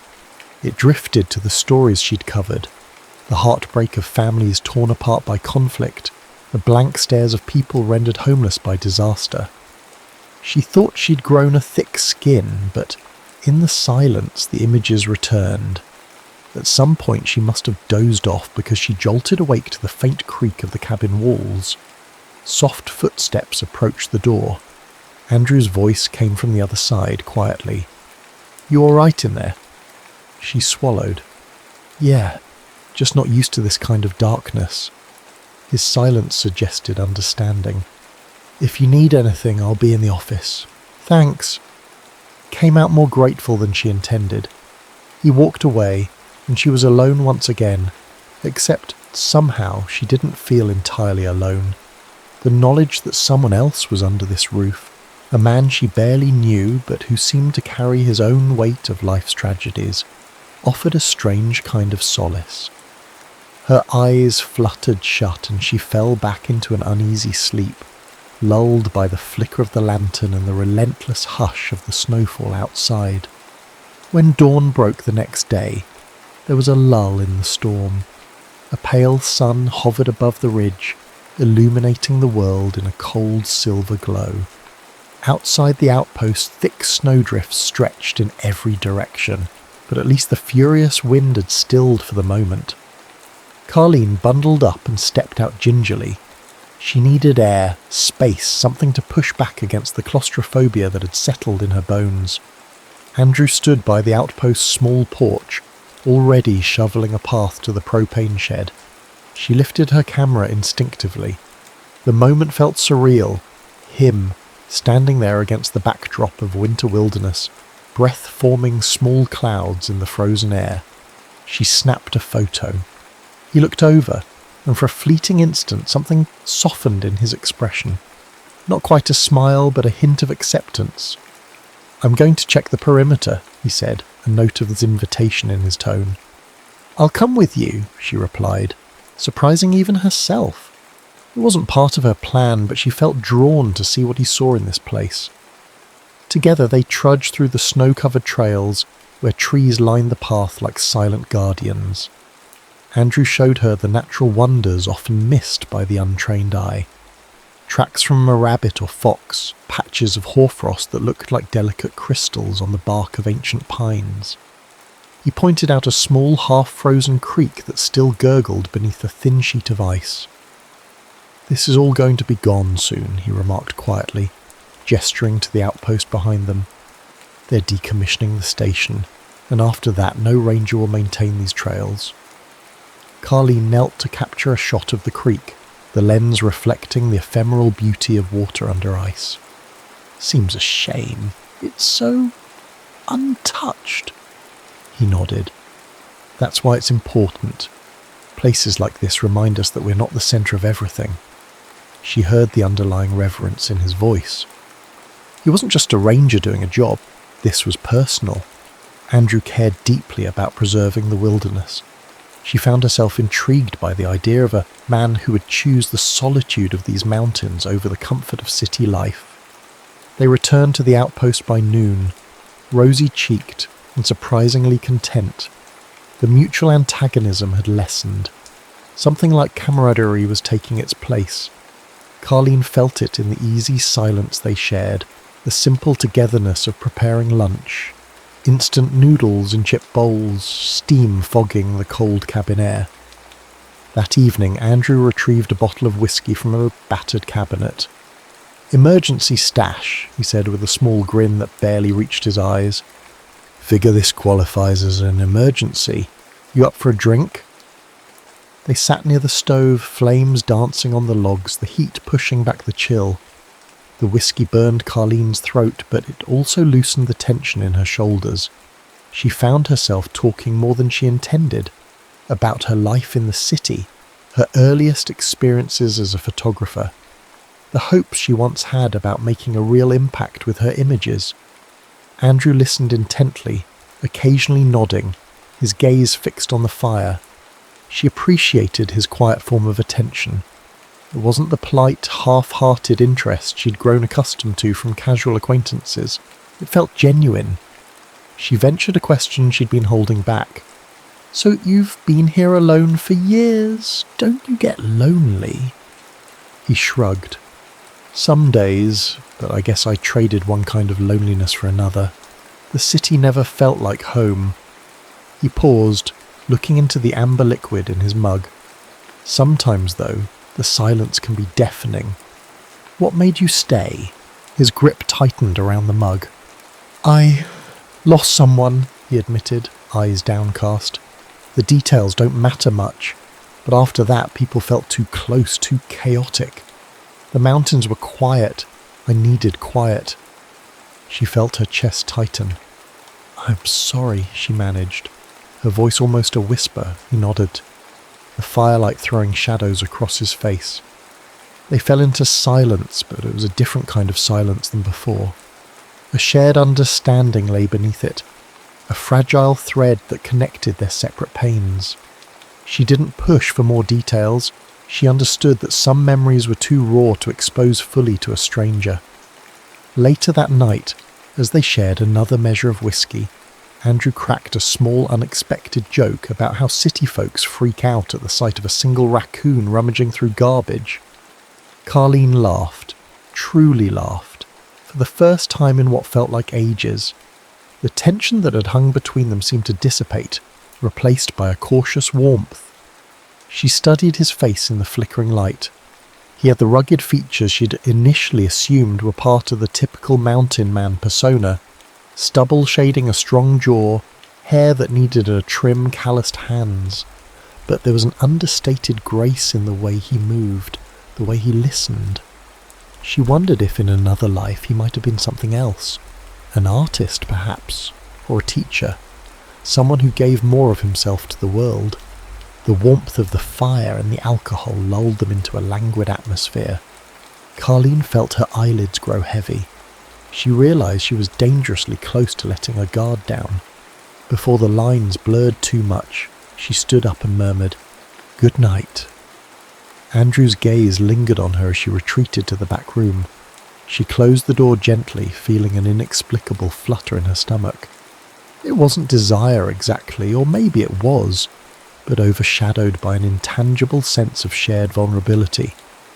She wondered if he felt it too. The next day brought a moment of unforeseen danger. Desperate to capture more scenic shots during a lull in the snowfall, Carleen wandered farther from the outpost than she should have. The terrain was deceptive, an endless white canvas where every drift looked like solid ground until you stepped into a hidden pocket.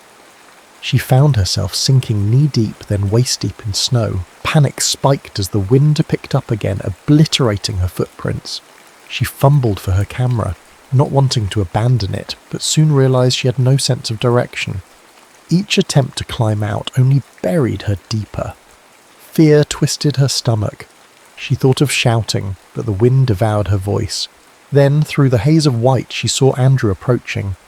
His figure was resolute, wearing snowshoes, face flushed with either anger, relief, or both. In moments, he was at her side, helping her out of the drift, supporting her as she stumbled. Once she was free, he turned to her, eyes blazing. "What were you thinking?" he demanded, breath ragged. "If the wind had gotten worse, I might not have found you." Carleen gulped down a sob. I just wanted to get the shot." He silenced her with a glare. For a moment it looked like he might unload a fury of scolding. Instead, he grabbed her shoulders, his face a mere inch from hers. "Don't risk your life like that," he said hoarsely. "This place doesn't forgive mistakes." She felt adrenaline pulsing through her veins, mixing with relief and something else, some powerful emotional surge between them. His breath warmed her face, and for half a second she was certain he might kiss her. She even leaned forward, just a fraction, drawn by the tension in the air.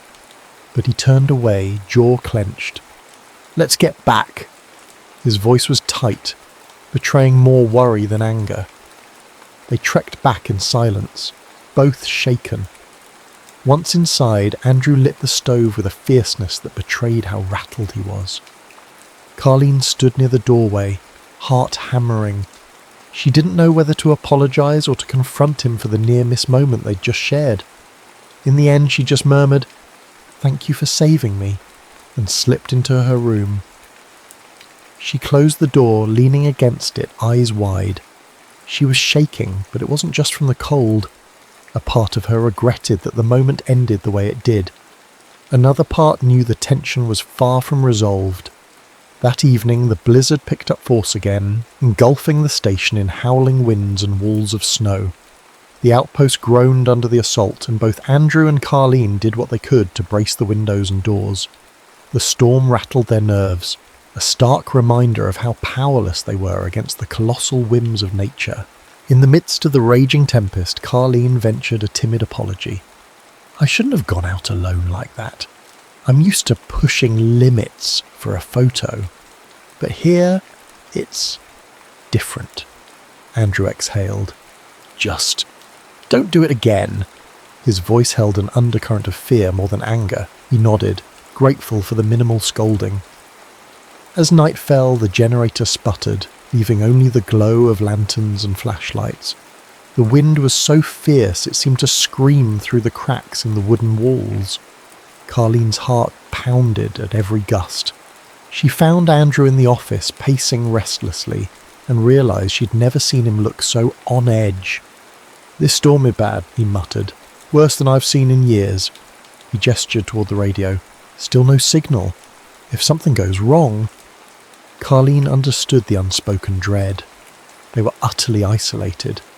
If a roof beam gave way, or if either of them needed medical help, they were at the mercy of the mountain. Amid this tension, something in Carleen snapped. She hated feeling helpless. Memories from her photo assignments flooded back, the terror of being pinned down in a war zone, the anguish of photographing wounded civilians when she couldn't help them. Emotions swirled like the storm outside until she broke down in front of Andrew, tears glistening in the lantern light. "I'm sorry," she said in a trembling whisper. I'm tired of watching disasters happen and feeling like all I do is document them. I thought I'd come here and find something gentle for once, but even nature can be brutal."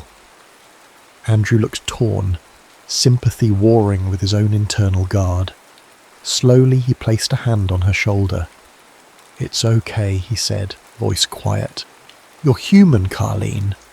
You don't have to hold it all together every minute." She let out a shaky breath. The cabin's dim light cast elongated shadows on the walls, turning the moment into something more intimate than she expected. She looked up at him, noticing the flicker of his eyelashes, the tension in his jaw, the lines that sorrow had etched into his brow. Before she knew it, her arms slipped around him, seeking warmth, seeking comfort. He stiffened for a heartbeat, then relaxed, folding her into an embrace that felt both awkward and profoundly comforting. She wasn't sure who moved first, but their lips hovered close enough that she caught the faint smell of whiskey on his breath. A crack of thunder-like wind split the air outside, jolting them from the threshold of a kiss. They broke apart, each rattled not just by the storm, but by the intensity of the moment. In the ensuing silence, Andrew cleared his throat. "I need to check the roof," he mumbled, stepping away hastily. Carleen stood there, heart pounding, half dazed. She knew then that their fragile equilibrium was shattered. They'd crossed a boundary, though they hadn't followed through. The almost kiss lingered, electric and unresolved, like a cord left hanging in the air. Hours later, with the storm still raging, Andrew returned from his checks. Wet snow clung to his jacket and hair. Carleen handed him a towel. He murmured thanks and sat down on a battered wooden chair. His face was etched with fatigue. She watched him quietly, uncertain whether to speak of the near kiss or bury it. But that night had other revelations in store. As the storm rattled the door, Andrew began to talk, haltingly, as though dredging up words from a dark well. He spoke of his fiancée, Helen, who had shared his love of the outdoors. They'd been hiking in these very mountains when an unexpected avalanche swept through a pass. He was ahead and she was behind, out of sight. By the time he realised what had happened, it was too late. "I tried to dig her out," he said, voice thick with memory. "But you can't outrun an avalanche. It moves faster than you'd believe." He swallowed hard, eyes distant. "She died by the time search and rescue arrived. His voice cracked. "I couldn't save her." Carleen felt in tears she didn't know she had left. "Andrew," she began, words failing to encompass the enormity of his grief. He pushed on, as though needing to purge himself of the narrative. After that, the city felt unbearable. People offered their condolences. They tried to empathize, but no one could reach me. I just wanted quiet, so I came here. She reached for his hand, their fingers intertwining. I'm so sorry. The phrase felt inadequate, but it was all she had. They sat like that for a while, sharing a moment of raw vulnerability that eclipsed any differences they had.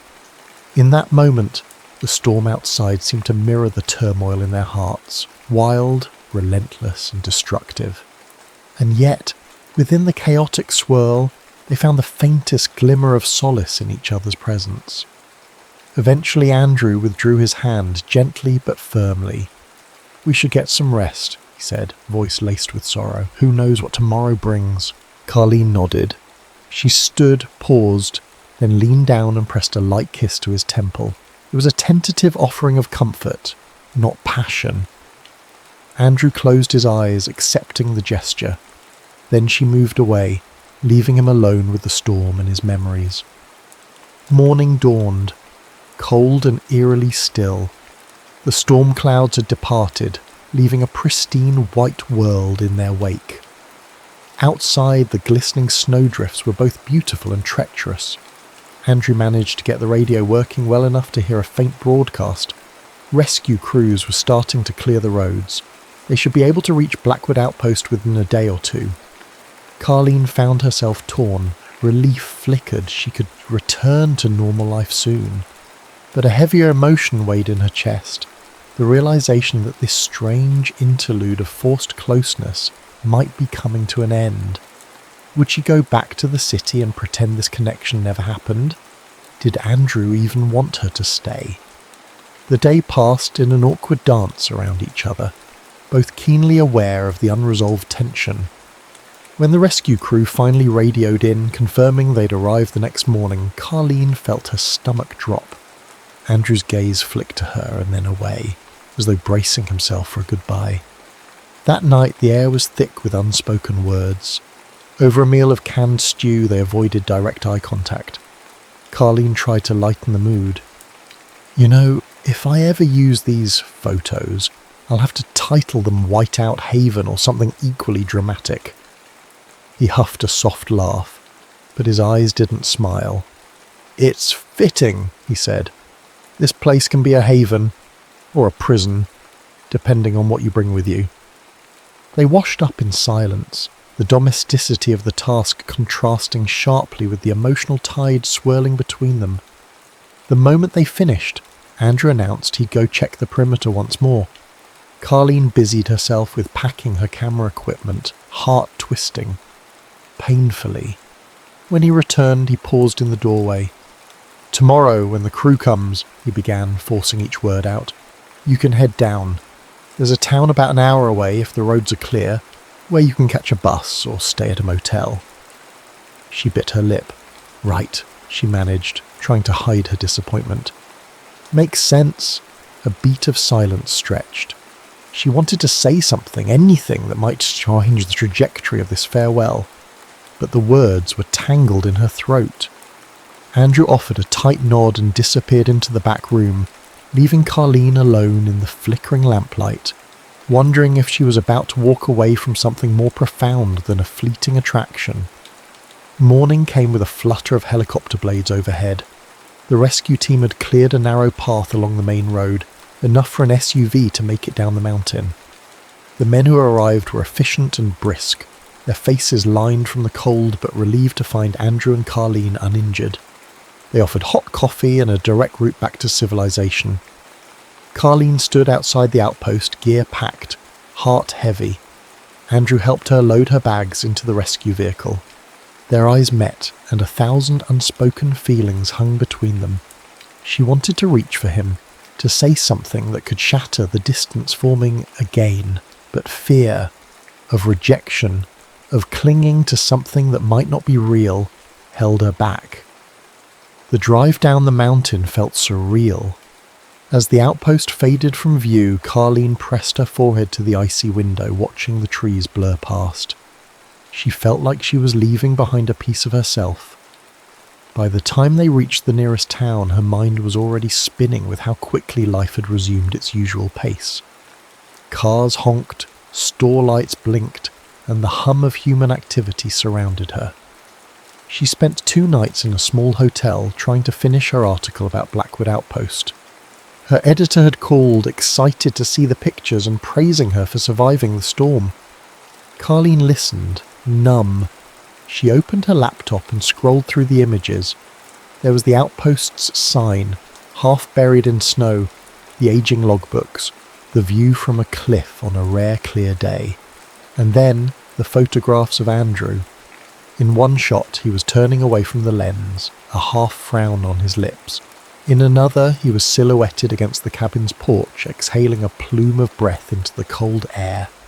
She lingered on a close-up where the golden afternoon sun caught the lines in his face, revealing a quiet, profound sadness.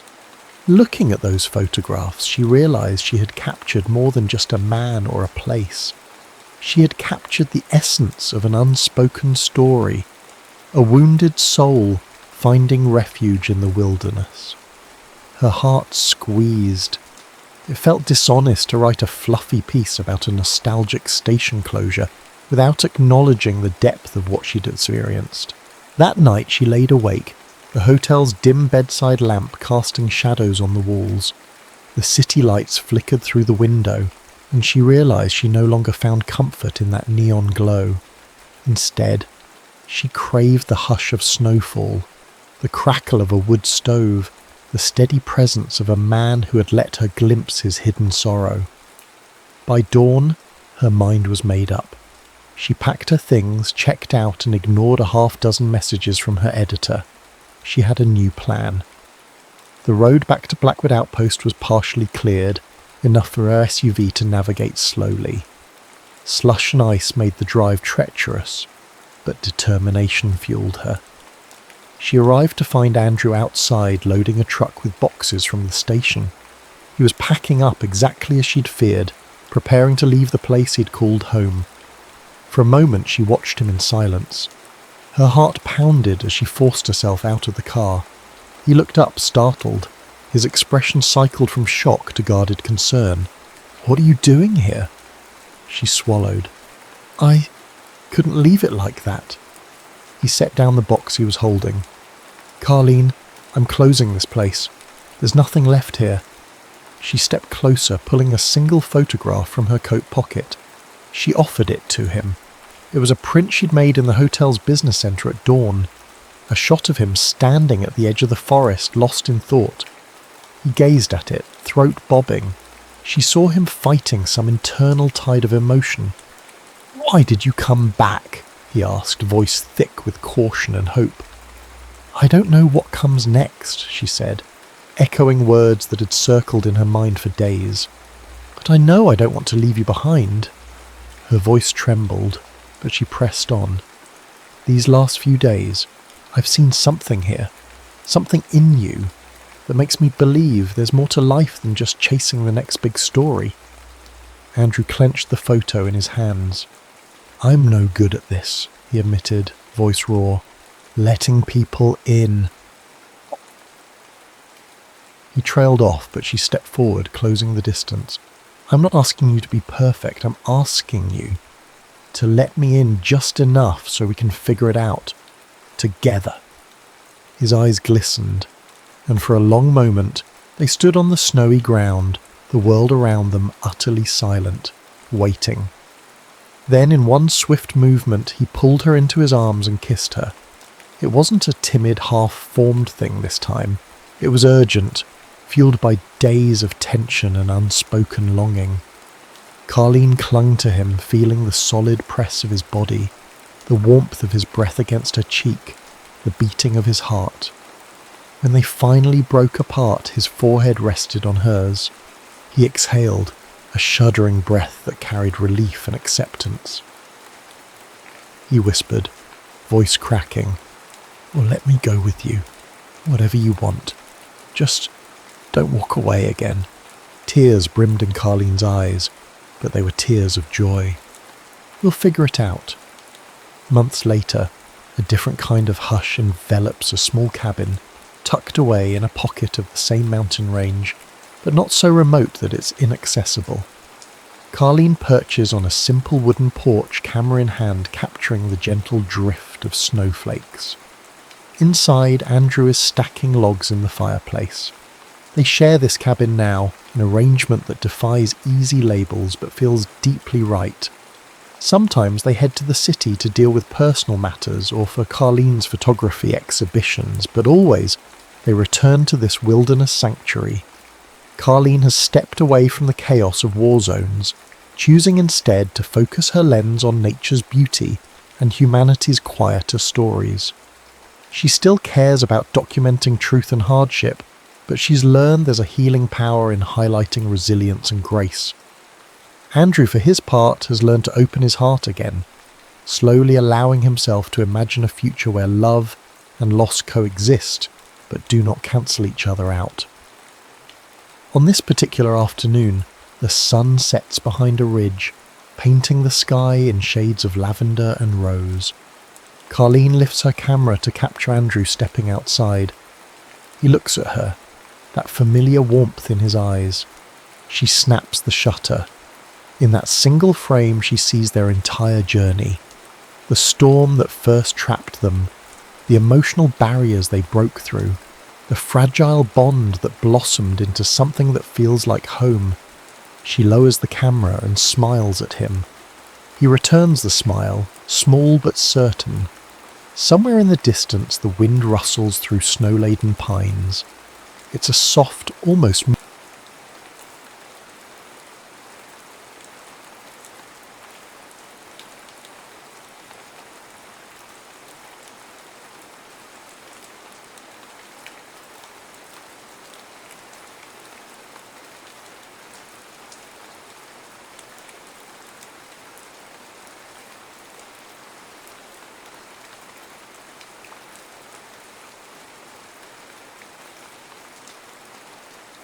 Olivia Hayes could swear she heard music, strange disjointed notes echoing in the distance.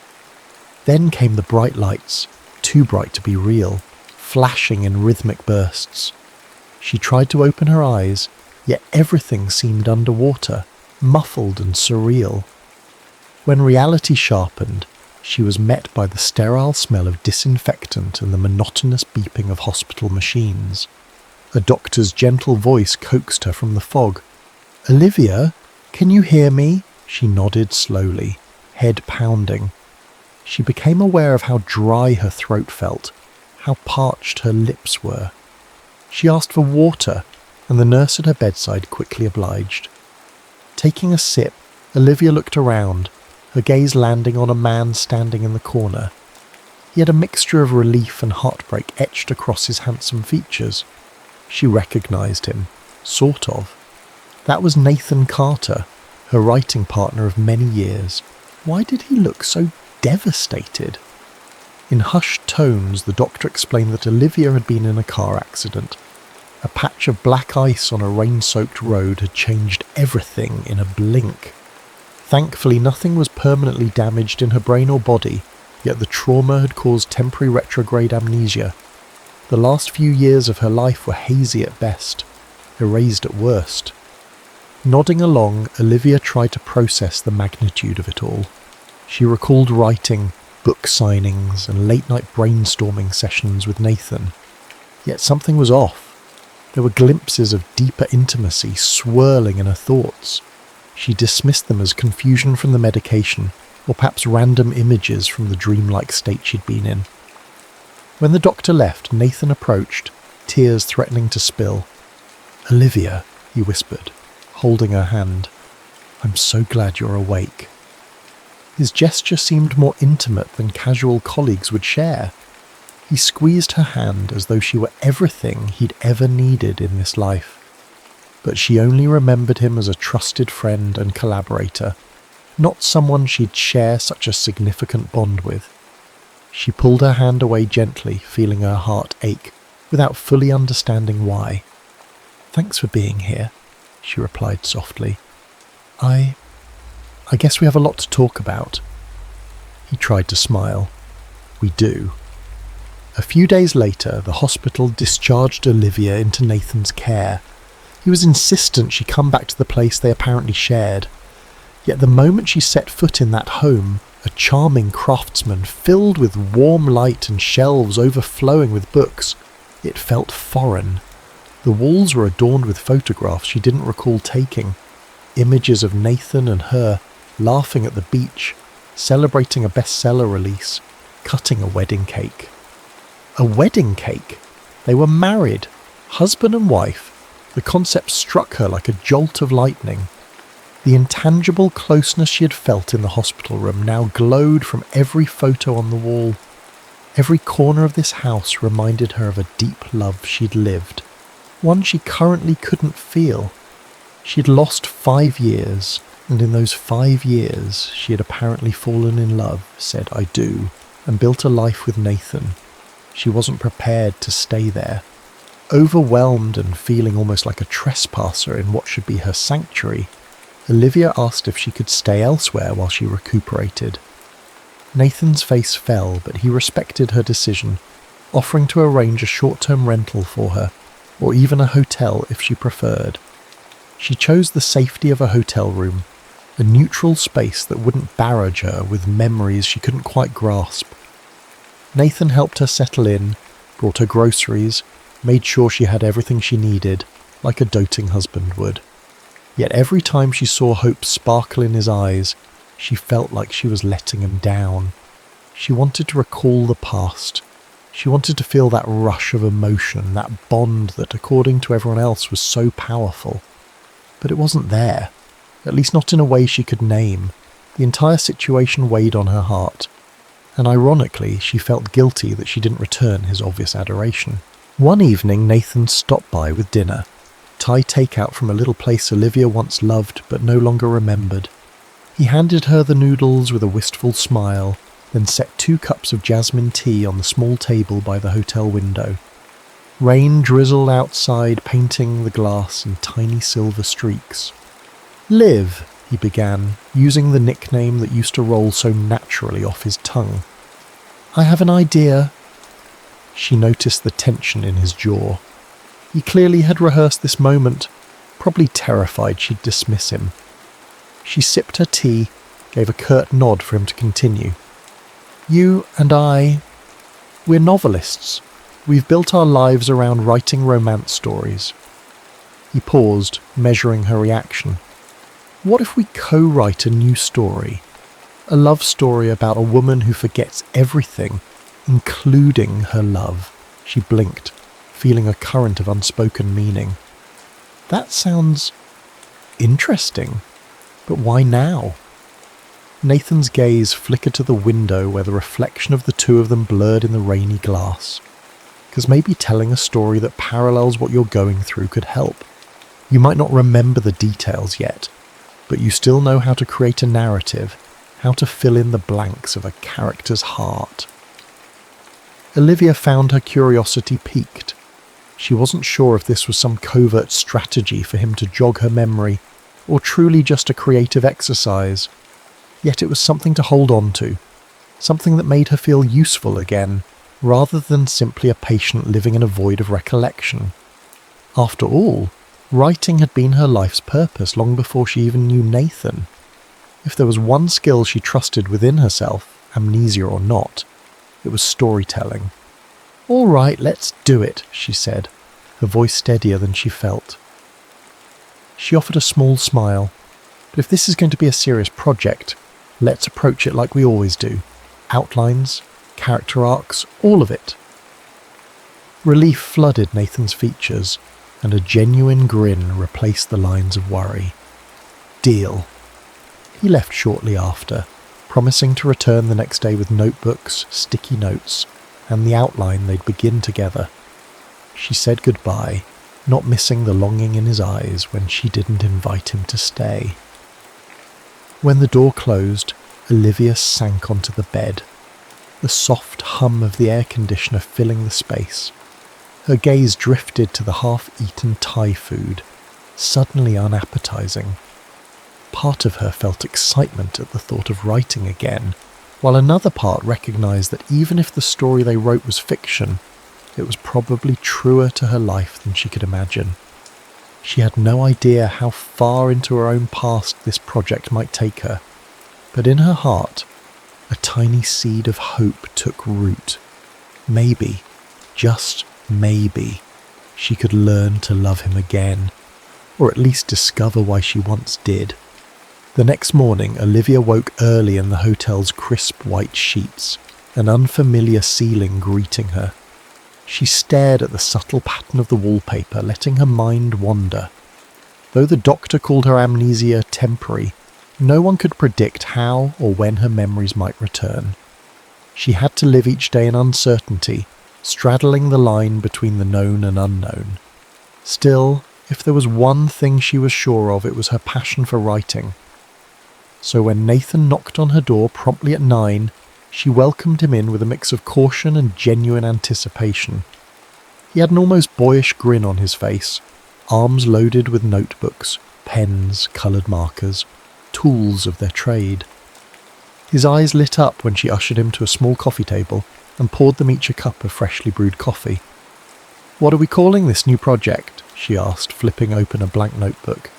He cleared his throat, fiddling with the corner of a sticky note. "How about something abstract to start, like Memory's Echo or Pieces of Us?" Olivia jotted down the suggestions. Her creative gears began turning unencumbered by the gaps in her memory. "I like the theme of rewriting, maybe The Love We Rewrote?" Nathan's face brightened, an expression so hopeful it made her chest tighten. She had no idea that the title she casually tossed out was, in fact, an echo of his deepest dream, to rewrite their love story in real life. They started outlining. Nathan gently guided Olivia to scenes that were suspiciously detailed. How the female protagonist first locked eyes with the male lead in a dusty old bookstore. How he'd found a rare edition of her favourite novel and presented it to her.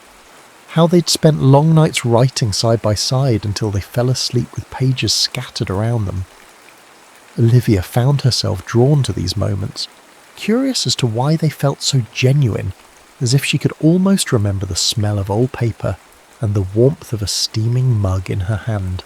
As they moved through the plot, Nathan would occasionally ask, "Does any of this ring a bell? Any sense of déjà vu?" She'd close her eyes, trying to summon something besides static, but it remained elusive, more sensation than solid recollection. And yet, paradoxically, her affection for the male lead they were crafting blossomed. She saw the character's unwavering devotion, his gentle humour, and the subtle gestures that spoke volumes. While Olivia told herself she was simply building a fictional hero, she couldn't deny she was weaving in more of Nathan's essence than she realised. By lunchtime, their table was strewn with coloured tabs and scribbled notes. Olivia's stomach growled, and Nathan, ever attuned to her needs, suggested they pick up sandwiches from the deli around the corner. Walking there under a mild sun, Olivia was struck by how effortlessly she and Nathan navigated conversation. It felt familiar. So many things about him felt easy. The way he matched her pace, the way he listened, the way his eyes crinkled at the corners whenever she made a wry comment. Despite the ocean of lost memories between them, the present moment felt like a gentle tide pulling them closer. They ate at a small park bench. Nathan kept glancing at her ring finger, bare because the hospital staff had removed her wedding band for safety. She noticed but stayed silent, unsure how to address the quiet sorrow in his eyes. He finally asked, voice quiet, "How are you coping with everything?" She took a sip of lemonade, pondering the question. "I feel adrift, like I'm supposed to love you, but I can't remember how, and it's not fair to you." "Hey," he said softly, "it's not your fault. None of it. I just want to be here for you." In that moment, beneath the leafy shade, she found herself wishing she had the memories that would make saying "I love you" second nature. But for now, all she could offer him was the uncertain present. Later that week, as they worked on their novel in Nathan's study, the same cosy office he insisted she use any time she felt comfortable, Olivia noticed a small wooden box tucked away on a higher shelf. It seemed unassuming, but something about the worn edges and the faint smell of old paper piqued her curiosity. When Nathan stepped away to answer a phone call, she reached for it. Inside, she discovered a stack of letters tied together with a blue ribbon.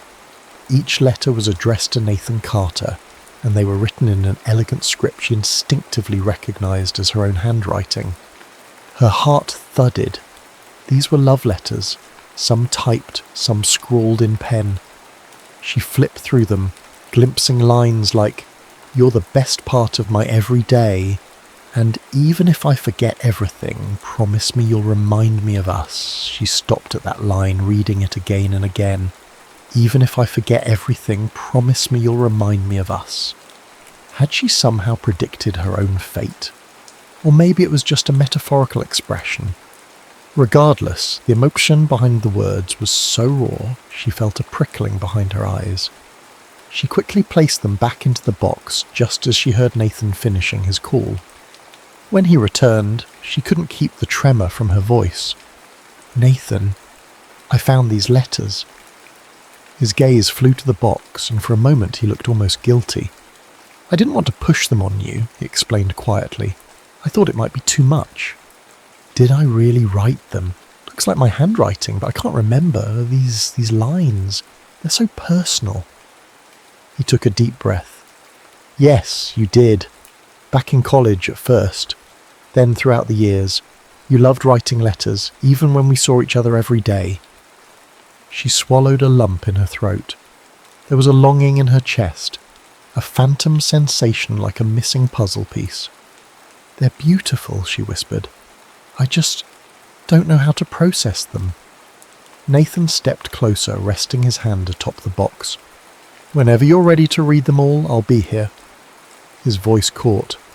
"Liv, if you never remember, that's okay. I just want you to know how it felt when you wrote them, that you always believed in us." She nodded, tears slipping down her cheeks. So much love on these pages, so many hopes, and she was the author of it all, yet it felt like reading a diary of someone else's life. Overwhelmed, she closed the lid, promising herself she would dig deeper when her heart could handle it. They wrapped up their writing session soon after. Olivia left feeling both closer to and more distant from Nathan than ever. The knowledge of those letters warmed her soul, but it also highlighted the painful chasm between the woman she once was and the woman she was now. Driving back to her hotel, she thought about the line from one of those letters. "Even if I forget everything, promise me you'll remind me of us." She wondered if that version of herself had foreseen a day when love wouldn't feel so effortless, when memory would need to be rekindled like a dwindling flame. Perhaps she had always known that love can slip through the cracks of time, but it can also be rediscovered, if only one holds on to hope. The weekend arrived with a flurry of obligations surrounding their newly released novel, an event that Olivia had helped plan before the accident, though she had no memory of it. Nathan suggested she skip it if it felt too overwhelming, but she insisted on going. She might not remember writing this particular novel, but she still valued her career and readers. The bookstore hosting the event was a familiar haunt, or so she was told. It had polished hardwood floors and walls lined with shelves that reached the ceiling. A cosy reading nook featured plush chairs and a small stage at the back. Stepping inside felt like being in the presence of countless stories waiting to be shared. A place that had once been her second home. Nathan escorted her in, carefully guiding her through the small crowd of fans who recognised her immediately. She wore a polite smile, fielding praises about the book she couldn't quite recall writing. Nathan, ever attuned, tried to steer the conversations gently, knowing how disorienting this could be. Eventually the microphone was passed to them for a short Q&A. Nathan took the lead, explaining that Olivia had been through a personal challenge that might limit her engagement. One devoted reader raised her hand and asked a question that struck Olivia to the core. Your characters' love stories always feel so authentic and deep. Can you tell us about the real-life inspiration for such emotional depth? Nathan hesitated, staring at Olivia for a moment. She felt her chest tighten, aware that she was expected to say something but uncertain what. Before she could muster a reply, Nathan spoke, his voice softer than usual, but resonating with unmistakable sincerity. Every love story we write is real, he began, and I mean that in the sense that these stories come from moments lived, moments of pain, joy and resilience. Olivia and I, we've shared an incredible journey, both professionally and personally. He paused, his eyes searching hers as if seeking permission to reveal more. She gave a tiny nod, her pulse pounding.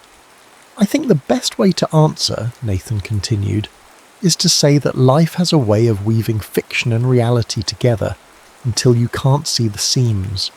Sometimes you live a story so powerful it pours onto the page. Even when you're not sure you can hold on to it, it finds a way to be told. The small crowd listened intently, a hush descending in the space. Olivia felt a subtle trembling in her stomach. Then, to her horror, tears sprang to her eyes. She hurried off the small stage, ignoring sympathetic looks and hushed whispers. Nathan caught up with her near the store's back exit. "Olivia! I need air!" she choked out, pushing the door open and stepping onto the sidewalk. She drew in a deep breath, leaning against a brick wall. "I'm sorry, He shook his head. "Don't apologise." She glanced up at him, tears still clinging to her lashes. "All this time I thought maybe you were exaggerating our love, or that it was a typical romance I could read in any novel. But it's real. And I don't know how to handle that because I can't feel it the way I should." Nathan wrapped his arms around her, hesitating for a moment before he pulled her close. She didn't resist. She let the warmth of his body ground her.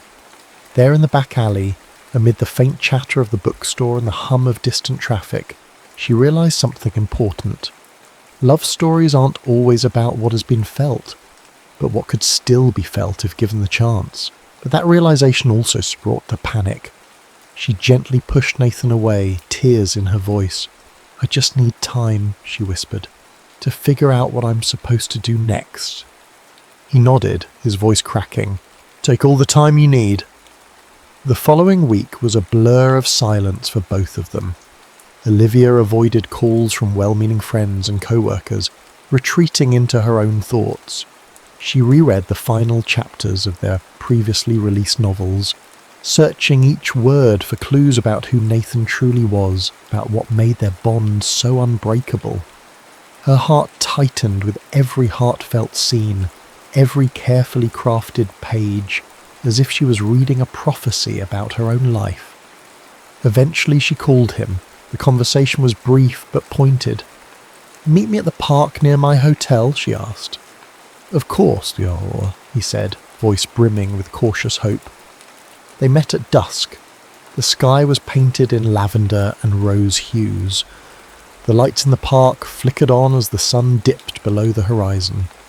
Olivia wore a long coat, hugging it tightly around her, as though shielding herself from more than just the autumn chill.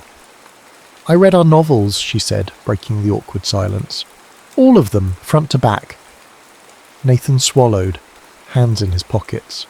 "Yeah?" "Yes. And I notice a pattern. The heroines are always so deeply loved, and they love in return fiercely. I used to think we just had a knack for capturing the romance people crave, but now I see it was our story. Yours and mine, wasn't it?" He nodded, a ghost of a smile on his face. "We never wrote a single scene that wasn't somehow grounded in reality. Even the heartbreaks had roots in our real arguments and misunderstandings. But the happy endings, those were ours too." Olivia glanced away, tears making the world glisten. "I wish I could remember all those moments, but so far nothing has clicked. I know how disappointed you must be, waiting for me to snap out of it. I'm not disappointed. I'm just sad for what you lost." His eyes reflected a quiet torment. But sadness and disappointment aren't the same thing. I still have hope. She took a step closer, closing the distance. What if I never remember? What if this is who I am now? A woman with half a life missing. Nathan exhaled shakily. Then I'll choose you in this new life. Even if you don't remember me, I'll learn who you are today. If it means I have to fall in love with you all over again, I'm ready to do that. His words burst something inside her, some final barrier. She let out a sob and he caught her in his arms. The two of them stood there under the dim glow of a street lamp, holding each other. It wasn't an immediate spark of old passion, nor did her memory flood back, but she felt a trembling undercurrent of possibility. Eventually, they sat on a park bench, the quiet hum of nighttime offering a gentle lullaby. She told him she needed a fresh start. She couldn't flip a switch and be the old Olivia, but maybe she didn't have to. Maybe a second chance romance doesn't require the same first love. It can grow from a new seed, nurtured by the memories he shares and the experiences they create anew. Nathan nodded, tears glistening in his own eyes. Where do we start? She thought of the boxes of letters, the half-finished chapters, the countless photos of a life shared. We start with the story we're writing together. Let's keep writing it. But this time I want you to tell me more. Not just fictional scenes, but the real ones that inspired them. Show me the bookstore where we had our first date, the coffee shop we practically lived in during final edits, the spot where we said I do. His face lit with a combination of relief and ardour. I'll do it. But remember what the doctor said. No forcing or pressuring. We do this at your pace. She placed her hand on his, a fragile smile forming. Thank you for choosing me, even like this. Under the canopy of stars they made a pact. They would finish the novel that mirrored their lost love, but with one major tweak.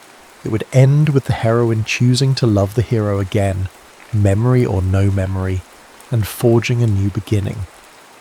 Olivia didn't promise to magically recall the past, but she promised to be present and open to whatever seeds of emotion blossomed. In a sense, they were rewriting both a fictional story and the real one unfolding between them. As they walked away from the park that night, side by side, Olivia felt an unspoken warmth flicker inside her. Love isn't always about remembering every detail. Sometimes it's about standing at the edge of the unknown and trusting the hand you hold beside you. Over the next few weeks, Olivia and Nathan fell into a new rhythm, part memory hunt, part daily life. They met each morning to write. Pages upon pages came forth, detailing a heroine who had lost her past and a hero determined to guide her back to love. Yet this fictional couple's journey was intricately entwined with Olivia and Nathan's real struggles. In the evenings, they visited places steeped in their history. One night they ventured into the old bookstore where Nathan allegedly first asked her out. The place smelled of aged paper and faint vanilla from a candle behind the counter. Olivia wandered among the shelves, intrigued by the hidden alcoves, the books stacked haphazardly along wooden ladders. Nathan walked her to a particular section, an entire row of romance novels. He traced his fingers along the spines until he found the copy of her favourite classic, the one he claimed to have bought for her on that first date. Carefully, he pulled it out, a well-worn paperback with a doodled note on the inside cover. It read, "Property of Olivia Hayes." So she never forgets how this story started. She felt a tingle at those last words. She brushed a fingertip across the ink, half expecting her brain to spark with recognition. Instead, it stayed quiet, but her heart swelled. The trust and devotion behind that message echoed through her, reminding her that the past might be lost, but she was free to embrace the tenderness of the present. Afterward, they grabbed coffee at a nearby cafe, The barista recognised them and asked how they were doing, mentioning it had been a while since he'd seen Mr. and Mrs. Carter. Olivia felt a flutter in her chest at being addressed that way. She wasn't quite comfortable wearing the identity of Mrs. Carter yet, but there was a small sense of warmth in hearing it all the same. When they got back to her hotel, Nathan hesitated at the threshold. She caught his hand before he could leave. "Would you like to come in for a while?" she asked, voice soft. It was the first time she'd invited him in since the accident. He looked genuinely surprised, then nodded with a tender smile. Inside, they sat on the small couch, sipping the last of their coffees. They didn't speak much. The silence was charged with unspoken feelings, a quiet, tentative longing. Eventually Nathan left, both of them knowing that progress could come in tiny steps, not leaps. Yet Olivia felt proud of herself and the gentle sense of closeness they had shared.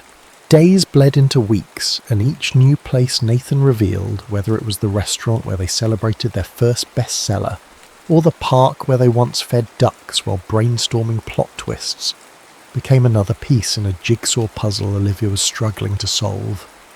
She might not have recognised the images forming, but she felt the emotional resonance. Amid this, she discovered an unfinished manuscript on Nathan's laptop. She accidentally opened it while searching for a file. It was titled Epilogue Unpublished, and curiosity made her read on. It was written from the perspective of a man who had once loved a woman with his entire being, only for her to lose every memory of him. The man confesses in heartbreak that he'd love her forever, even if she never found her way back to him.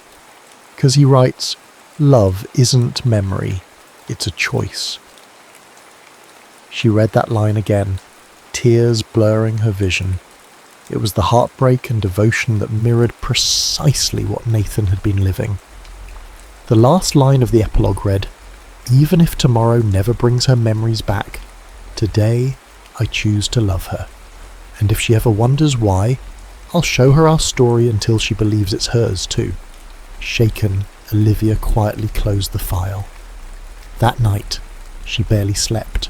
She could practically feel Nathan's heart beating through each word. She pictured him in the solitude of his study, typing those lines through tears, uncertain if she'd ever return to him. It tore her up inside because now she finally grasped the depth of his sacrifice, loving someone who might never reciprocate in the same way again. The next day, Nathan asked if she would join him for a walk in the place where they had exchanged their wedding vows. She agreed, even though her nerves danced in her stomach at the thought of standing in a spot so profoundly meaningful. She dressed in a simple sweater and jeans, not sure what to expect or if she'd be struck by a lightning bolt of memory. They drove a short distance out of the city, arriving at a quaint garden with a small gazebo in the centre. The surrounding trees were ablaze with autumn colour, leaves drifting like confetti in the breeze. Nathan led her to the gazebo's entrance and paused, his gaze flickering across the wooden floorboards as if searching for the ghosts of a memory. "This is where we got married," he said, voice reverent. It was a small ceremony, just family and a few close friends. She took a few tentative steps inside, her heart pounding. She tried to conjure a flash of recollection, her father walking her down the aisle, or the music that played, or the final exchange of vows, but she only felt emptiness. Then she noticed a small cluster of white roses on the bench, freshly placed. She picked one up, inhaling its soft scent. Nathan took a deep breath, bracing himself. "I wanted to bring you here because I thought maybe something would come back, but if it doesn't, that's okay." He swallowed hard. "We can make new memories here." Air threatened to spill from her eyes. She stepped closer to him, gently placing the rose in his hand. "It might sound strange, but I feel something. It's not a memory, but it's like standing on the edge of a dream, and I'm about to fall in." He brushed a thumb across her cheek, wiping away a stray tear. "If you fall, I'll catch you." She gave him a trembling smile. "I know you will." It was then she realised that even if her brain refused to produce images of that day, Her heart recognized its significance. She felt a stirring, an echo of devotion, a flutter of possibility, the sense of home standing beside him. She understood that she might never recover every detail of their vows, but she could forge a new promise, one that respected the past but was forged in the present. Nathan knelt down on one knee, not with a ring, since she already had one, but with his heart bared. "Olivia Hayes-Ster," he said, voice trembling. "I promised you once that I'd love you in all seasons of life. This autumn, I'm asking you to let me love you again, even if you don't fully remember why you said yes the first time." Her breath caught, tears rolling freely now. She knelt beside him, taking his hands in hers. "I might not remember the past," she said softly, "but I know what I feel now, and I choose you, Nathan Carter." He pulled her into an embrace, and for a moment, time ceased to exist. There was no before or after, only the possibility of two hearts beating in unison. They left the garden that day feeling lighter, as though they'd taken a giant leap across a treacherous gap. For Olivia, it was a promise renewed. For Nathan, it was the grand gesture he'd been praying for, a second chance to hold the woman he loved, no matter which pieces of her memory remained lost. Emboldened by her decision, Olivia returned to Nathan's home that evening. This time, she came carrying a small suitcase. Nathan, hearing the front door, hurried to greet her. He wore an expression of cautious hope, as if he couldn't quite believe she was standing there. I'd like to come home," she said simply. Though her memory was incomplete, the word home felt right on her tongue. His eyes shone with a mix of joy and relief. He led her inside, and for the first time she allowed herself to truly look at the photos on the walls, the co-authored books on the shelves, the comfortable disarray of a home that had once been equally hers. She couldn't recall the stories behind each photograph, but she felt a sense of belonging, and that was enough for now. Later, after a shared dinner she barely tasted due to nerves, they sat together in the softly lit living room. Nathan turned on a quiet instrumental track. For a moment, they listened to the music fill the space, an ambient melody of strings and piano. Then he stood and held out his hand. "Dance with me?" She hesitated, her stomach fluttering. But she placed her hand in his, allowing him to guide her to the open floor near the bookshelf. They swayed gently, bodies close yet careful, as if discovering each other anew. She rested her head on his shoulder, inhaling the faint scent of his cologne, a scent that had accompanied so many nights of writing and dreaming. Memories or not, Olivia felt an unspoken connection. As the music flowed, she looked up at him. His warm brown eyes reflected the soft glow of the lamp, and she felt a pull she couldn't resist. "I want to kiss you," she whispered, surprising even herself. Nathan's breath caught. In one fluid motion, he bent down and pressed his lips to hers, gentle, exploring, patient. It wasn't a cinematic whirlwind of passion, but something more profound, a quiet promise that they were forging a new path. In that shared moment, Olivia felt a wave of sensations, a flicker of warmth in her chest, a sense of familiarity in the way his lips moved with hers, an overwhelming gratitude that love could exist even in fractured spaces. When they finally parted, he rested his forehead against hers. "I've missed that," he breathed. She closed her eyes, tears gathering again. "It felt like our first kiss." "In some ways, it was," he replied, cradling her face in his hands. "And I hope it's the first of many more." They continued to sway, letting the remnants of the music guide their footsteps. In that tender embrace, Olivia realized she had chosen him again, not out of obligation or memory, but out of genuine affection that was blossoming anew in her heart. 12 months can change many things. For Olivia, it was a year of rediscovery. Some memories returned in small fragments, Fleeting images of old vacations, favourite songs played during long road trips, the sensation of running through the rain to catch a taxi with Nathan. Other memories remained elusive, but she no longer despaired over what was missing. She cherished what she was creating now. Their new novel, The Love We Rewrote, was finally complete. It was a story about a woman who forgets the love of her life and slowly rediscovers him through the very pages they write together. It ended on a note of hope. Sometimes you have to choose love not because you remember it, but because your heart recognizes what's true in the present. The official launch party was held at the same bookstore that had hosted their previous events. This time Olivia felt no dread. She had spent the past year walking the aisles, soaking in the smell of books, forging new and deeper connections with Nathan. Their relationship had evolved, not exactly returning to its old self, but becoming something that blended the best of the past with the promise of the future. They stood side by side at the podium, facing a crowd of excited readers. Questions poured in. How much of this new novel is based on real events? Do you believe in second chances at love? Where do you find your inspiration? Olivia answered with genuine honesty. This book is deeply personal. It explores the idea that love isn't defined solely by what we remember, but by the choices we make day after day.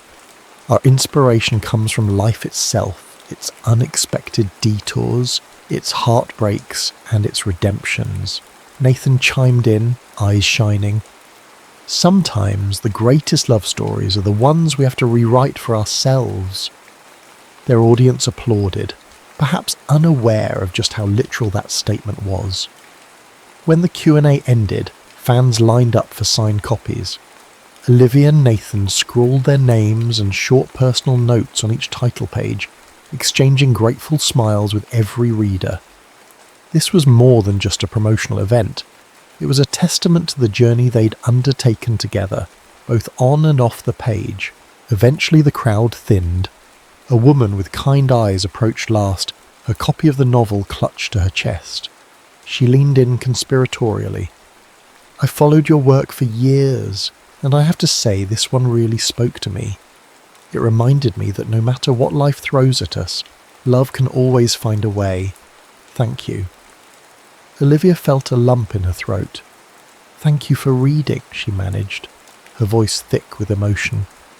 Nathan squeezed her hand under the table, a silent affirmation that he felt it too. That night, back at their shared home, no longer an uncertain place but a cherished sanctuary, they curled up in the living room. Boxes of fan letters and unsent manuscripts surrounded them, a testament to their creative passion and the lives they touched. They reflected on how far they'd come. Though Olivia never fully regained every lost memory, she realised that love can't be measured by how many moments one can recall. It flourishes in the here and now, shaped by every choice to nurture it. Nathan pulled out the old wooden box of letters, the ones Olivia had once found so overwhelming. She no longer feared the weight of those words. Piece by piece they read them together, smiling at her old jokes, tearing up at her heartfelt confessions. Each letter was a time capsule of devotion, and even if she couldn't recall writing them, she felt them resonate in her heart. Finally, she handed the last letter to Nathan. Read it out loud, she requested. Please, he obliged, clearing his throat. Even if I forget everything, promise me you'll remind me of us. He paused, voice thick with emotion. And I will, every day, for the rest of our lives. She leaned her head on his shoulder. I'm glad you did, she whispered. In the quiet hush of their living room, they sat surrounded by their written words, proof that stories can bridge the gap between past and present. Their journey had been unconventional, fraught with heartache and uncertainty. Yet in the end, the amnesia couldn't erase the truth of what they shared. They discovered that love, at its core, is both a memory and a choice.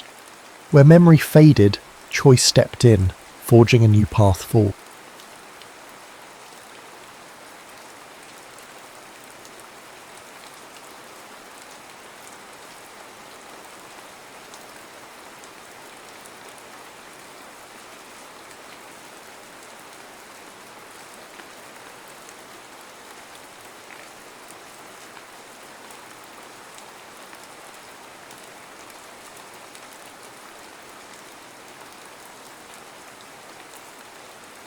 Paris in 44. The night Paris fell silent wasn't marked by an absence of sound, but rather by the hollow echo that remained when true music died. Margot Duval knew this distinction intimately as she stepped onto the small stage at Le Papillon Noir.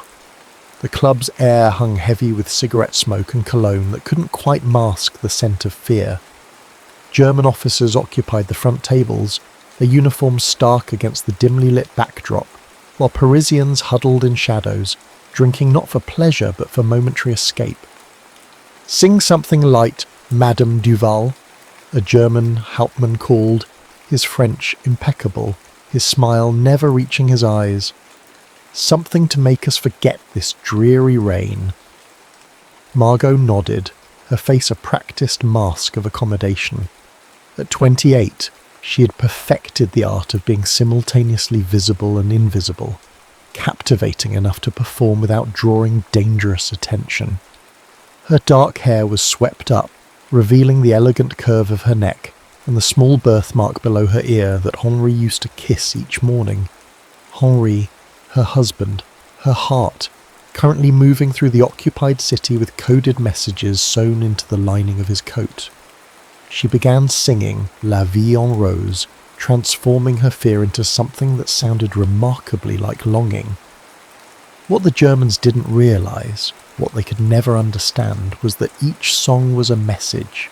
The selections, the subtle changes in tempo, even the colour of the flower in her hair, communicated vital information to resistance members scattered throughout the club. Tonight, the white gardenia tucked above her ear warned, "Raid expected, safe houses compromised, move quickly." As she reached the chorus, her eyes caught a flicker of movement near the back entrance. Marcel, the elderly bartender and their most reliable lookout, had knocked over a glass, the signal something was wrong. 3 German soldiers entered, their posture different from the officers enjoying the show, more alert, more purposeful. Behind them came a Frenchman whose face Margot recognised with a chill that reached her bones. Etienne Rousseau, their neighbour, the one Henri had trusted. Her voice never faltered, though her heart hammered against her ribs. She transitioned seamlessly into Sous le ciel de Paris, buying precious seconds for those who needed to slip away. But her eyes remained fixed on Etienne, who now leaned toward a Gestapo officer, whispering, pointing, not at her, but at the table where Pierre Girard, their radio operator, sat nursing a cognac. What happened next unfolded like a nightmare in slow motion. Pierre attempted to flee. A shot rang out. Women screamed. The music stopped. And in that moment, Margot knew 2 things with absolute certainty. Pierre would never transmit another message, and Henri was in grave danger. She was not permitted to leave the club that night. The Germans, suddenly suspicious of everyone, demanded the performance continue. So she sang hour after hour, her voice growing raw, her spirit fracturing with each passing moment, knowing that somewhere in the rain-slicked streets of Paris, the man she loved was being hunted. Dawn brought news that shattered whatever remained of Margot's world. Henri had been captured, interrogated, and executed before sunrise. His final act was one of defiance, revealing nothing despite unspeakable methods used against him. The occupation continued for months afterward. Margot survived, though she would never call what she did living. She performed nightly at Le Papillon Noir, her songs now devoid of secret messages, but filled with a grief so profound that even the German officers sometimes found themselves moved to uncomfortable silence. When Paris was finally liberated in August 1944, Margot stood among the crowds as American tanks rolled down the Champs-Élysées. People wept, embraced, and celebrated around her. She remained still, a solitary island in an ocean of joy, wondering how freedom could taste so bitter. 4 years later, Le Papillon Noir had survived the war relatively intact, unlike many of its patrons. The club had shed its wartime shadows, replacing them with richer fabrics and better liquor, Yet something essential remained unchanged, a lingering melancholy that no amount of renovation could erase. Margot still sang there, now as part honneur alongside Marcel, who had aged a decade in the 4 years since liberation. Her reputation had grown, tourists and locals alike came to hear La Veuve de la Résistance, the resistance widow, whose voice carried the authentic pain of occupation that postcards and guidebooks could never capture. "Americans in tonight," Marcel muttered, as he polished glasses behind the bar.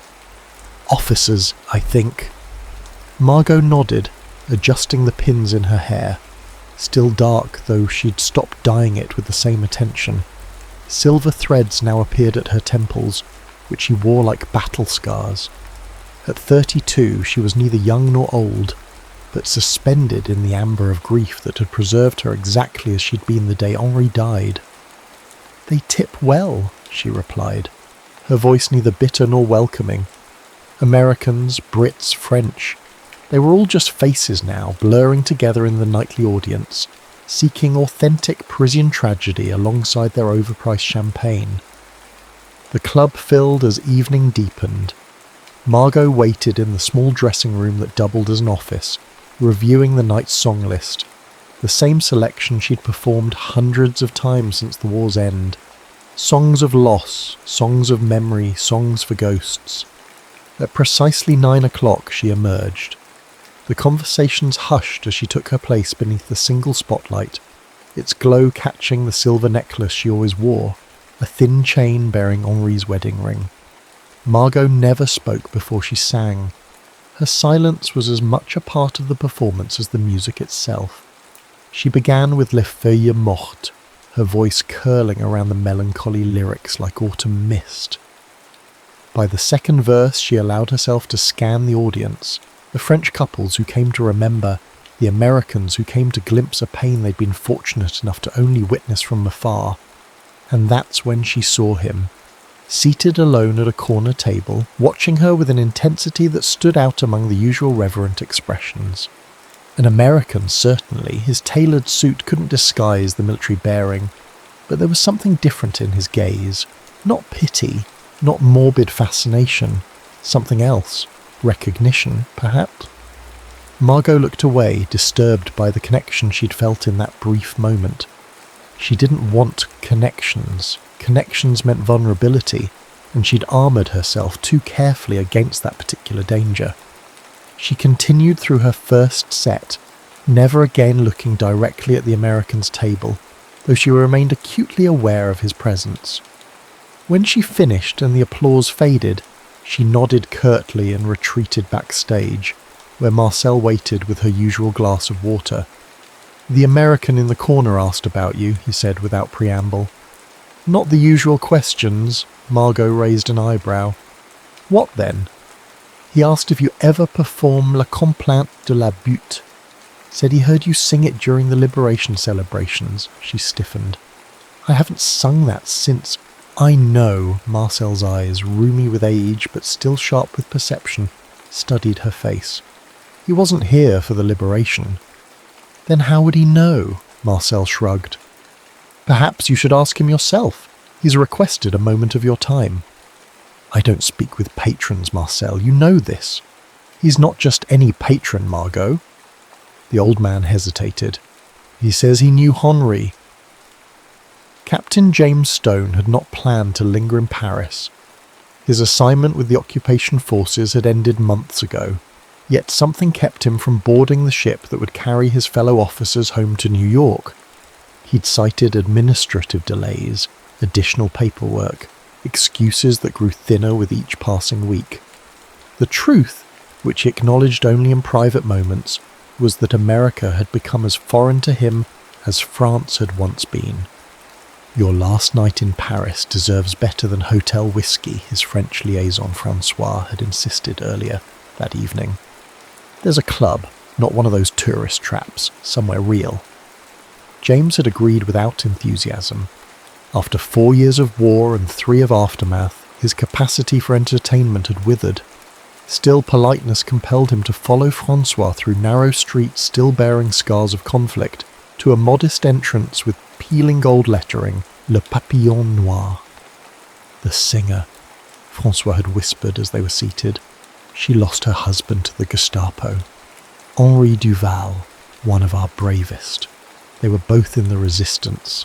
James had nodded, accustomed to these stories, these ghosts that haunted every corner of Europe. He'd stopped counting how many widows, orphans and broken survivors he'd encountered since landing at Normandy. Then Margot Duval had stepped onto the stage, and James forgot about his departure, his fatigue, and the persistent North Atlantic chill that seemed lodged in his bones. Her voice, rich, wounded, defiant, cut through his practiced detachment like a blade through gauze. Francois leaned over. They say she never smiles, never speaks except to sing. But James wasn't listening anymore. His mind had travelled back to August 26, 1944, the day Paris was liberated. He'd been among the American forces entering the city, overwhelmed by the delirious crowds. Amid the chaos, he'd found himself separated from his unit near Montmartre. Disoriented and struggling with his rudimentary French, he'd followed the sound of singing to a small square where a dark-haired woman stood on the steps of Sacré-Cœur, leading a crowd in La Complainte de la Butte. Her voice, though raw with emotion, had soared above the square. For those few minutes, James had forgotten the war, the dead he'd left behind on beaches and fields across Europe. He'd forgotten Lieutenant Michael Hayes, his closest friend whose body lay buried in Belgian soil. He'd forgotten the farmhouse outside Bastogne where he'd held a dying boy no older than 18 who had cried for his mother in German-accented English. That woman had been Margot Duval. He was certain of it. When her set ended and she disappeared backstage, James excused himself from Francois and approached the wizened bartender. "Does Madame Duval ever perform La Complainte de la Butte?" he asked, his French careful but clear. The old man's eyes narrowed with suspicion. "No, not for many years." "I heard her once," James continued, "during the liberation. At Sacré-Cœur, something shifted in the bartender's expression. You were there?" 508th Parachute Infantry Regiment, James confirmed. "I was separated from my unit, found myself in Montmartre." The bartender studied him for a long moment before nodding slightly. "I'll tell her you asked for her, but don't expect much, Captain. Margot doesn't dwell in memories of that day." James returned to his table to find Francois gone, leaving a hastily scribbled note about an early meeting. Relieved to be alone with his thoughts, James nursed his whiskey, uncertain why it mattered so much that Margot Duval remember that day, remember her own voice rising above a newly liberated Paris. He was startled from his reverie by her sudden appearance at his table. "Marcel says you claim to have heard me sing at Sacré-Cœur." No greeting, no preamble. Her voice, speaking rather than singing, carried the slight rasp of smoke and grief. James stood, military courtesy ingrained despite his surprise. "Yes, Madame Duval. August 26th, 1844. Many people were singing that day. Not like you." The words escaped before he could temper them with diplomacy. "I mean, your voice stood out." She regarded him coldly. "And you also claim to have known my husband." James hesitated. "Not personally, no. But I knew of him. I worked with intelligence after the liberation. Henri Duval's name appeared in several reports. His resistance network saved many lives, including those of downed Allied airmen." Something flickered in her eyes. Not softening, but a momentary crack in the perfect facade of indifference. "Then you know more than most who come here seeking the famous widow's performance." The bitterness in her tone made him wince. "I'm not here as a tourist, Madame Duval." "Why are you here then, Captain?" "Stone. James Stone." He met her gaze directly. "I don't know exactly. I'm leaving Paris tomorrow. Perhaps I wanted to hear the voice that made me believe, even briefly, that something beautiful had survived." Margot's expression remained impassive. But she didn't immediately walk away. After a long moment, she spoke again, her tone slightly less frigid. "Did something beautiful survive for you, Captain Stone?" The question struck him with unexpected force. Had anything beautiful survived? His parents' farm in Connecticut still stood. His younger sister still wrote letters filled with news of hometown weddings and births. The world continued its relentless forward motion, but beauty, that had become as foreign as peace. "I'm still looking," he admitted. She nodded once, as if his answer confirmed something she'd already suspected. "Enjoy your last night in Paris, Captain." She turned to leave, then paused. "The song you mentioned, it speaks of love found and lost on the hill of Montmartre. It doesn't belong in this club anymore." "Because it speaks of love?" Her eyes met his again, darker now with something like warning.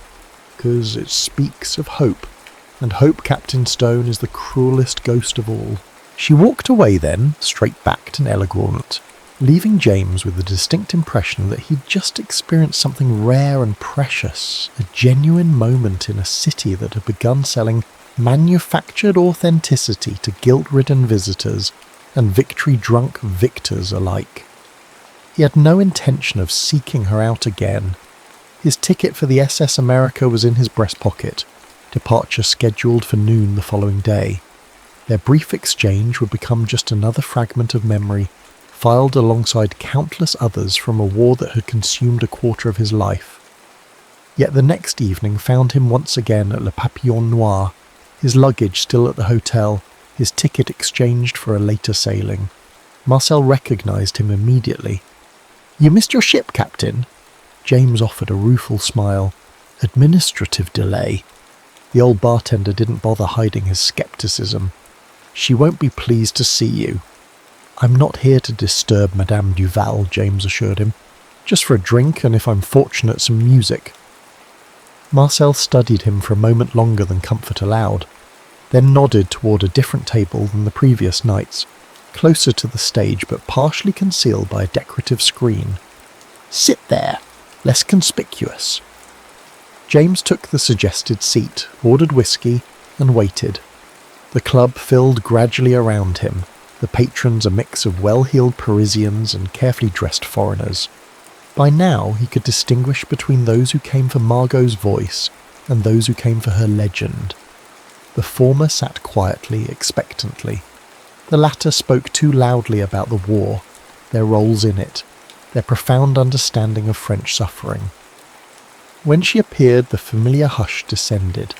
She wore black again, though a different dress, simpler, with a high neckline and long sleeves despite the warm June evening. Her hair was arranged differently too, swept to one side and cascading over her right shoulder. She looked, James thought, like a woman dressed for a private mourning rather than a public performance. She began without announcement, her first song unfamiliar to James, something slow and melancholy in French that made several older patrons dab discreetly at their eyes. Her gaze swept the room as she sang, and when it passed over his table, James saw the brief narrowing of her eyes, the almost imperceptible tightening of her jaw. She'd noticed him. What happened next would later seem to James like a moment of madness on her part. Midway through her set, without warning or explanation, Margot Duval began singing La Complainte de la Butte.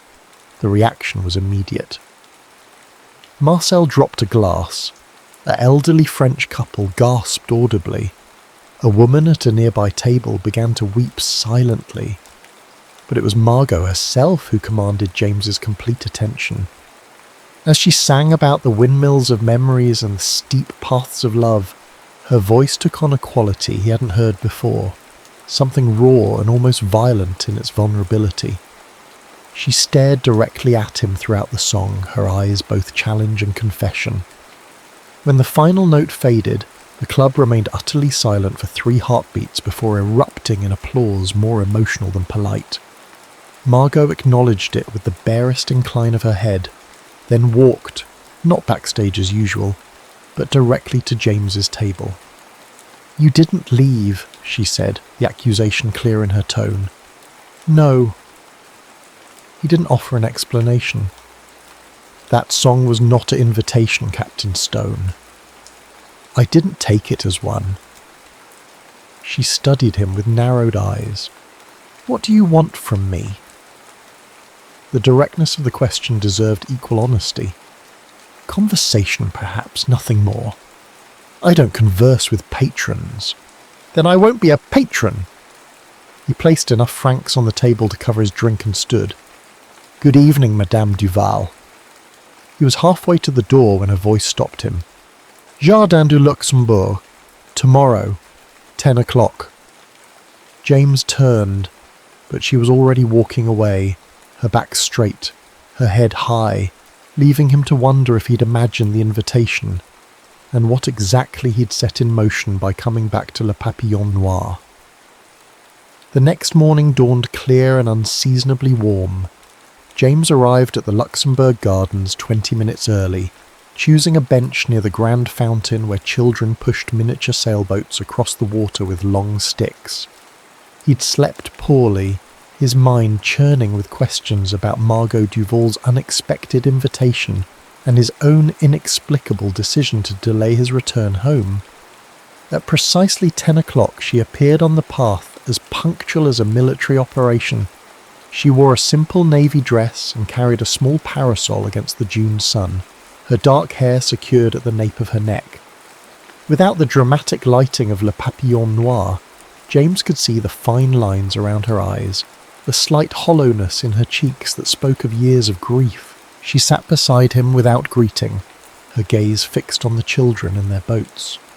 My husband proposed to me here, she said after a long silence.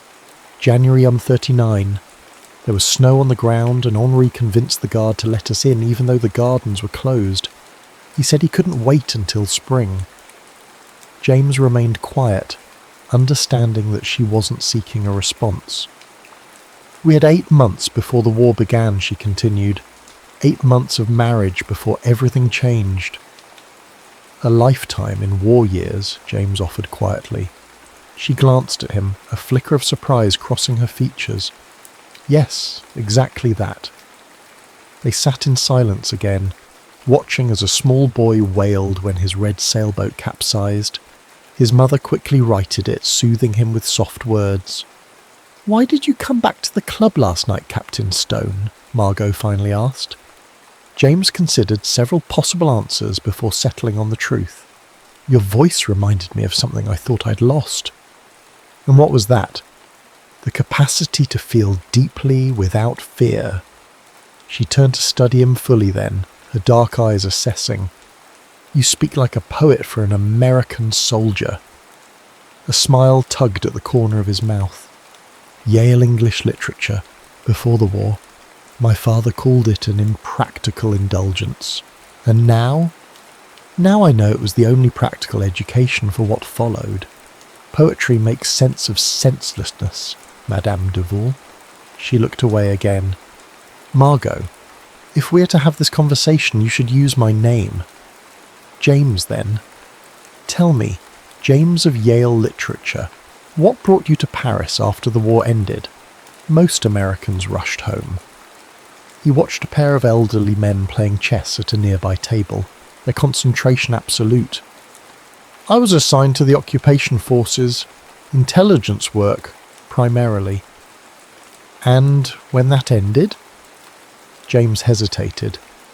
How to explain the paralysis that had gripped him when faced with returning to a homeland that felt increasingly foreign?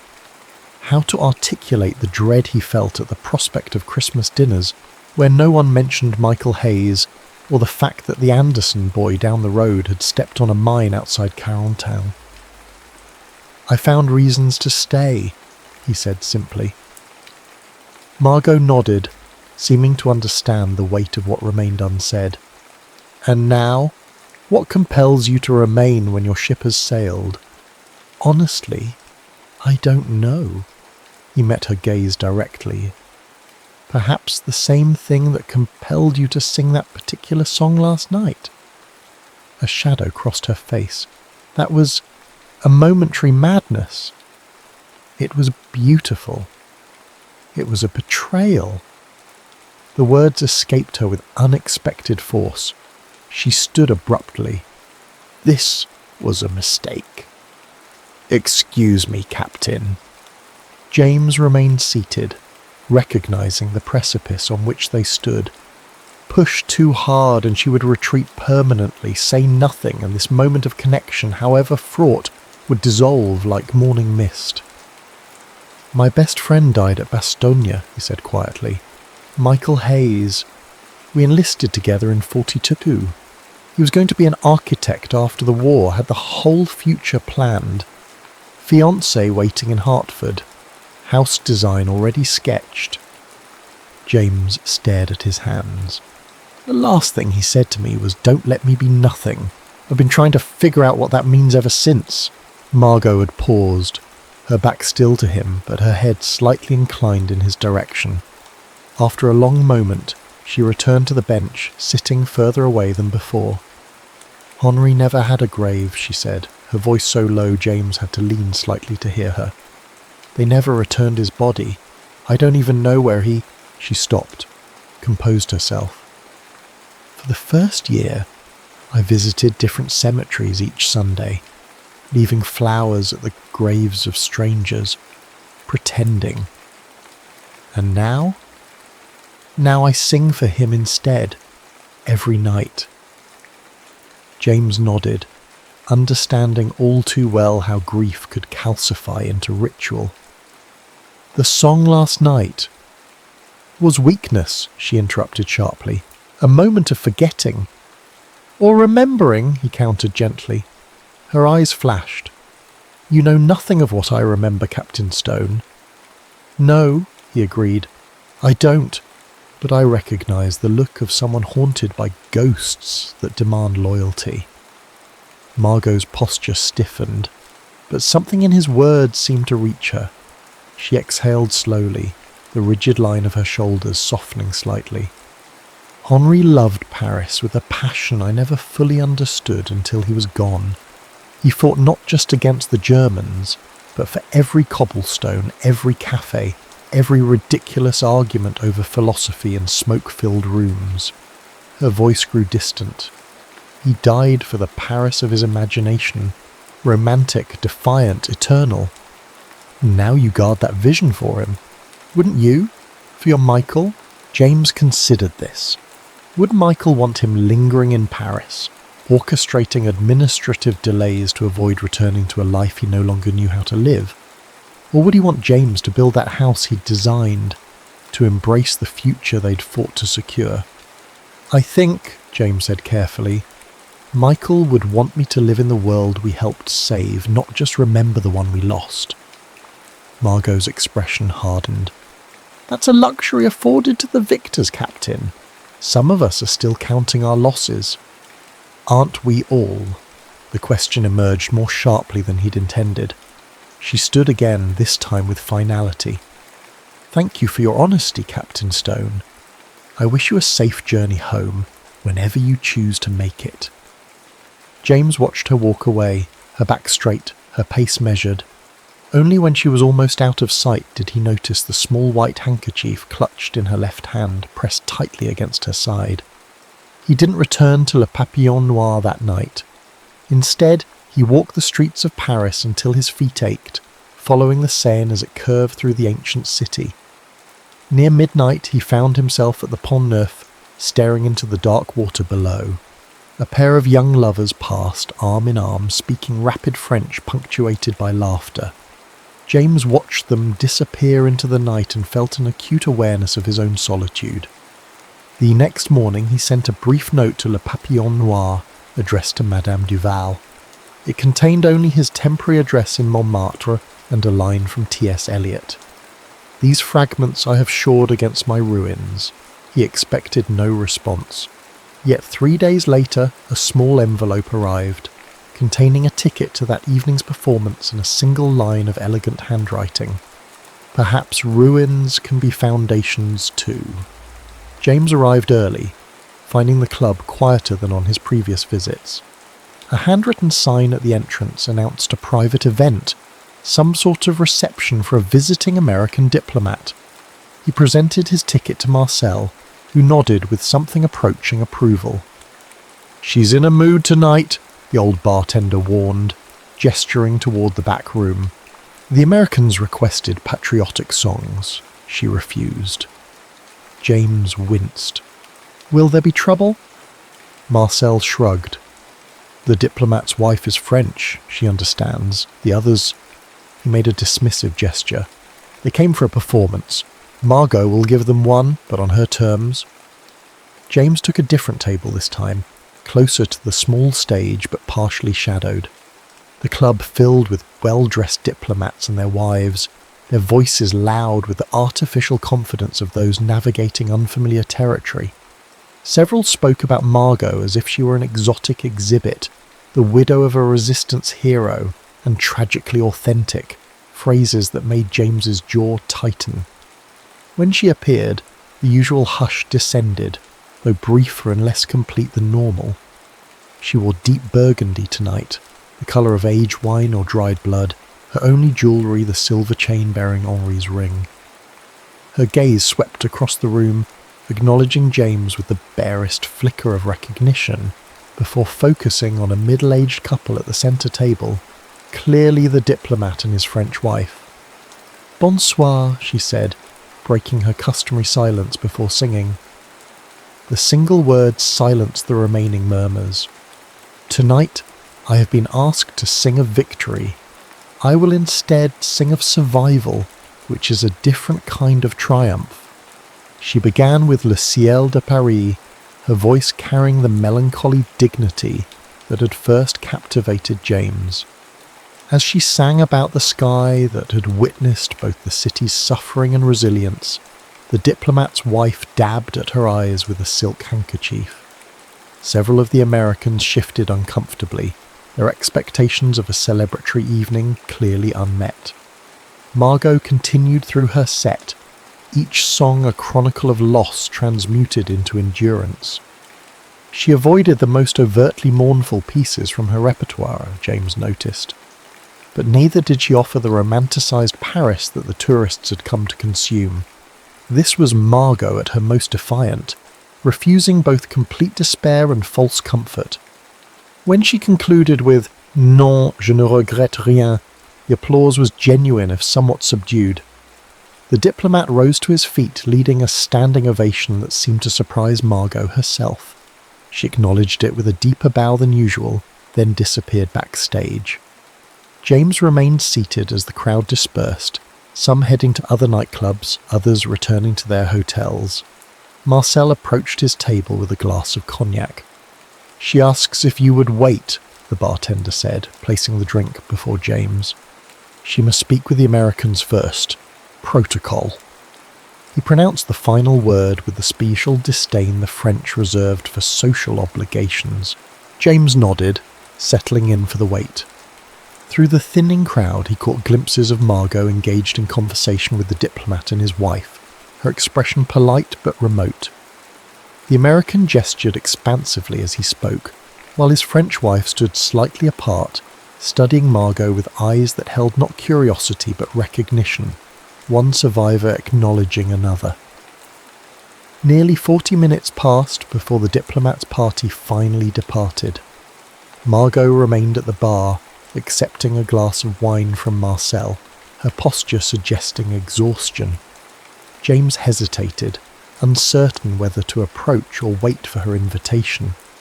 The decision was made for him when she turned and beckoned him over with a slight tilt of her head. "Captain," she greeted him as he took the stool beside her. "Thank you for coming." "Thank you for the invitation," he replied. "Your performance was—" "Political," she interrupted with a wry smile that startled him. It was the first time he had seen her smile, and it transformed her face, revealing a glimpse of the woman she might have been in another life. The Americans wanted La Marseillaise and drinking songs. Their wives wanted tragic romance. I gave them neither. You gave them truth. She considered this, swirling the wine in her glass. A version of it, perhaps. There are many truths about Paris during the war, Captain Stone. Mine is just one, Marcel placed a fresh cognac before James and retreated to the far end of the bar, giving them privacy while remaining within sight, a chaperone from a respectful distance. "Your note," Margot said after a comfortable silence. "Eliot, the Wasteland." James nodded, pleased that she had recognised the reference. "You've read it?" "Henri was the literary one, not me." But after she paused, recalibrating. "During the occupation, books became precious, ways to escape, even briefly. I found a copy of Eliot's poems in Henri's things. I didn't understand most of it, but that line," she trailed off, her gaze distant. "It stayed with you," James finished for her. "Yes," she met his eyes directly. "Why that particular fragment, Captain?" He considered the question carefully. "Because it acknowledges both destruction and the attempt to create meaning from it, neither denying the ruins nor surrendering to them completely." Something shifted in her expression, a softening perhaps, or simple recognition. "Henri would have liked you, I think." The statement, offered casually but freighted with meaning, hung between them. James understood its significance, the first time she'd imagined her husband in relation to her present, rather than as a figure sealed hermetically in the past. "I would have liked to know him," James said quietly. Margot nodded, then changed course. "Marcel tells me you've extended your stay again." "Another 2 weeks, State Department paperwork." The excuse sounded hollow even to his own ears. "Paris has a way of keeping people longer than they intend," she observed, no judgment in her tone. "For some, it's the beauty. For others, the memory of who they were here. And for you?" She traced the rim of her wineglass with one slender finger. "I stay because leaving would mean acknowledging that life continues elsewhere. That Paris is just a city, not the repository of everything I've lost." The honesty of her answer caught James off guard. "And does it continue elsewhere?" "So I'm told." She finished her wine and set the glass down with deliberate care. "There's to be a concert at Sacré-Cœur tomorrow, a memorial for those lost in the occupation. Will you attend, Captain Stone?" The invitation, oblique but unmistakable, quickened his pulse. "If I would be welcome."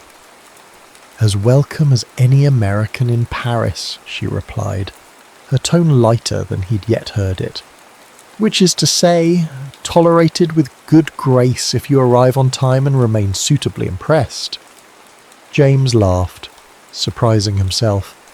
"I believe I can manage both." Margot stood smoothing her dress with practiced elegance. 3 o'clock then, I'll meet you at the funicular." As she turned to leave, James spoke again. "Margot." Her name felt significant on his tongue, a threshold crossed. "Thank you for the invitation." She paused, regarding him with an expression he couldn't quite read. "Don't thank me yet, Captain. I'm not entirely certain why I extended it." With that, she departed, leaving James to finish his cognac in a club that felt suddenly larger and emptier without her presence. Marcel approached, collecting the empty glasses. She was married at Sacré-Cœur, the old bartender said without preamble. November 1938. I was there. James absorbed this information, understanding its significance. "I won't cause her pain, Marcel."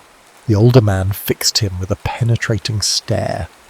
"That is not within your power to promise, Captain. Pain finds her without assistance." He sighed, his expression softening. "But perhaps it is time for other things to find her as well." The next day dawned bright and clear. James spent the morning walking through Montmartre, familiarizing himself with the steep, winding streets that led to the great white basilica dominating the Parisian skyline.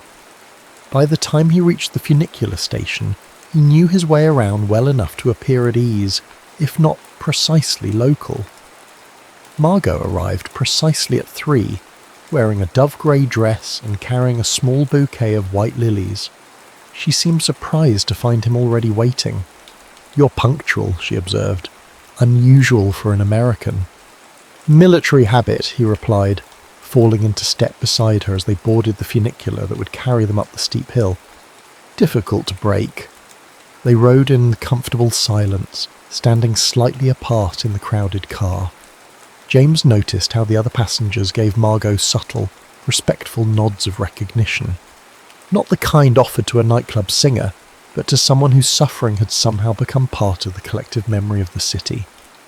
At the top they emerged into bright sunshine. The panoramic view of Paris spread before them like a living map. The dome of Sacré-Cœur gleamed brilliantly white against the blue sky, its Byzantine architecture incongruous yet perfectly at home atop the artistic heart of Paris. A modest crowd had gathered on the steps, mostly older Parisians, many wearing small resistance pins or other subtle markers of their wartime allegiances. Margot moved among them with quiet familiarity, exchanging brief embraces and murmured greetings. James remained slightly apart, conscious of being an outsider at what was clearly a gathering of shared memory. "Margot," an elderly woman called, approaching with outstretched hands. "You've brought the lilies again." "Of course, Madame Fournier," Margot replied, surrendering half her bouquet. "For Pierre, as well as Henri." The old woman's eyes welled with tears. 4 years, and it still feels like yesterday. "Some days more than others," Margot agreed softly. James watched this exchange from a respectful distance, understanding that he was witnessing a ritual of grief that had been enacted many times before. What struck him was not the sorrow. He had seen plenty of that across Europe, but the quiet solidarity among these survivors. They carried their losses not as isolated burdens, but as shared touchstones, each grief recognised and held by the collective. Margot returned to his side as a small choir assembled on the steps, their voices rising in a hymn that echoed off the stone walls of the basilica. "They'll read the names soon," she said quietly. "All of them from this arrondissement who didn't return. It takes nearly an hour." "Would you prefer to be alone?" James asked, sensing the weight of the moment. She considered the question seriously before answering. "No, strange as it may seem, I would not." The simplicity of her response moved him more than any elaborate explanation could have. They stood side by side as the names began, an alphabetical recitation of lives cut short. When Henri Duval was called, Margot's hand found James's, gripping it tightly. He returned the pressure, offering the only comfort possible: presence. As the last name echoed across the square and faded into a respectful silence, Margot released his hand. "There's something I want to show you," she said, her voice steady, despite the tears that had silently tracked down her cheeks during the reading. She led him away from the crowd around the side of the basilica to a small garden tucked between the church and an adjacent building. A simple stone bench sat beneath a flowering tree, offering a view of the city below that was somehow more intimate than the grand panorama from the front steps. "Henri proposed to me here," Margot said, sitting on the bench and indicating James should join her. "Not in the Luxembourg Gardens, as I told you before." James sat, surprised by the confession. "Why did you—" "Because the truth is mine," she interrupted gently, "to be shared when and if I choose. The Luxembourg Garden story is what I tell visitors who want a piece of my tragedy to take home with them." "And now?" She turned to face him fully. "Now I find myself wanting you to know the real story, not the curated version. I don't entirely understand why." The honesty of this admission created a space between them that felt both vulnerable and oddly solemn. James recognised it as a rare gift in a world where most people, himself included, had learned to guard their authentic selves behind carefully constructed facades. "I would be honoured to hear it," he said simply. Margot nodded, her gaze shifting to the sprawling city below them. "Henri was a law student when we met. I was singing in much less respectable clubs than Le Papillon Noir." A small smile touched her lips at the memory. He came every Thursday for a month before he finally spoke to me. Not smooth or confident like you might expect, but nervous, earnest. James could picture it. The serious young student and the dark-haired singer, their future still unwritten, the war still unimaginable. We had 18 months before we married, she continued. Not 8, as I told you. And we argued terribly during that time.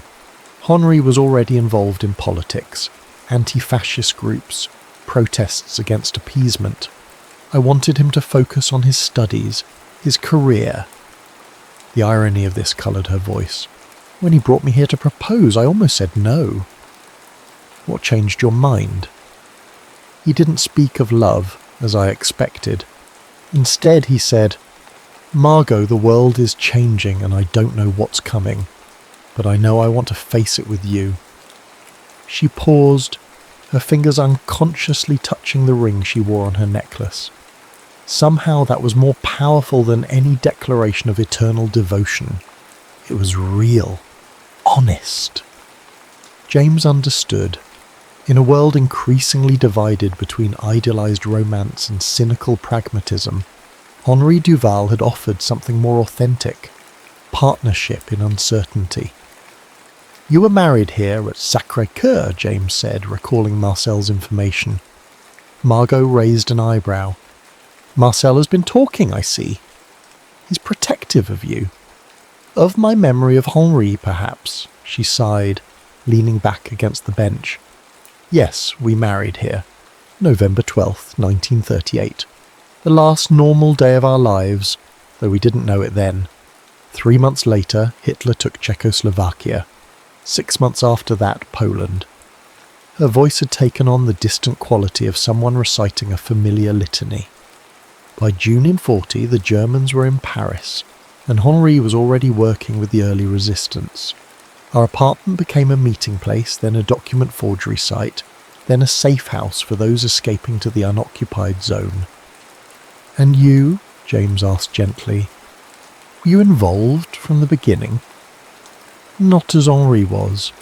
I continued singing. Clubs still operated during the occupation, especially those frequented by German officers.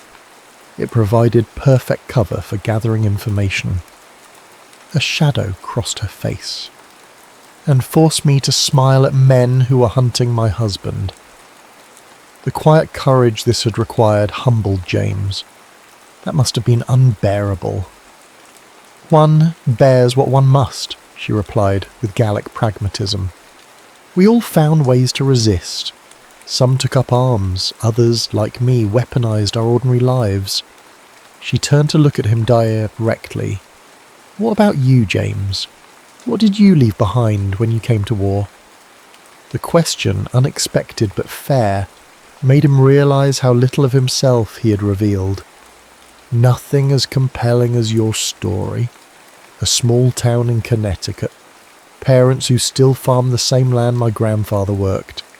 A teaching position at a boys' school that probably won't be held much longer. No wife. Fiancé. There was someone before the war. He shrugged, the memory distant now. Elizabeth. We'd known each other since childhood. Everyone expected us to marry eventually. And now she's married to my cousin David, who stayed home with flat feet and a heart murmur.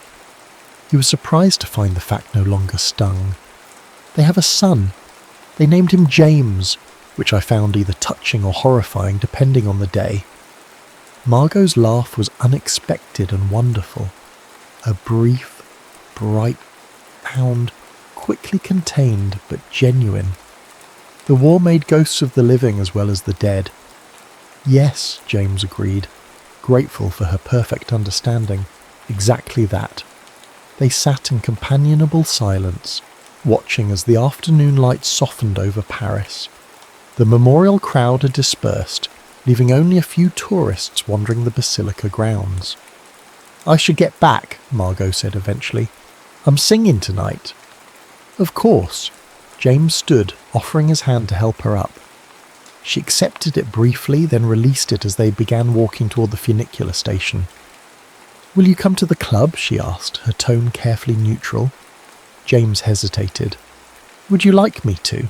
She stopped walking, regarding him with a directness that had become characteristic of their strange, evolving connection.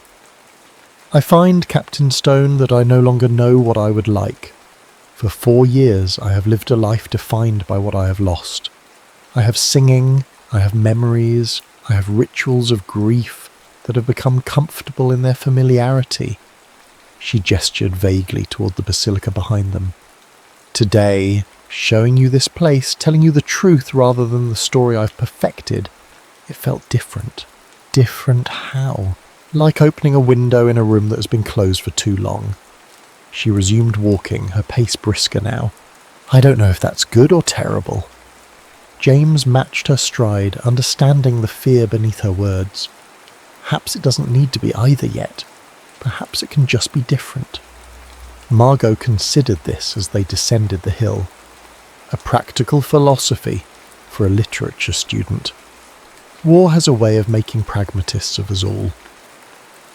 At the bottom of the hill, they paused on the crowded sidewalk, the moment of parting awkward, in a way their previous interactions had not been.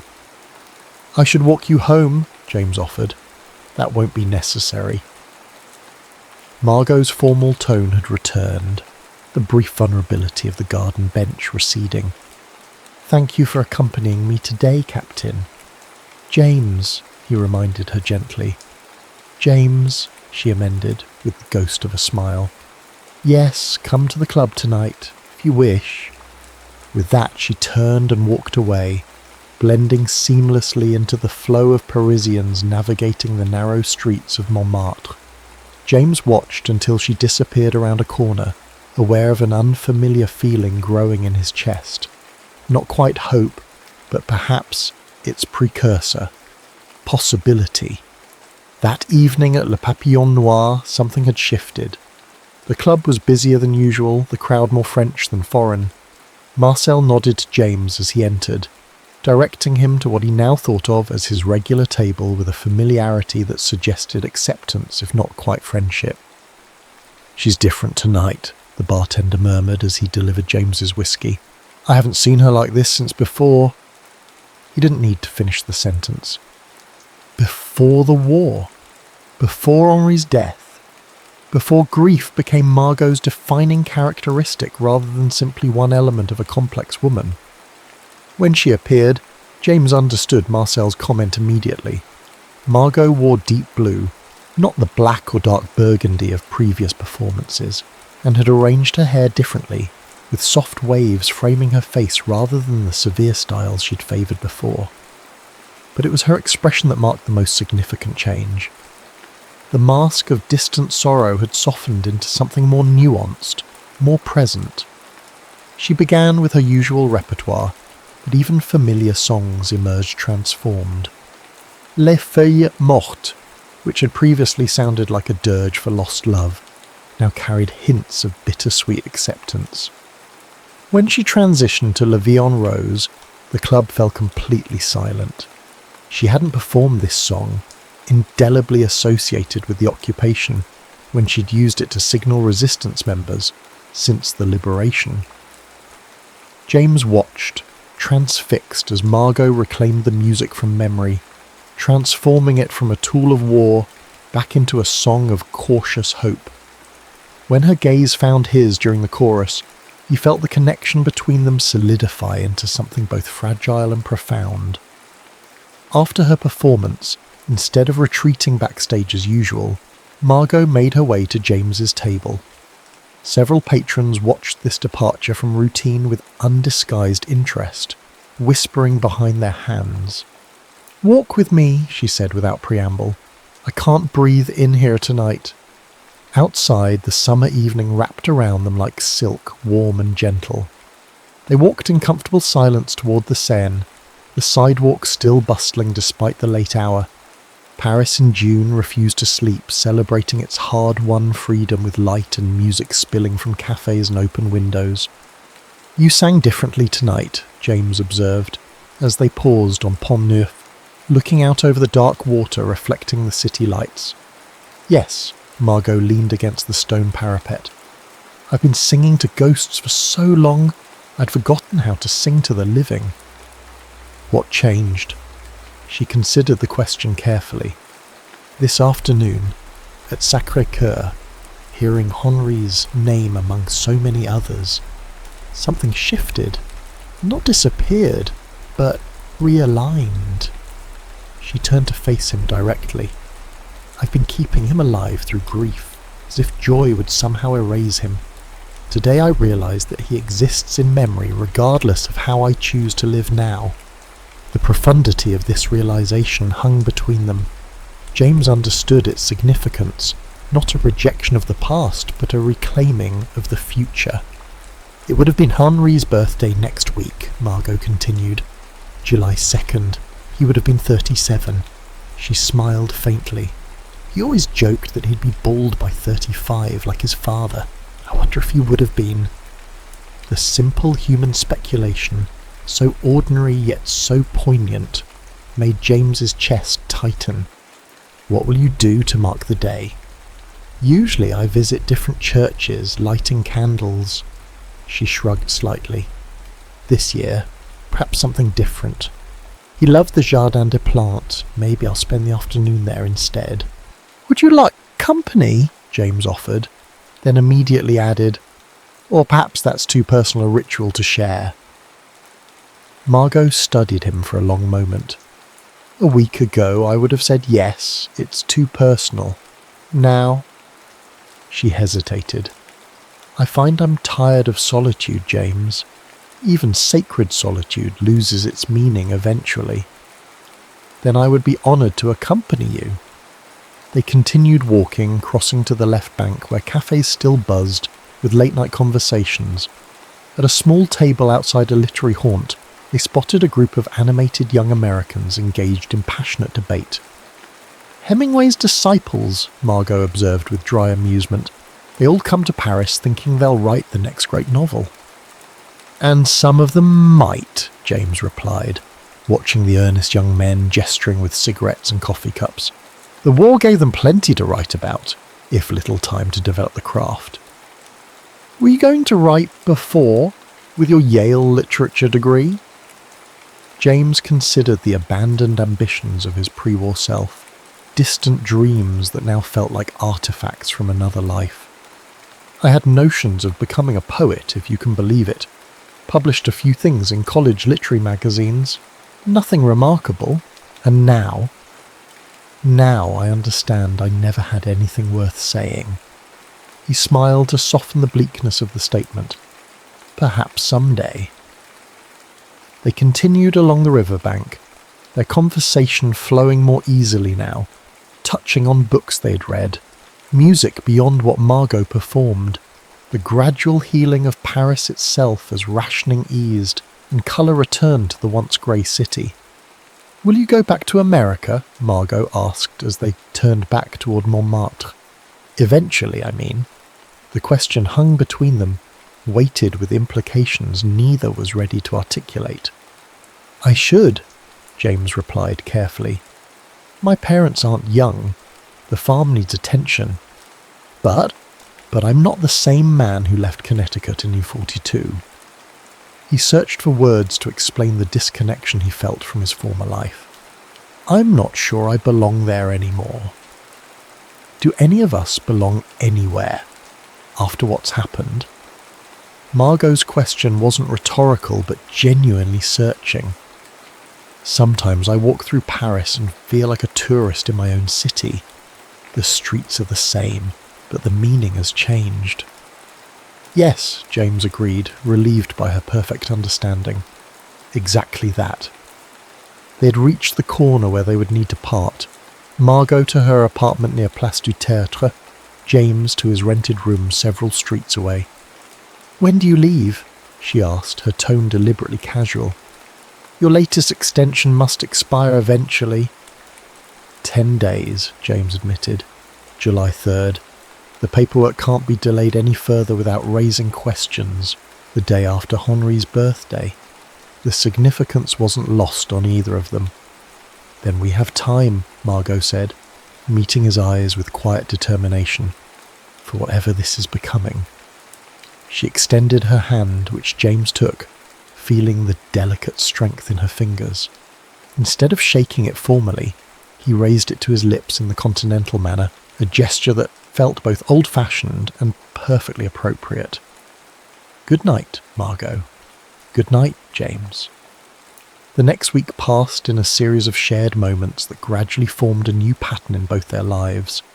Each afternoon, James would meet Margot for walks through different quarters of Paris, Montmartre, Saint-Germain, the ancient islands at the city's heart.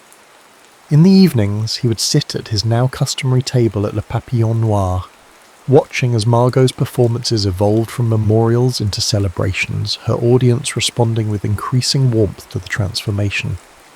They spoke of everything and nothing, their childhoods, books they'd loved, foods they missed during rationing. They carefully avoided discussing James's imminent departure, treating it like a horizon that would never actually be reached.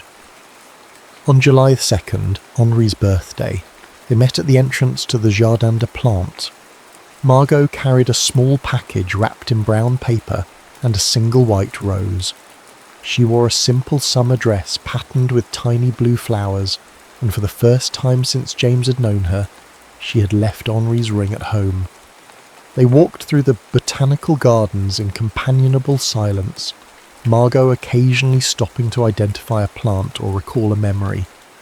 Henri always stopped here to smell the lavender, or we argued about politics beneath that tree. Eventually, they reached a secluded bench beside a small ornamental pond. Margot sat and carefully unwrapped her package, revealing a well-worn copy of Baudelaire's Les Fleurs du Mal. This was Henri's, she explained, opening to a bookmark page. He carried it constantly. It was one of the few possessions returned to me after... She paused, composing herself. After he was taken. James sat beside her, close enough to offer support, but not so close as to intrude on the sanctity of the moment. He loved this poem especially, Margot continued, indicating the marked page. L'invitation au voyage. He used to read it aloud when we walked here. She traced the printed words with gentle fingers. It speaks of an ideal place where all is order and beauty, luxury, calm and pleasure.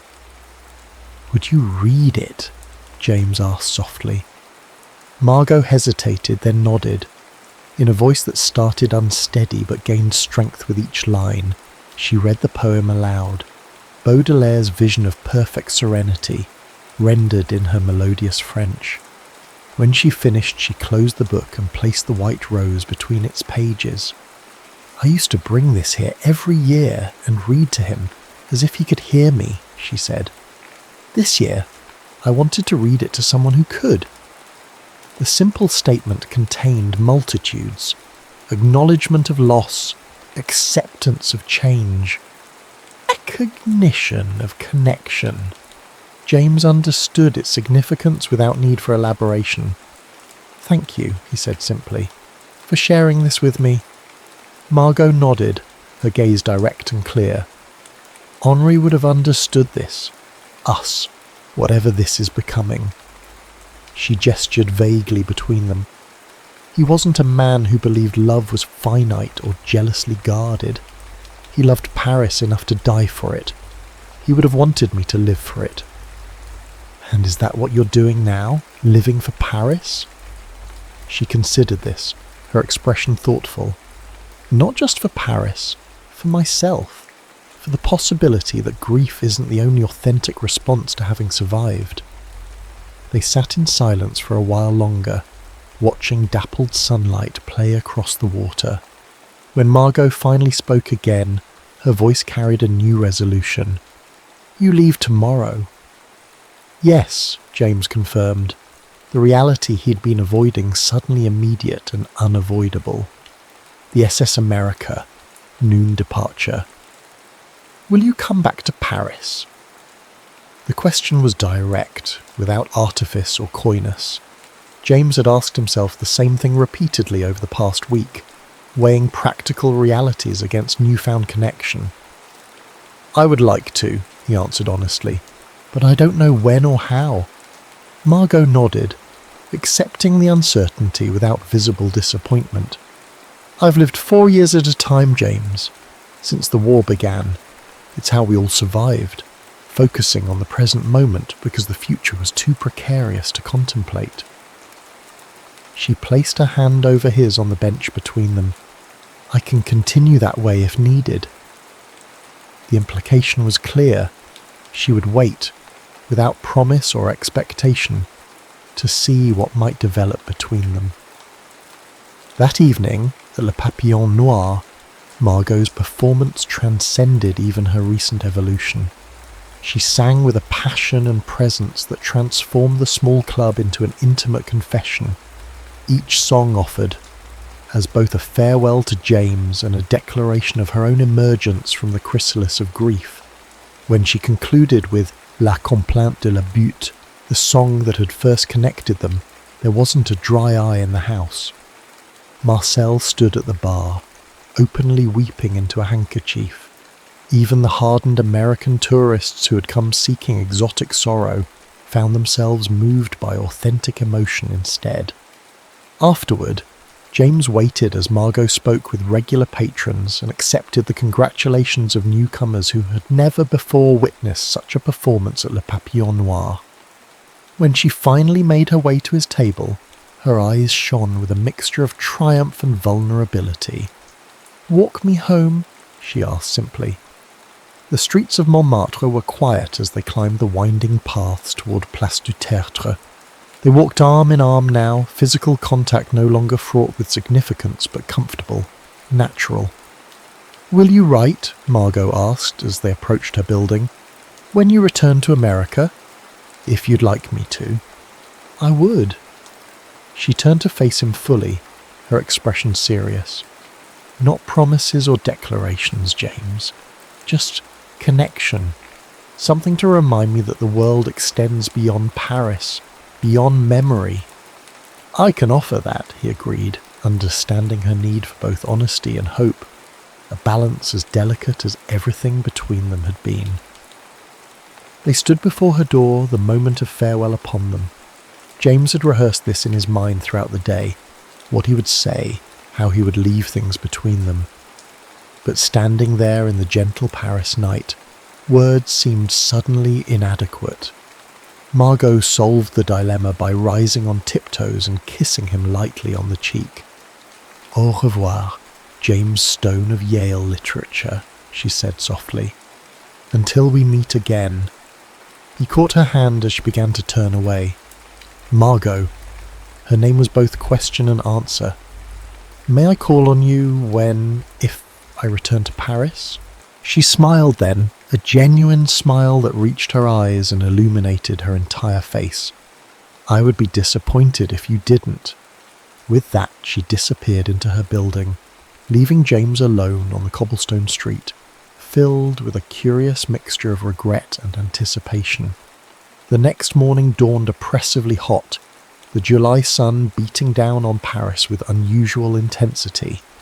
James completed his packing methodically, his ticket to New York secured in his breast pocket, his affairs in order. He had decided against asking Margot to see him off at the station. Such farewells were either trivial or devastating, with little middle ground. As he settled his hotel bill and arranged for a taxi to Gare du Nord, a messenger arrived with a small package addressed to him in familiar handwriting. Inside he found a book, not Henri's Baudelaire, but a slim volume of T.S. Eliot's poetry. A bookmark had been placed at the wasteland, and a single line underlined. "These fragments I have shored against my ruins." Below it, Margot had written in a graceful hand, "Foundations, not ruins." There was no note, no message beyond this perfect echo of their first real connection. James placed the book carefully in his inside pocket, close to his heart, and proceeded to the waiting taxi. Gare du Nord bustled with the usual chaos of a major transit hub. Travellers rushing to make connections, families saying farewells, porters manoeuvring unwieldy luggage through the crowds. James navigated it all with the mechanical efficiency of a man trying not to think too deeply about his action. He checked his trunk, confirmed his reservation, and made his way to the designated platform where the train to Cherbourg awaited. From there, he would board the ship that would carry him across the Atlantic, back to the life he had left behind, a life that now seemed both distant and constraining. As he stood on the platform watching other passengers board, James was struck by the symmetry of it all. He had come to Europe to help liberate Paris, among other objectives. In the process, he had found himself equally imprisoned and liberated by the experience. Now, returning home, he wondered which would prove more lasting, the damage or the healing, the ruins or the foundations. A whistle blew, indicating 5 minutes until departure. James picked up his small valise and moved toward the train, his mind already adjusting to the reality of leaving Paris behind. "Captain Stone!" The voice, familiar, urgent, cut through the station noise like a blade. James turned to see Marcel pushing through the crowd, his elderly frame moving with surprising speed. "Marcel? What? She's coming!" The old bartender gasped, out of breath from his evident rush to the station. "She changed her mind, asked me to tell you to wait." James felt a surge of something like electricity through his chest. "Where is she?" Marcel gestured vaguely toward the station entrance. "Taxi, traffic. She sent me ahead to make sure." He broke off, wheezing slightly. The final boarding whistle sounded. The conductor began checking tickets as passengers made their last-minute entries into the carriages. "Your ticket, monsieur." A uniformed man approached James expectantly. James hesitated, looking from the waiting train to the crowded concourse. There was no sign of Margot. "Monsieur, we are departing." Marcel clutched James's arm. "She is coming, Captain, I swear it." The decision crystallized in an instant. James handed his ticket to the conductor. "I'll be right back," he said firmly. "Please hold the train." "Impossible, monsieur. We run on schedule." "1 minute," James insisted, already backing away. "Just 1 minute." He turned and pushed against the flow of travellers, Marcel following behind as quickly as his aged legs would permit.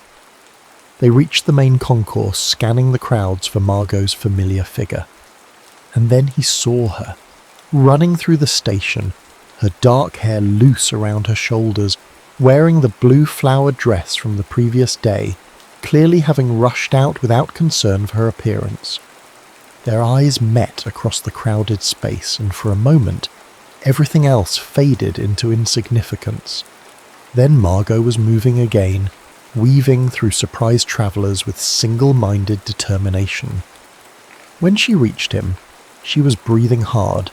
Her composure, that careful mask she had maintained through years of occupation and grief, completely abandoned. "I couldn't let you go," she said simply. "Not without..." The rest of her explanation was lost as James pulled her into his arms, finally giving in to the emotion that had been building between them for weeks. When their lips met, it was neither desperate nor tentative but sure, a promise rather than a farewell. The final whistle pierced the moment. Over Margot's shoulder, James could see his train beginning to move, slowly pulling away from the platform. "Your ship," Margot murmured, drawing back slightly. "Your ticket. There will be other ships," James replied, surprising himself with the certainty he felt. "Other tickets? But your family, your responsibilities, will still be there next month." He smiled, feeling lighter than he had in years. "Or the month after." Margot's expression shifted from concern to dawning hope. "You're staying?" "If you'll have me," James said simply. "Not forever, perhaps, but for now, until we figure out what this is becoming." Her answer was another kiss, this one witnessed by an amused Marcel and a dozen curious strangers in the bustling station. When they finally separated, Margot was smiling with an unreserved joy that transformed her face entirely. "What now?" she asked, laughter in her voice for perhaps the first time since the war. James took her hand, intertwining their fingers with deliberate care. Now, I believe you have a performance tonight, and I have a ticket to exchange. As they walked hand in hand from Gare du Nord into the sunlit streets of Paris, James felt the weight of memory, both hers and his, shifting into something new, not erased or forgotten, but integrated into a present that suddenly held promise beyond mere survival. I once sang for ghosts, Margot said softly, as they paused on a bridge overlooking the Seine. Now, I think I'm ready to sing for the living. Starting with me? James asked, his voice light but his meaning profound. Margot smiled up at him, her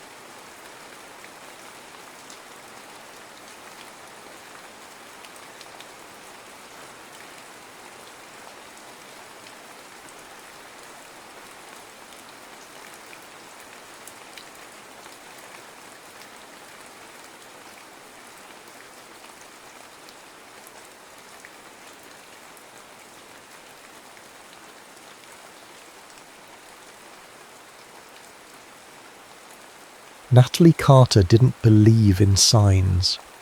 At 38, she'd constructed her life with the precision she brought to her architectural designs, clean lines, purposeful spaces, and absolutely no room for superstition.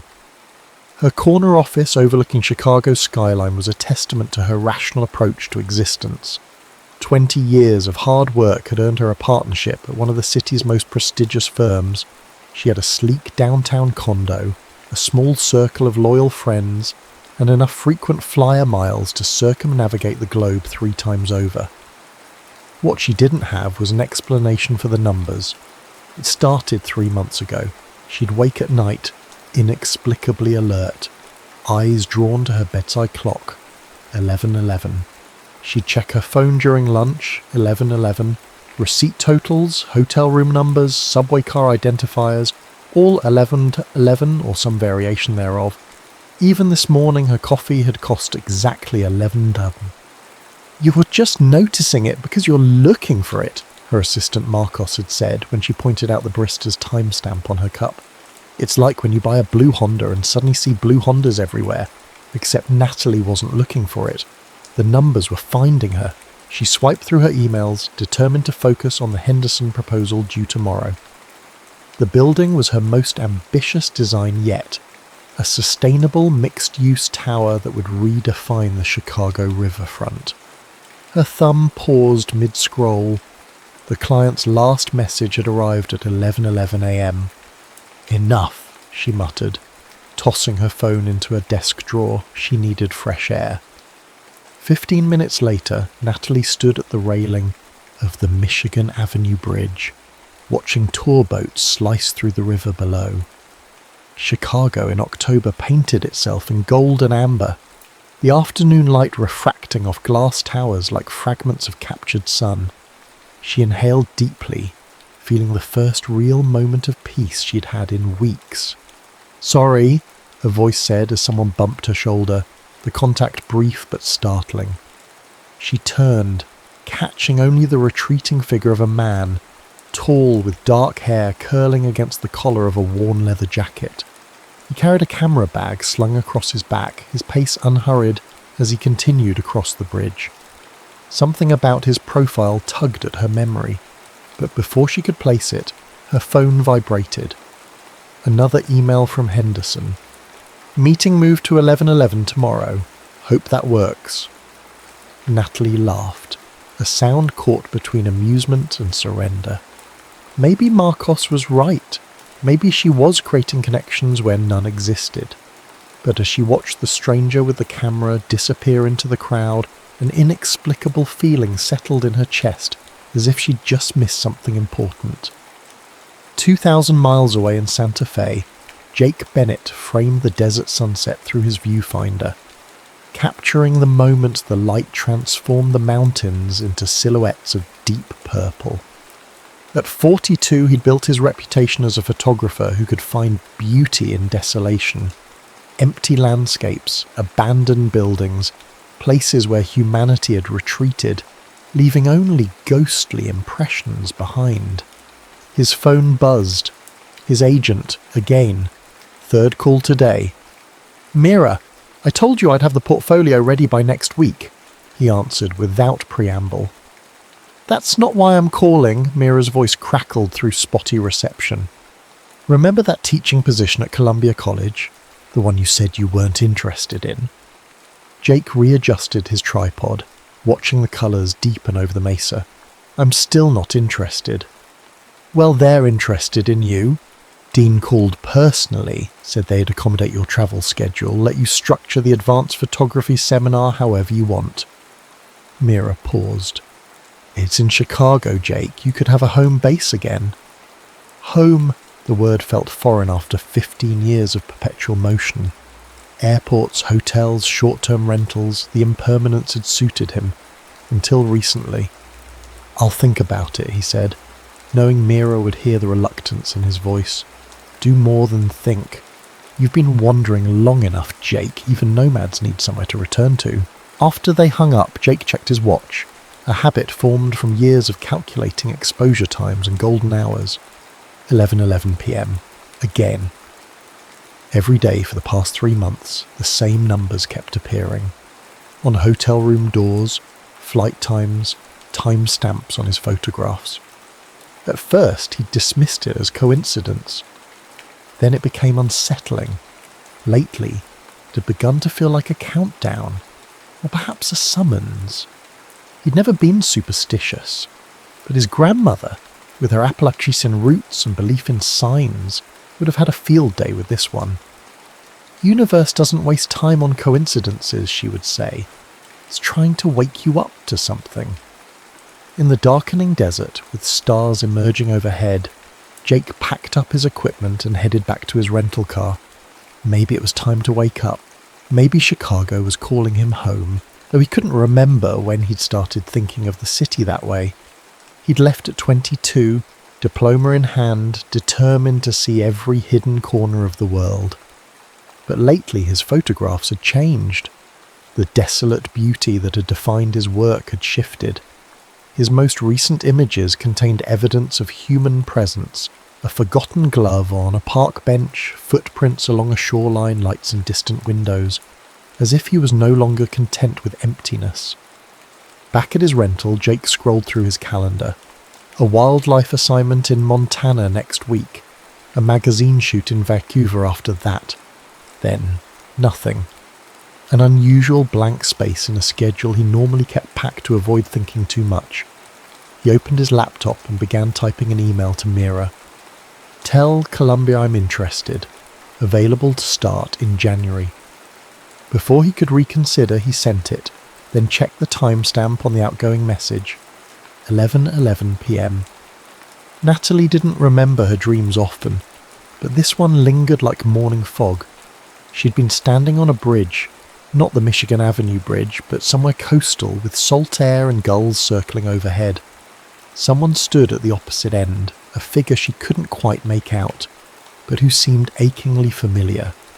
Every time she took a step forward, the bridge lengthened, keeping them at the same distance.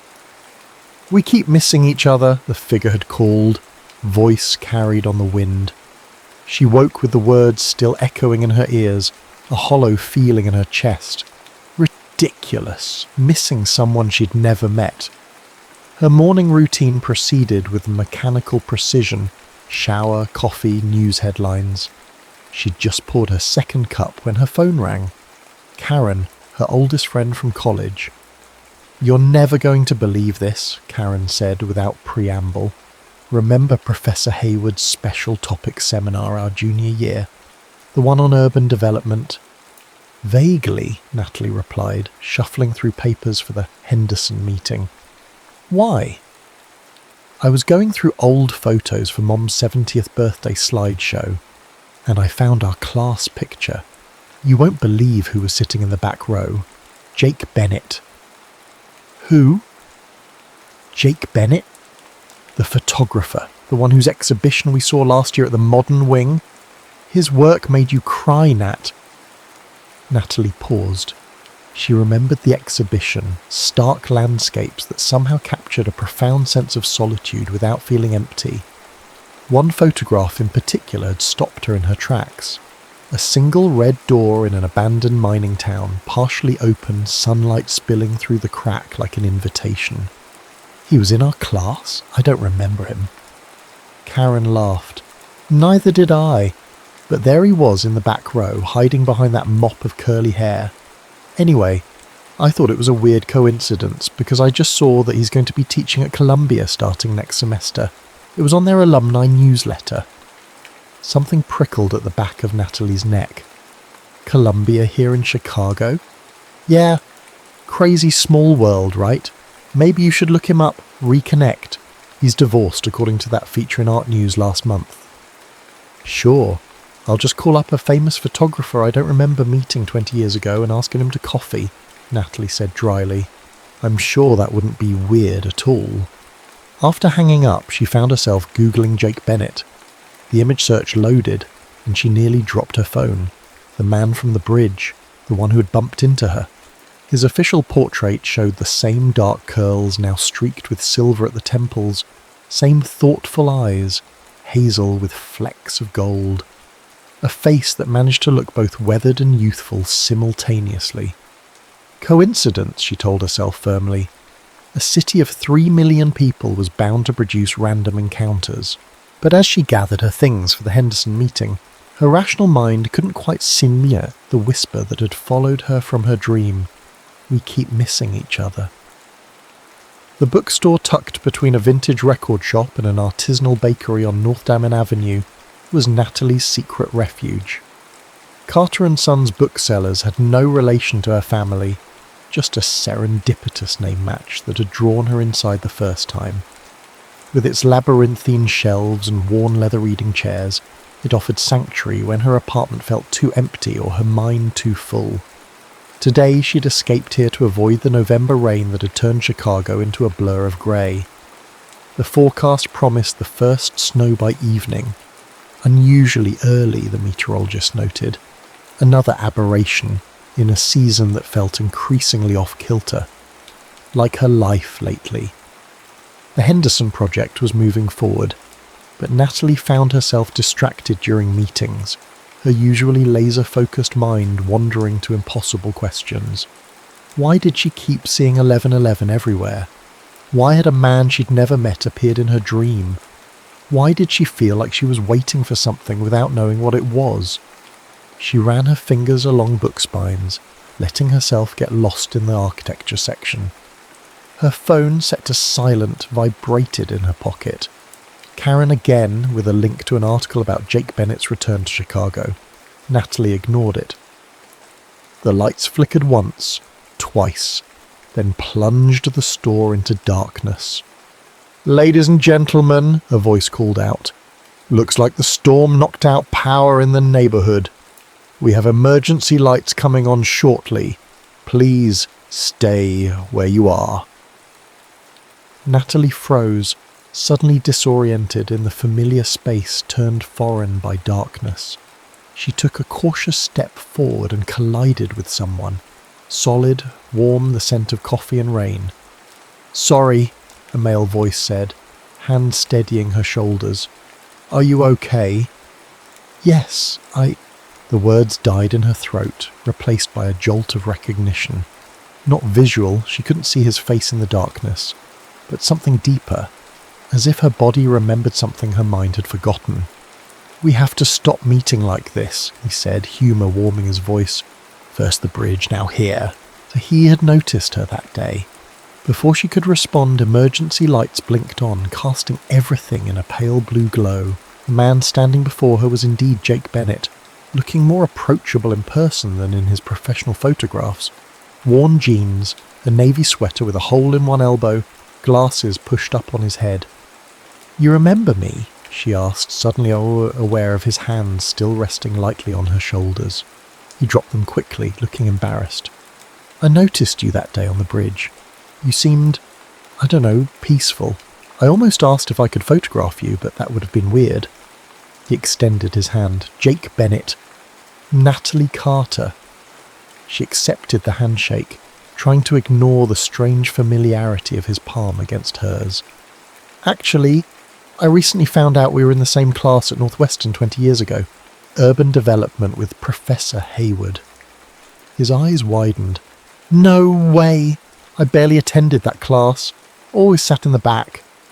And I was always in the front row, she said, smiling despite herself. Ships passing in the night, I guess. The overhead lights suddenly blazed back to life, making them both blink. Around them, other customers resumed their browsing as if nothing unusual had occurred. But something had shifted.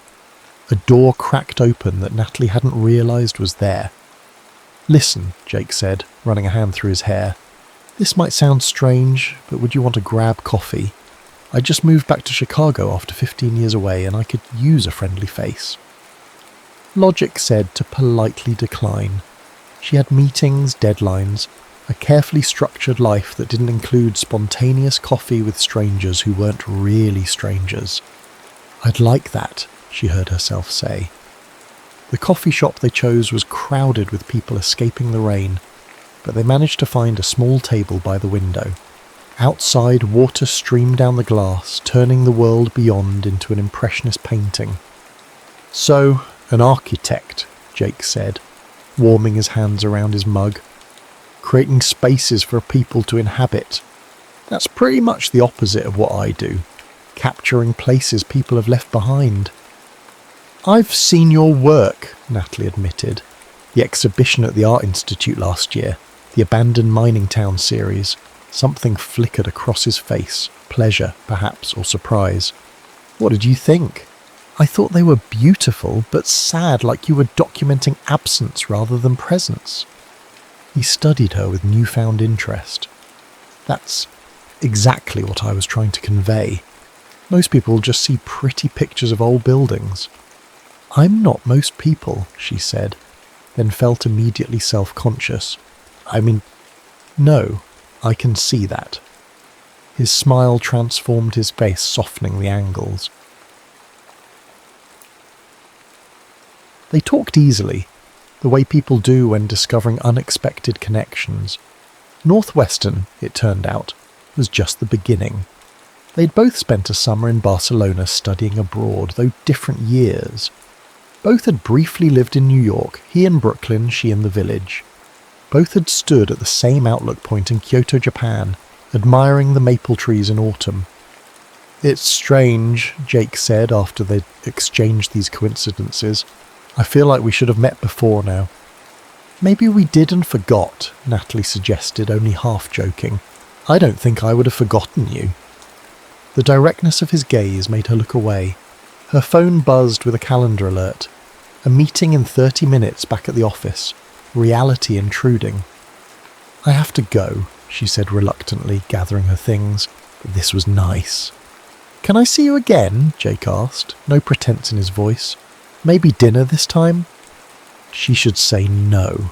Her life was complicated enough without adding mysterious connections and unexplainable coincidences to the mix. But as she looked at him, this stranger who somehow didn't feel like a stranger, Natalie felt a certainty she couldn't explain. Yes, she said simply. Outside the rain had stopped, though clouds still hung heavy overhead. As they parted ways on the sidewalk, Jake turned back suddenly. Natalie, this might sound odd, but have you been seeing 1111 everywhere? On clocks, receipts, random places? The question froze her in place. How did you know that? Because it's been happening to me too, for about 3 months now. Before she could respond, snow began to fall. Large, perfect flakes drifting between them like messengers from another world. They stood silently, watching winter arrive early, both understanding that something extraordinary had just begun. Natalie had never been the type to dive headfirst into relationships. She preferred to wade in slowly, testing the depth and temperature before committing herself to the current. Her marriage at 29 had followed nearly 2 years of dating. Even then, she had harboured doubts that manifested 3 years later as an amicable but necessary divorce. Since then, her relationships had been carefully managed affairs with clear boundaries and pragmatic expectations. Nothing in her experience had prepared her for Jake Bennett. 2 weeks after their coffee shop encounter, she found herself sitting across from him at a small Italian restaurant in Lincoln Park, marvelling at the ease between them. Tonight was their 4th dinner together, not counting the afternoon they'd spent wandering the Art Institute or the morning walking the lakefront despite the December chill. "I still don't understand why you left Chicago," she said, twirling linguine around her fork. "Most photographers would kill for your career trajectory, and this city has always had a vibrant art scene." Jake considered this, taking a sip of his wine. "I was running," he admitted. "My father died my senior year of college. Heart attack, completely unexpected. We weren't close. He was disappointed I chose photography over law, but his death untethered me somehow." He shrugged. "So I left. Convinced myself I was pursuing my craft, but really, I was just avoiding standing still long enough to feel anything." The honesty in his voice resonated with something in Natalie. "I understand avoidance strategies," she said quietly. "After my divorce, I buried myself in work. Designed 3 award-winning buildings in 2 years, barely slept. Never processed what happened. My therapist called it achievement as anesthesia. And now?" His eyes, warm in the candlelight, held genuine curiosity. "Now I'm sitting in a restaurant with a man I barely know, talking about things I usually don't share until the 3rd month, not the 3rd date."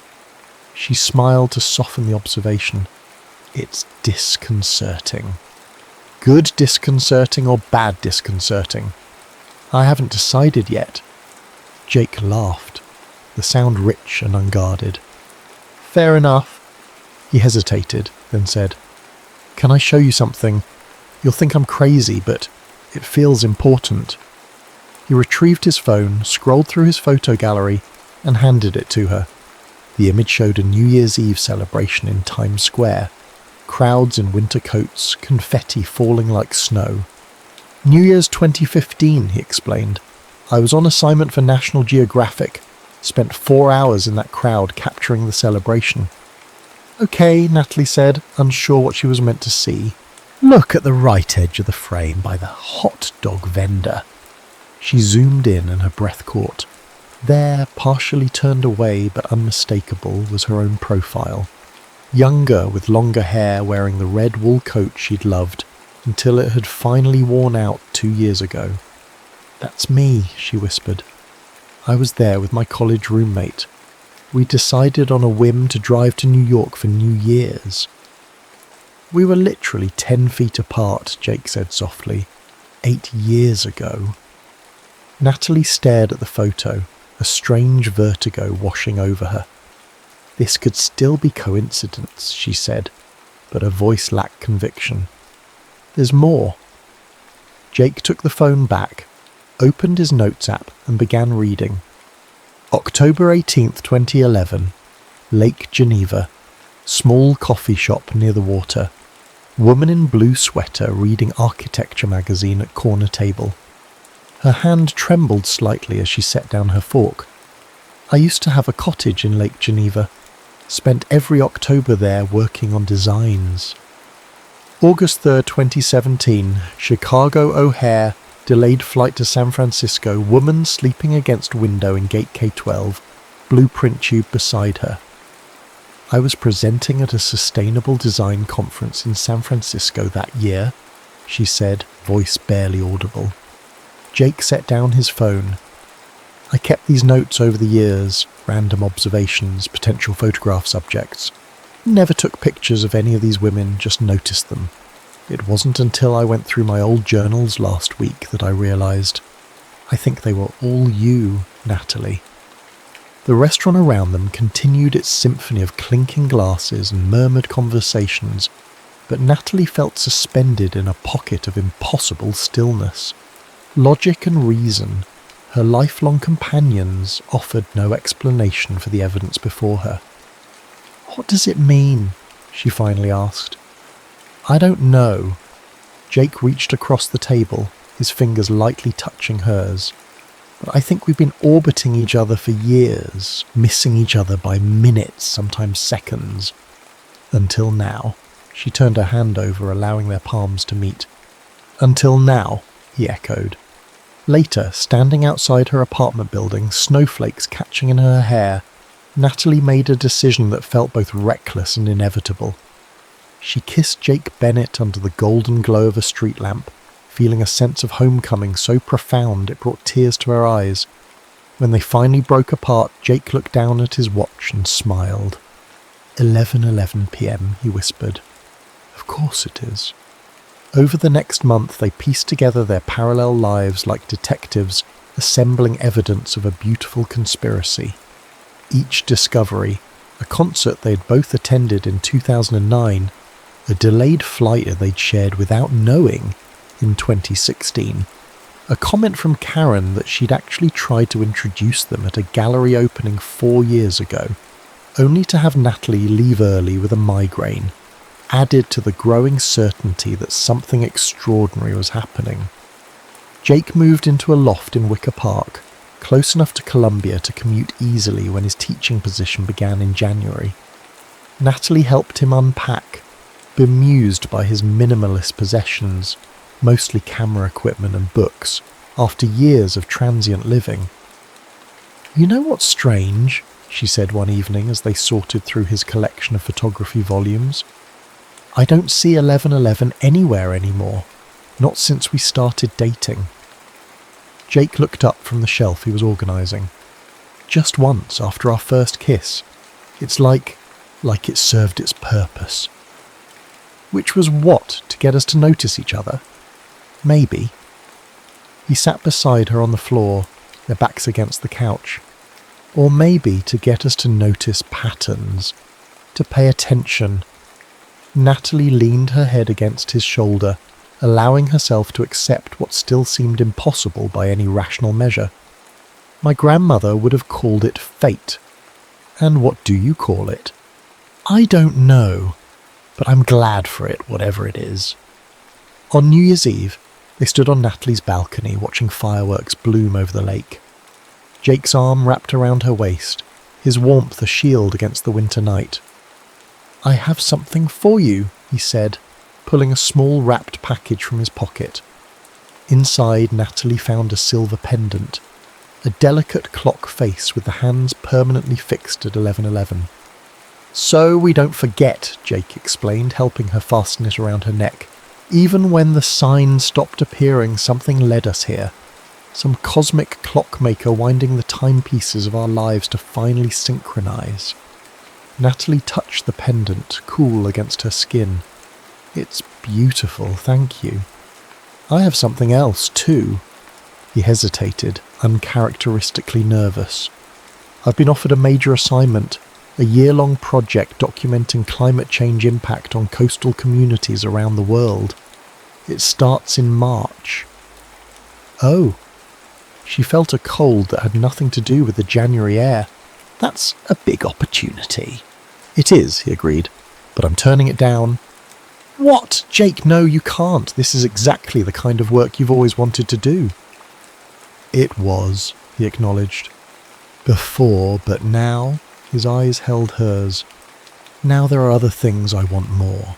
I would never ask you to give up your work for me, Natalie said firmly. You didn't ask. I'm choosing. Jake took her hands in his. I spent 15 years running from place to place, capturing moments but never living in them. I'm done running, Nat. The fireworks reached their crescendo, golden sparks raining down over the black mirror of Lake Michigan.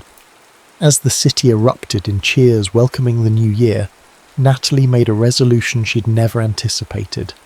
To believe in something beyond reason, beyond evidence, beyond the tangible world she'd built her career understanding. To believe in them. Spring came early to Chicago that year. By mid-March, tree buds swelled with promise and Lake Michigan's steel-grey waters softened to blue. Jake's photography seminar at Columbia had become the department's most popular offering, while Natalie's Henderson building broke ground with mayor and media in attendance. Outwardly, their lives had settled into a comfortable rhythm. Inwardly, Natalie struggled with a growing unease she couldn't name. "You're quiet tonight," Jake observed as they walked home from dinner, the evening air unexpectedly mild. "Henderson troubles?" "No, the project's fine," she hesitated, then asked the question that had circled her mind for weeks. "Do you ever wonder if we're real? This connection between us?" Jake stopped walking. "What do you mean?" "I mean," Natalie searched for words, "what if we've constructed this narrative, this cosmic love story, because the alternative is admitting we're just two people who happen to bump into each other in a bookstore during a power outage?" She traced the pendant at her throat, a habit she'd developed. "What if 11/11 was just a coincidence, and we've built this elaborate mythology because it's more romantic than random chance?" Jake studied her face. No defensiveness in his expression, only thoughtful consideration. Would it matter if it began as coincidence but became something meaningful? "It would to me," she admitted. "I've spent my entire life believing in what I can see, measure, design, concrete things, and now I'm building my happiness on what? Mystical number patterns. Near misses that may or may not have been you and me. It feels like standing on a foundation I can't verify." They resumed walking, silence stretching between them. Finally, Jake spoke. "When I photograph landscapes, I'm capturing a moment that will never exist exactly that way again. Light, weather, season, everything changes constantly. But the photograph remains, evidence of something fleeting made permanent." He glanced at her. "Maybe that's what love is, taking something as transient as two people finding each other and making it real through belief and commitment." "That's poetic," Natalie said, "but it doesn't answer whether what we're feeling is genuine or manufactured from a series of coincidences." "Does it have to be one or the other?" Jake asked. "Can't it be both? A coincidence that became meaningful because we chose to give it meaning?" But Natalie, trained to see the world in blueprints and load-bearing calculations, found herself craving certainty. The more she examined their relationship, its rapid intensity, the ease that seemed almost unnatural, the more she questioned its foundation. 2 days later, she cancelled dinner plans, claiming work demands. The next week, she suggested taking some space to think. Jake accepted her retreat with a grace that only made her question deepen. Shouldn't he fight harder if what they had was so extraordinary? In her empty apartment, Natalie removed the 11/11 pendant and placed it in her jewellery box. She worked late, attended a conference in Seattle, resumed her pre-Jake routine with determined focus. When her mother called to ask about that photographer you were seeing, Natalie responded with deliberate vagueness. "We're taking a break."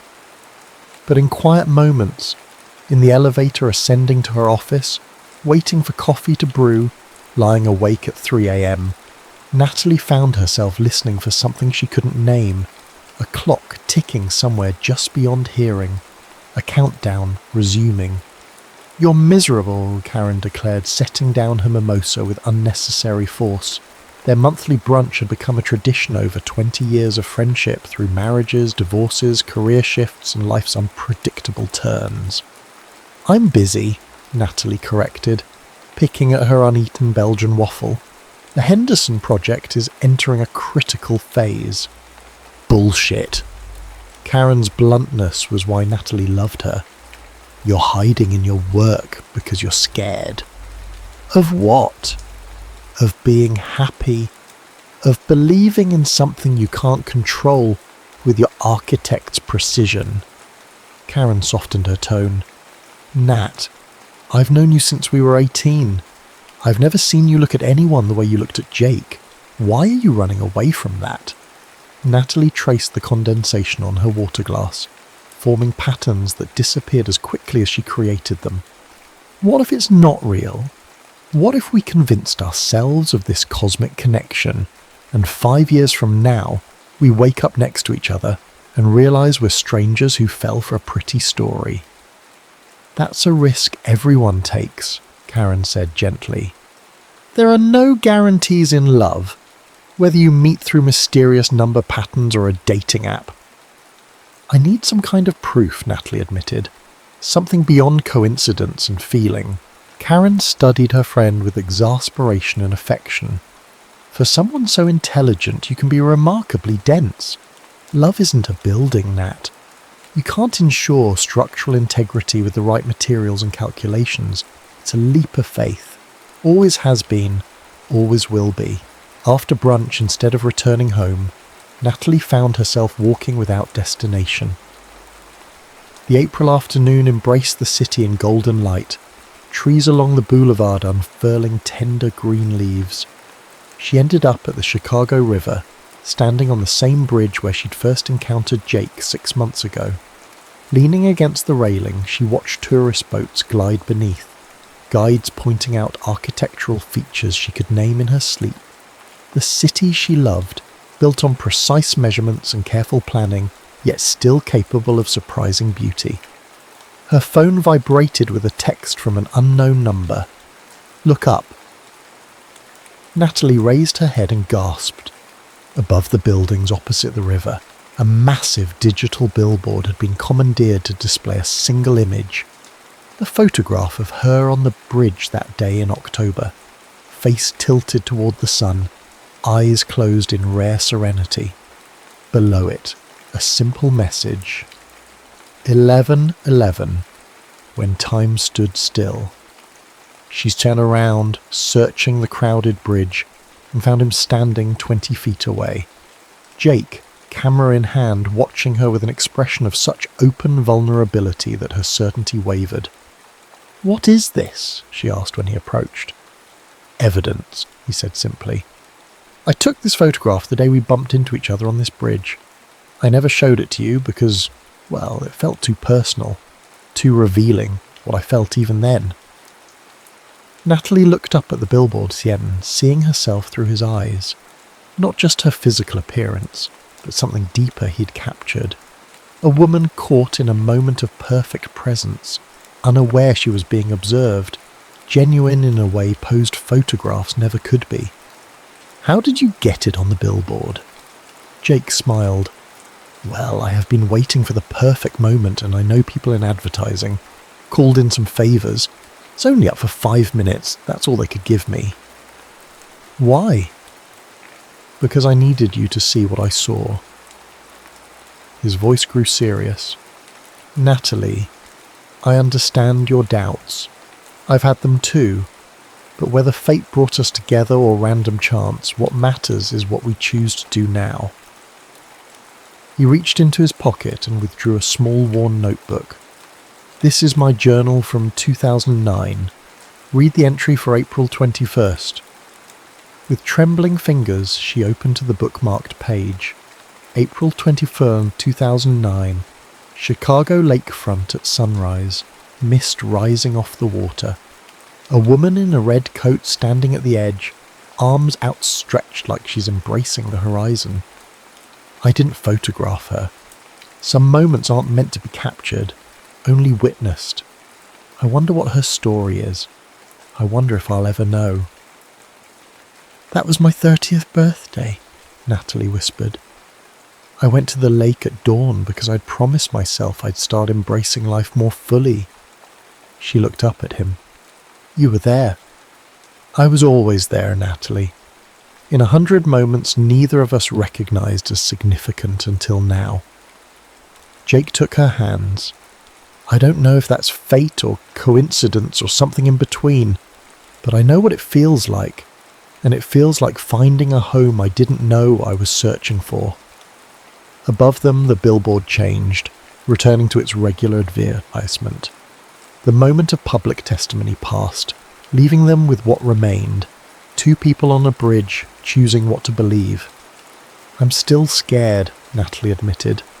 "Me too," Jake said, "but I'm more afraid of missing this, of spending another 15 years almost finding you." Natalie closed her eyes, feeling the spring sun warm on her face, the gentle pressure of Jake's hands in hers, the solid bridge beneath her feet. In architecture, she knew, even the most carefully designed structures required a leap of faith, that moment when theory became reality, when drawings became dwelling places. Perhaps love demanded the same courage. "Okay," she said, opening her eyes to meet his. "Let's try again, but this time eyes wide open. No mystical explanations, no fate narratives, just us choosing each other every day because we want to, not because the universe decreed it." Jake's smile bloomed slowly. "Just us," he agreed. Although, he glanced at his watch, "it is 11:11 right now." Natalie laughed, the sound carrying across the water like a promise. "Of course it is. Summer in Chicago arrived with a vengeance. Humid days where the air hung like warm syrup and nights alive with street festivals and outdoor concerts." Natalie and Jake moved through these months with tentative joy, rebuilding what had briefly fractured in spring. Natalie kept her apartment while spending most nights at Jake's loft, his minimalist space gradually accumulating evidence of her presence. Architectural journals on the coffee table, her favourite tea in the cupboard, a pair of reading glasses perpetually forgotten on the windowsill. They established routines: Sunday brunches at a corner bistro, evening walks along the lakefront, quiet mornings where they worked side by side, she on building designs, he sorting through photographs. By unspoken agreement, they avoided discussion of cosmic alignments or fate. The 11:11 pendant remained in Natalie's jewellery box, though sometimes she caught herself touching the hollow of her throat where it had rested. The numbers no longer appeared with supernatural regularity, and both pretended this was a relief rather than a loss. "I've been thinking about that lighthouse," Jake said one evening, as they sat on his balcony, watching fireflies blink in the small park across the street. "What lighthouse?" Natalie asked, her attention half captured by a challenging structural problem in her latest design. "The one in your dream. The bridge that kept stretching, preventing you from reaching the person on the other side." Natalie set down her tablet. "I never mentioned a lighthouse, just a bridge." Jake's brow furrowed. "You did. You said it was a coastal bridge, leading to a lighthouse." "No," she said slowly. "I didn't." They stared at each other, the summer night suddenly charged with something neither had wanted to acknowledge.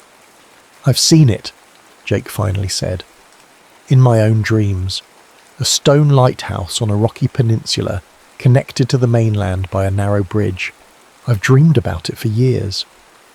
Natalie's pulse quickened. "Have you ever found it? In real life?" "I've looked, even photographed dozens of lighthouses along the eastern seaboard and Great Lakes. None matched." He hesitated. "Until last week." From beneath the coffee table, he retrieved a manila envelope and spread several photographs across the surface. "These came from a location scout I know. He was researching sites for a film shoot in northern Michigan." Natalie's breath caught.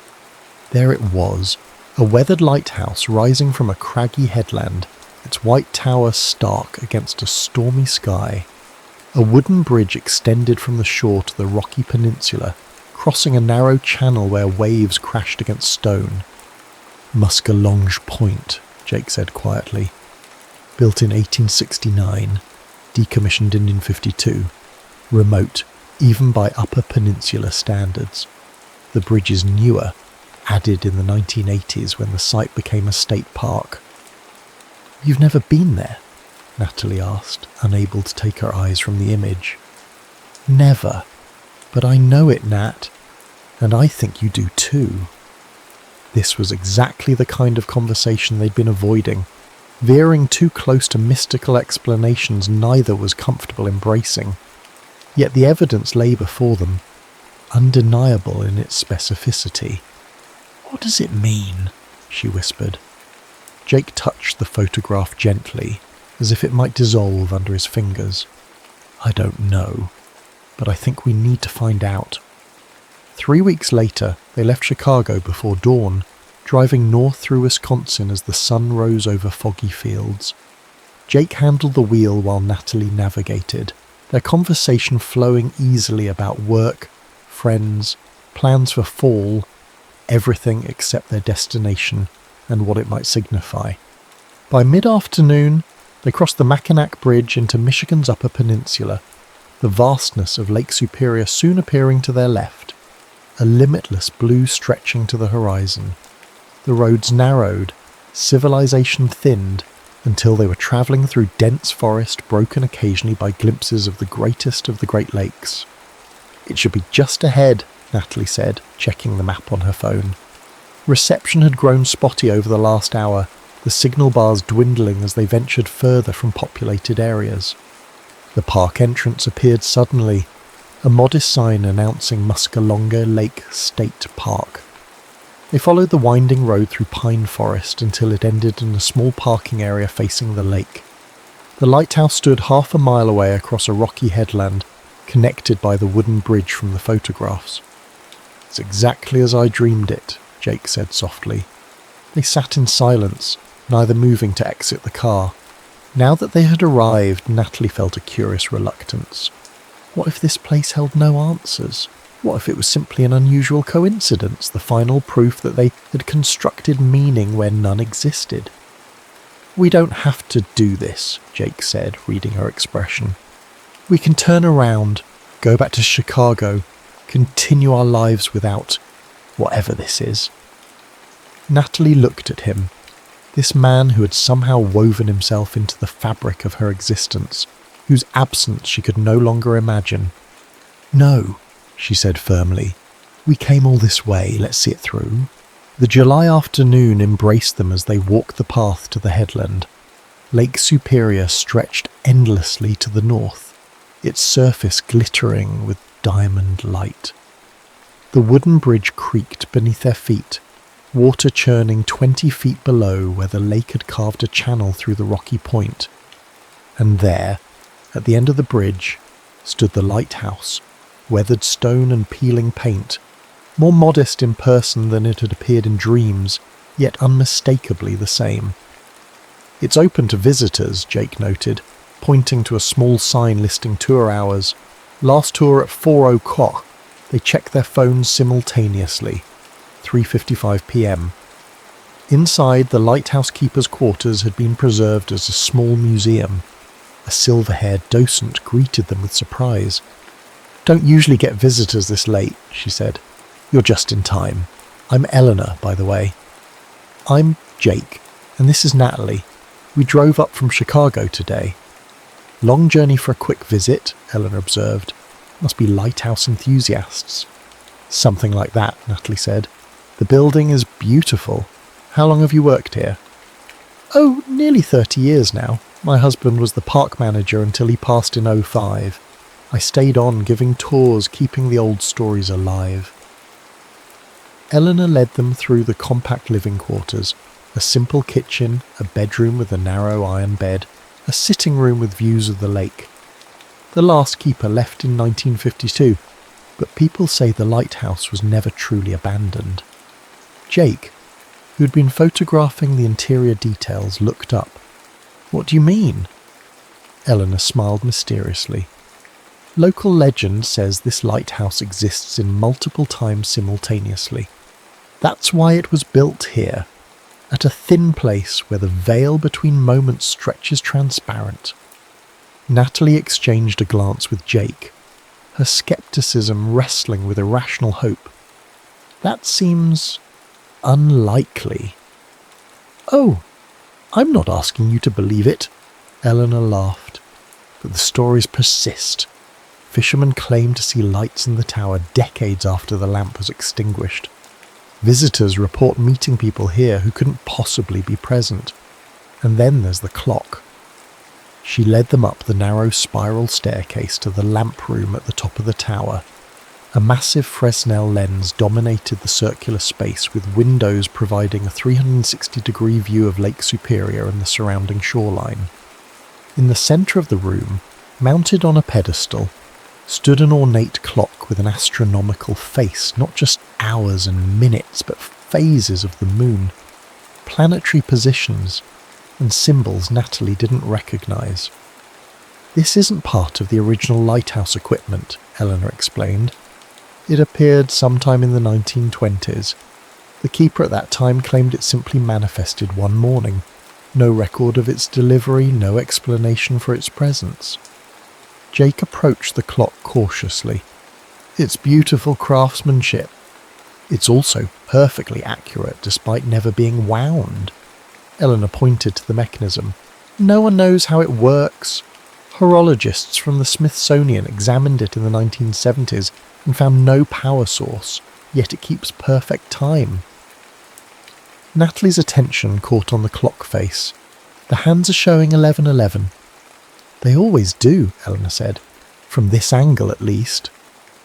Jake and Natalie moved to stand beside her, viewing the clock from where she stood. The hands clearly showed 4:17 p.m. "That's not possible," Natalie whispered, circling to her original position. From there, the hands unmistakably pointed to 11:11. "Optical illusion?" Jake suggested, his voice uncertain. Eleanor shook her head. "Something more interesting, I think. The clock shows different times to different viewers, always has. Some people see their birth time, others see the moment of a significant life event. Wedding, child's birth, parents passing. And some see 11:11, Natalie said softly. "Yes, that's quite common." Eleanor studied them with newfound interest. "You're a pair, then?"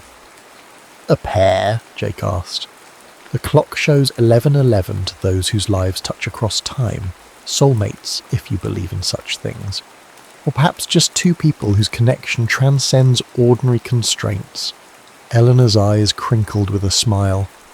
"My Harold and I saw 11:11 when we first visited this lighthouse in 1974. Been together ever since until he passed over." Natalie wanted to dismiss this as superstition, the kind of folktale that accumulated around remote places. But the evidence of her own eyes, the precision of her recurring dreams, the impossible journey that had led them here, all stretched the boundaries of her rational mind. "There's one more thing you should see," Eleanor said, leading them down the spiral staircase to the keeper's sitting room. She unlocked a cabinet and withdrew a leather-bound visitor log. "This stays out of public view for obvious reasons." She opened the book to a page marked with a red ribbon. There, in faded ink, two entries stood side by side. August 17th, 94, Natalie Carter. Chicago, visiting with family. Dreamed of this place before coming. Strange feeling of waiting for someone important. August 17th, 1994, Jake Bennett, Rochester, NY family vacation. Keep having the feeling I've forgotten something crucial. The lighthouse seems familiar, though I've never been here before. Natalie gripped the edge of the table, her knees suddenly weak. "I don't remember writing this. I don't even remember visiting this lighthouse as a child." Jake's face had gone pale.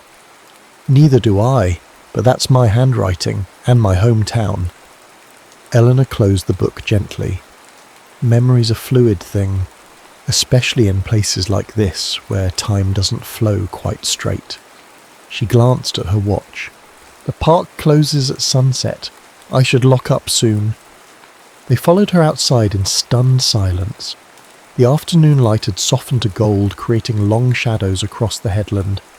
Lake Superior stretched before them, ancient and inscrutable. "Eleanor," Natalie said suddenly, "was there ever a time when the bridge wasn't here, when the lighthouse was completely isolate?" The older woman considered this. "Before the 1980s, you'd need a boat to reach it.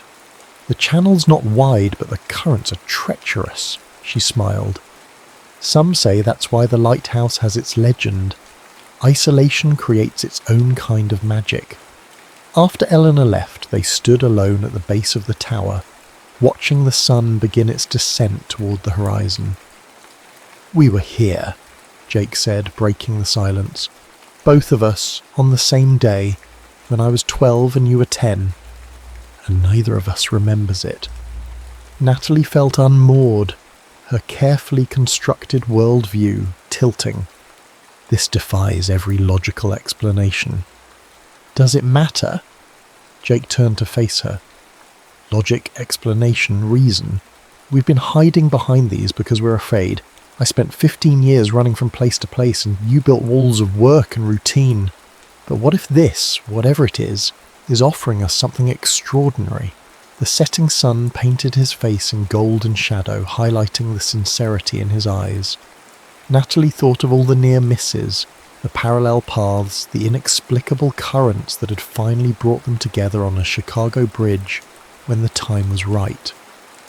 You know, she said slowly, in architecture, there's a concept called harmonic resonance. It's when a structure's natural frequency aligns perfectly with external forces. Most times that's dangerous. Bridges collapse, buildings fall. But sometimes, when it's designed correctly, that resonance creates something remarkable. Something that couldn't exist without that perfect alignment. Jake took her hands. Is that what we are? Harmonic resonance? Maybe, Natalie smiled. Or maybe we're just two people who kept missing each other until we didn't. I still don't know if I believe in fate, Jake admitted, but I believe in us, and I believe in now. He reached into his pocket and withdrew a small box, which is why I brought this. Inside lay a ring, simple platinum band, small diamond that caught the sunset light. Not a traditional engagement ring, but something more fitting for them, elegant, understated, with depth beneath its surface. Jake, Natalie breathed. I'm not asking because some cosmic clock brought us together, he said.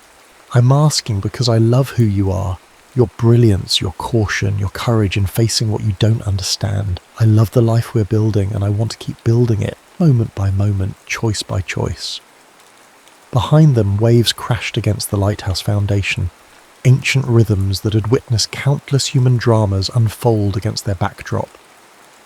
The last time I stood on a bridge with you, Natalie said, her voice steady despite her racing heart, I promised no more mystical explanations, just us, choosing each other every day.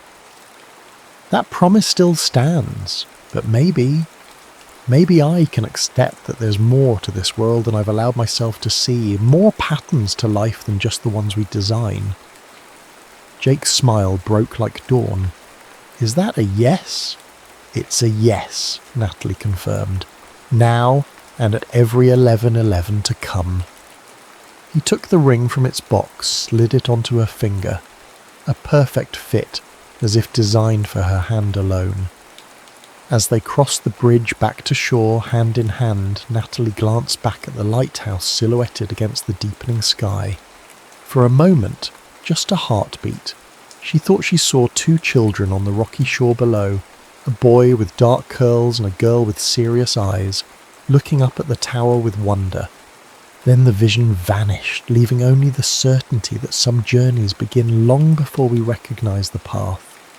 In the car heading back towards civilization and the life they would continue building together, Jake reached for her hand. You know, he said, I never believed in perfect timing before you.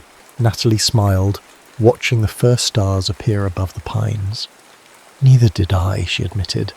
But I'm starting to think that time, like love, isn't something we measure so much as something we create, moment by moment, choice by choice. The lighthouse disappeared behind them, its mystery neither fully explained nor necessary to explain.